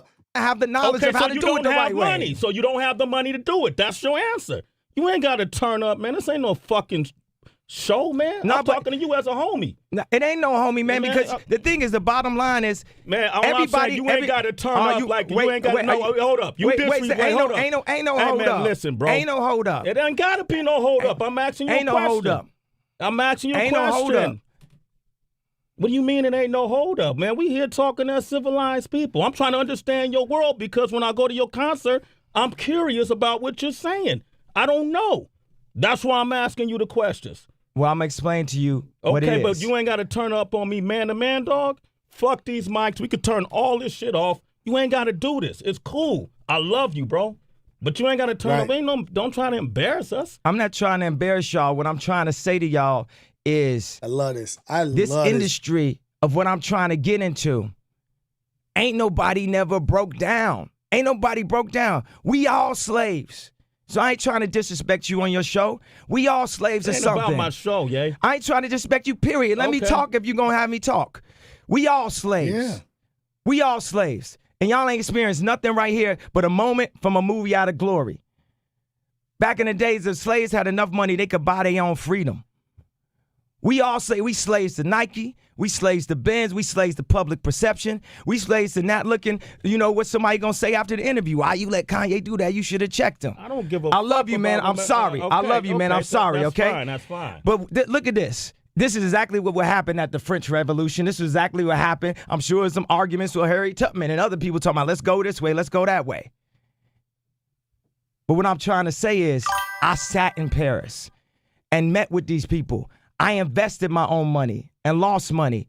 I made T-shirts that made money. I made music that made money. But at the end of the day, Lucian Grain still cut my music checks. As powerful as my voice is, Lucian still runs 50% of the music industry. Look how everybody talking about him right now. Okay. Francois Pinault owns Balenciaga, Puma, Saint Laurent, Stella McCartney. Francois Arnault owns Louis Vuitton, Celine, Givenchy. Renzo Rosso owns Margiela, Diesel, Marni, Victor and Rolf. These guys got factories. These guys have factories. They run that. The thing that impresses me is time versus money. Integrity, money, and relevance. Because as I work on clothing more, I'm not rapping as much. So I'm not money, time versus money. The thing that compresses me is time versus money. Integrity, money, and relevance. Because as I work on clothing more, I'm not rapping as much. So I'm not in the middle of that future mix because I didn't do that feature. I'm not rapping as much. I'm not having as much finances. I'm losing relevancy. The relevancy is part of my power that allows my brand to be big. That's what I'm saying. You juggle so crazy, but then you get a Nike that could simply say, the Yeezys did good. That was a good job. Let me get you some more so you can start your own line because obviously people lining up for it. But they'll marginalize you and play you and talk about we don't even know when the Red October's coming out. Mm-hmm. You see what I'm saying? I'm juggling a lot of things at the same time. You know what I'm saying? Like, y'all putting me number 6 after Big Sean on the hip-hop list. Man, you really give a... but what I'm saying, my relevancy, that means because I'm wearing a kilt or because I'm doing something man, that's ain't gaining. Why you came number 6. At the time we did the show, what you think now, though? If we did it now, you'd be number 1. But at the time, you or Drake, it'd be between you or Drake who would be number 1. That's what I say now. Nigga, who this you is think 12 years ago. Drake was still number 1. Drake was still number 1 12 years ago. Who you think would be number 1? Out of you and Drake? Drake? Yeah. Okay, that's what I think now. At the time we did the list, you had the Cruel Summer album and you had the Mercy song. You didn't have New Slave out. I don't care about the list. But I do. You brought because it up. you've been going around discrediting the list. No. And the people who do the list, there's not another collective of people in this business that know more about hip-hop. These are the same people who said you were number 1 years ago. Yeah, no, it's fine. The list is fine. Okay. But what I'm trying to say is when you're trying to keep up with the list and write all these raps, but you also trying to learn about clothing, you got a whole hood calling you a fag for even liking clothes or being at like the runway shows. Like you can't be a masculine person like Ralph Lauren and still love the beauty and texture of clothing as an artist and still love a fat ass at the same time. You know, then you got America, the president, constantly attacking you. Then you got people overcharge you at all times. Then you got your constant public perception being brought. Tell me why, somebody in the chat, whoever's in the chat, what is aggravating Sway? You know what I mean? Like, what is making him like take like the deep breaths? Like, oh man, like, is it that? What is he disagreeing with the president statement? Because you can see like there's disagreements in Sway with what he's saying, but he's not communicating because he doesn't want to cut him off and he wants to get the good interview. What do you think that it is that like is not bothering Sway, but is causing an effect in Sway? Got America, the president, constantly attacking you. Right there, then you that got part. people. You that got part. America, the president, constantly attacking you. Then you got people overcharge you at all times. Then you got your constant public perception being brought down. AG telling you when you gonna tour, when you can't tour. Everybody got an opinion towards you. You got shoes like the Nikes selling at $80,000 and the head won't even get on the phone with you. You got a meeting where every single door gets closed on you like the Will Smith movie with his son. It's like that. It's like that for me. Because I'm in that Michael Jackson position where he couldn't get his video played on MTV because he was considered to be urban. So what is your and plan? Sidebar, you gotta get it. Charlemagne wanted this so bad. Listen, he wanted me to turn up so bad I wouldn't even look at him. See, I could turn around you because I love you as my brother. We got history. Me and Charlemagne, we turn up. We don't know where that's gonna go. I know that we gonna hug it out. Everything is cool and we're stuff. good money, but we haven't talked in a while, and what you go through. And by the way, I am always in your corner. Yeah, and you're right. You're in a realm where we don't know. People don't know what you're experiencing. Man, all these fucking names you name it sound foreign to me, bro. I'm telling you, I don't know but what we the need fuck you you to talking explain about. it. If I ask you a question, man, you can't blow up on it. I'm trying to understand why can't you? I don't understand. Now I do. Because we I don't are understand ignorant. why you need these people to get. But sometimes these outer worldly, bigger than life personalities can't understand our ignorance. I don't know what you're talking about. I'm not asking you this question to be disrespectful. I'm asking you this question because I'm lost. And they're so far gone where they're going. They're like, what the fuck you talking about? Like, I'm trying to tell you. Like, no, I'm not. Like, let me just chill. But they're on the brink of, am I crazy? Am I a genius? Am I this? And literally, you ask Michael Jordan, hey man, teach me how to do one of those fadeaway jumpers or whatever. And Michael Jordan's like, man, you put the ball in your right hand, you spin and you jump off your left foot, but make sure you keep counterbalance of it. Like, wait, hold on. Like, what? Do what first? Just do it. It's hard for them to slow their genius down. And regardless of what we want to tear Kanye down to and apologizing to these people and then losing his money and then being with Kim K, I can't even relate to this dude's access of experience or access to whatever he's been through. But I will tell you, the dude is on another level with his thinking and all kind of shit. Like it's dope to see somebody, but it's also dope to see and be able to be a witness. And I'm not judging him, but I can see as a witness, I have the privilege of being a witness to Kanye and seeing the struggle that he is dealing with in his eyes right now. Like I can see the struggle. I can see the torment or whatever, or this shit trying to come out or trying to keep this shit away. Like this shit it's like going back 12 years and looking at this is fucking incredible. Your music out. You got the internet. You the king of the internet. When you did your Good Fridays, that was fucking internet. Nobody did nothing like that. Why you need those people is what I don't understand. But you explained it to me. That's a fair question. Let's talk about your music real quick, though. All right. Because I know you got to go. Lord, all my right. drink is running out too this way. Goodness. First of all, the Yeezus album was incredible to me. Thank you. There's a lot of messaging that I liked. Sonically, it was different. It reminded me of a time we were on the road talking to veterans, and I asked you about music, and you said, I don't use sounds. I said, how you picking your sounds? You said, I don't see music as sounds. I see it as colors. So when I listen to your music, that's what I do. I see it as colors. Two things. I'm curious to why Pusha T and Big Sean weren't on this tour when they're good music artists. Why you decided not to put them on the tour? Well, every artist that makes good music is on good music. Mm-hmm. Drake on good music. Okay. Wayne on good music. James Blake on good music. Frank Ocean on good music. You make good music, you on good music in my mind. I'm not marginalized by the brand of the deal that I've taken from Universal in order to cut some of my homeboys some checks so that we can, work on creative projects together.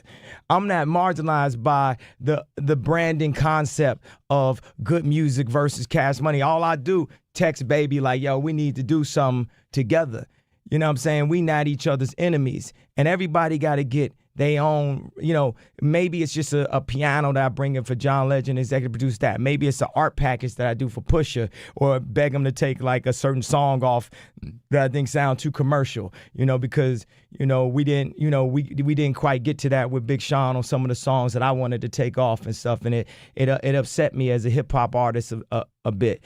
And now he gonna turn up on this next one, and we talked it out and everything, and that's what it's gonna be. But I think that for me, I serve as an inspiration. Why I think we do go hard. I feel like starting from the bottom, now we here is Drake rapping harder because we pushing harder. We pushing each other. Like when Jadakiss and Styles was spitting, we had to push each other. And what I'm establishing with Yeezus is, to take that stance, and I put my whole family on my back, and I say fuck the radio, as that number one most important artist of our generation to say that. And I'm saying fuck the radio, not saying I don't want to be played on the radio, but it's just saying stop making songs for the radio, make songs for the people. Make songs, and then some people could say, well, man, I don't feel like Yeezus is for the people. I don't feel like blah, blah, blah. Or make songs for yourself.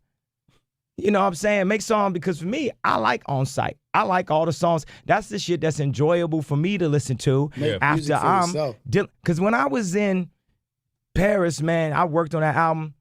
I'm sitting, my mama nicknamed me Mandela when I was a shorty. I wanted to burn those buildings down. It's a misconception that I said boycott Louis Vuitton. You can't I wouldn't tell nobody to boycott a brand ain't nobody even thinking about no more. Nobody think about buying on Louis Vuitton. That brand old. You know what I'm saying? Ain't nobody think about that brand. I wouldn't say boycott that brand. I'm talking about some relevancy, but I wanted to go in and turn, because let me tell you something else is so hip-hop. The music and the clothing are just as important. Mm-hmm. That's what make you hip-hop. You show people that you hip-hop by what you wear.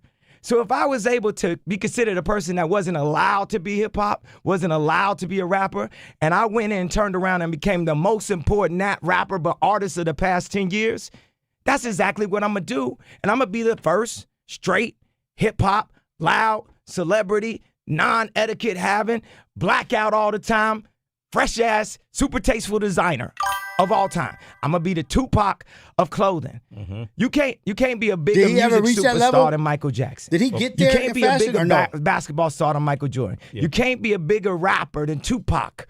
But it's a space and it's product territory to Steve Jobs that all the way. Can I? Okay. And I respect that, and I think that's what makes you great. That's what makes you an inspiration. You're fearless. Okay. Yeah. And we need that in hip hop. I've seen that with Pac. But he has his I see that with you. I've seen that with Jay. I see that with Drake in the way he makes his music. You know, people critique him by this. He going through similar things you went through. But he's fearless. But at the end of the day, too, at the core of all this, what made me like you in the first place is that you're talented and you know how to rap well. So all this shit started with rap, bro. And my second question is that's your opinion. Okay. That's not my opinion. For me. But I'm talking about for me. I started from my mama, now I'm here. All this started with when my mom was educating me. You missed the time. I'm talking about from, I didn't know you when you were born. I'm talking about, when we started hanging out. Yeah. You used to come up to MTV. And it was your talent that you as a producer, your mind wasn't where you are. You ain't the same person today that you were when we met. Yes, I was. Yes, I am. You're a lot more mature. You're a father now. You're not the same person. In a way, but I've been the same person since age 0. Okay. I was born to be me. Hey, man, can you do a rap for us? Can you rap for us, bro? Can I get a verse? Damn, I feel like I ain't got no new verse. You ain't got a new verse? I ain't got no new verse. Man, last time we talked, you came off the top of the head. Let's take it back to the basics, man. Okay. All right, let's do it. Fuck it. Kanye West, Sway in the Morning, Shade 4-5. Wonder what you got.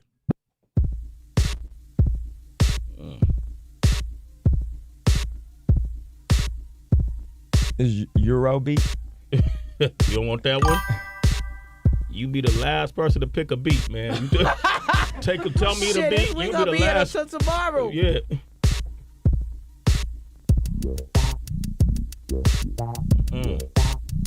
Okay. I sense you feeling that a little bit. But I like 9 Inch Nails though.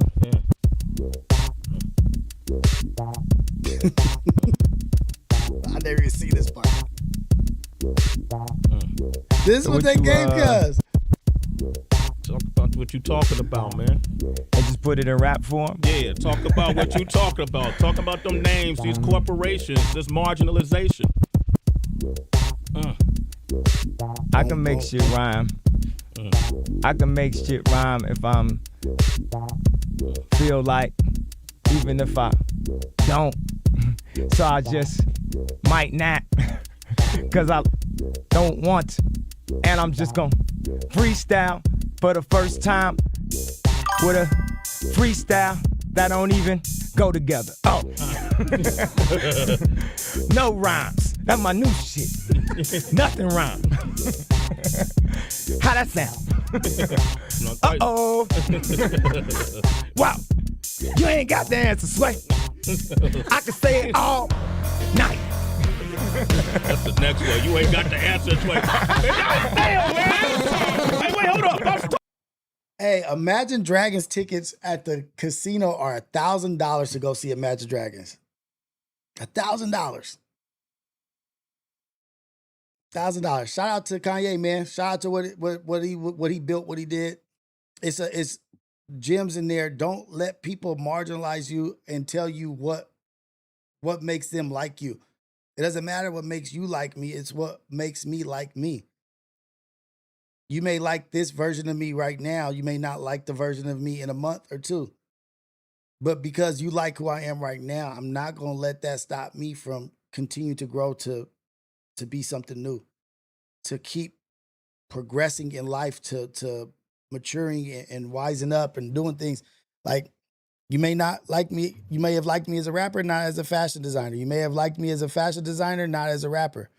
But each one made each one. I had to go through this butterfly cocoon effect to become who I am today. I don't know exactly where Kanye is at today, but a few people said that he did become what he said he was in the fashion industry. I don't know about that. I don't know if he became as big as those people that he said he was going to be, but I do think there was some self-inflicted wounds there, and I do believe there was some ulterior motives trying to tear down what he was trying to create and what he was trying to do, because there's no way that you create a shoe like what is the Nike shoe, the Red October or the Red November or some shit, and they selling it that well, then they don't even, I don't know. It just seems like sabotage. Self-inflicted wounds with sabotage as well, all along the way. Mental health issues, marginalized shit, but it's created some of the greatest shit ever. Some of the greatest shit ever. And then I remember him creating shit that I was like, what the fuck is this? And now that motherfucker is a classic. Somewhere mixing Ozempic with synthetic opioids with Alex, much like a lot of people in the world. Much like a lot of people. But he's still a fucking genius. Don't forget to say that. I bet he's a genius on Ozempic doing opioids, trying to figure out life. You ain't ever going to be able to take away, as much as you dislike somebody, as much as you can't stand somebody, me, Cali Bags, anybody, we can't take away what this nigga created. No matter how negative you say somebody is or how much you dislike them, it's never going to overshadow their mountain of accomplishments. And that shit's pretty dope. Art will always remain. And that's what's so beautiful about art. Like, art will always remain. black art that I'm getting into now that we're starting our collection and doing collections of, and seeing the celebrities and the people that are involved in trying to collect black art and the art from the 60s and the 70s, and seeing the value and how that art that wasn't appreciated, how over time that shit just turned into a fucking monster. And people with tons of money are just trying to flood the market and get everything. They're trying to control all of it. Oh, we didn't respect it. We didn't like it because it was too radical back in the day. How do I buy all the shit? They want to own all the shit. All the black art from the 60s, all this shit. They want to own all of it. They trying to come through and scoop up all that shit. But they said the shit was whack. They hated the shit. They let other artists, white artists, steal black artists' ideas because it was too radical for a black artist to do that back then. But now all that shit is coming back to the forefront. Got openings at LACMA. Got shout out to my father-in-law, man. Like all kind of amazing shit. Shit on tour across America. They want to take the shit overseas. Dude is 80-something years old, being recognized finally at this old age. Like I'm saying, you guys, don't let anybody marginalize your art. Don't let anybody marginalize who you are and tell you who they think you are, and you have to be that. At 80-something years old, this dude put in so much work, and he's finally getting to see the rewards of what he put in, and get to see his grandkids appreciate that. Get to see my kids appreciate his work late in life. It's one of the greatest feelings. It's one of the greatest things I get to witness and see. And then I see with the artists, a lot of the artists, they are different. Different way of thinking, different outlook, different movement, different everything. Appreciate the art. Don't make art. The art that is taking off right now was done in the 60s. Wasn't done for what they like right now. The art that was created wasn't created for the people right now they're going to love this. The art was just created out of the love of the art. And now that shit is through the fucking roof. It's through the roof. And my family, nigga, set.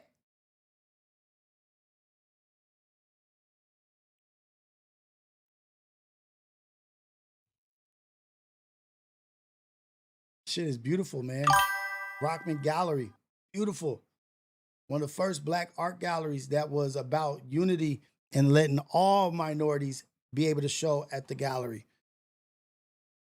In Leimert Park, started in Leimert Park, had Brockman Gallery Productions, had kids activities, had all kinds of shit in Leimert Park in the 70s, 80s. And all that shit is in a library, archived. The most viewed archive in Los Angeles. Fucking Getty's wanted to buy the archive. He said no. You know how much, sometimes it's hard to think about, but how much that would have paid for the archive of all his shit. But he said, no, I'm going to donate it to LA County so that kids and people that need access to it can always have access to it. These are the stipulations.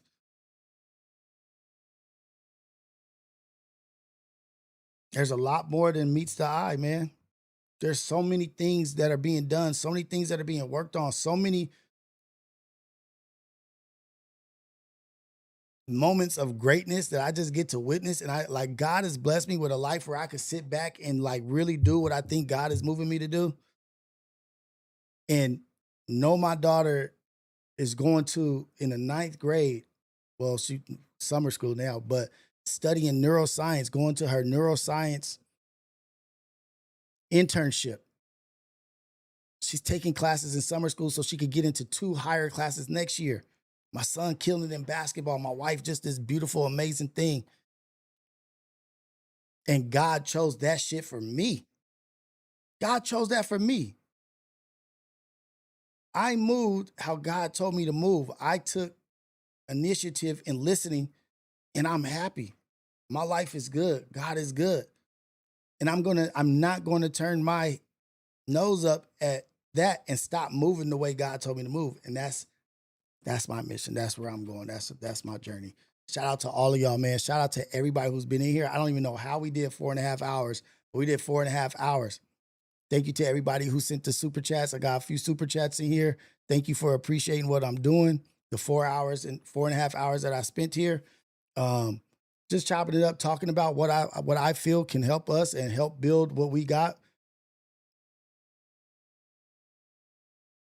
It's amazing, man. It feels great. I'll see you guys tomorrow. Hopefully I can have a strong show tomorrow and with a bunch of topics and with meanings in the topic, with impact, reasoning for why we're talking about the things, and a underlying message in the whole thing is like emotional intelligence. Be aware of how you feel. That was today. You know what I mean? Like, be vulnerable. It's okay. It's natural. Get rid of the toxics the toxins that we're holding in. You know what I mean? Like, go out there, be great, do some great shit. Be yourself. Be proud of who you are. Talk about God. Pray. Be a good person. Help people out here. You're not too good to talk to people. You're not too good to help somebody. That's all we got out here is to go help the next man.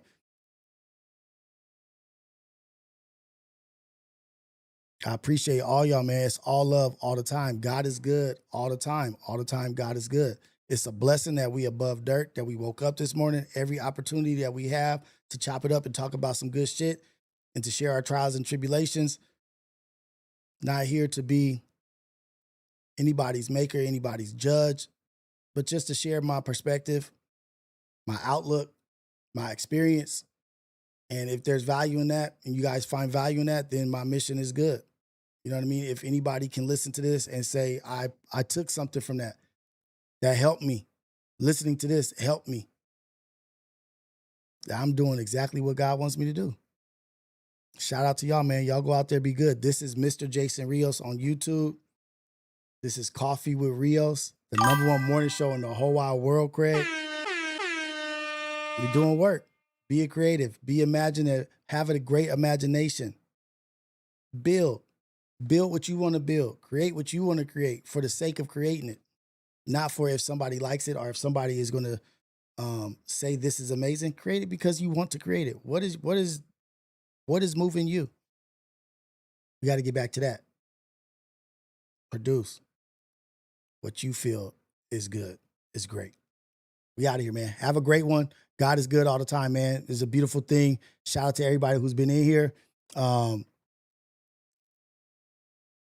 Making impact, messaging, Cali Bags, Alex, Ohio Ties, Ace Boy, Lena, Rod 714,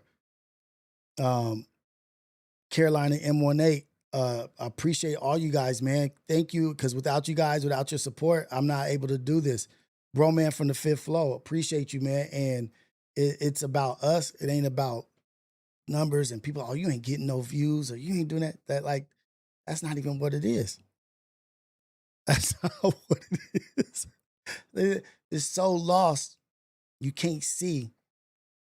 That's not what it is. That's the least of the worries right now, man. The worry is doing good, being productive, being good. But let me get out of here. I'm just talking so damn much, man. I love y'all, man. Y'all be good. Y'all be great. Maybe I can get in here tonight and do our files. I'm just saying a maybe. We did 4.5 hours. Maybe I could get back up in here, drop my son off, and get in here and do some R files, man. Monday, Thursday, Friday.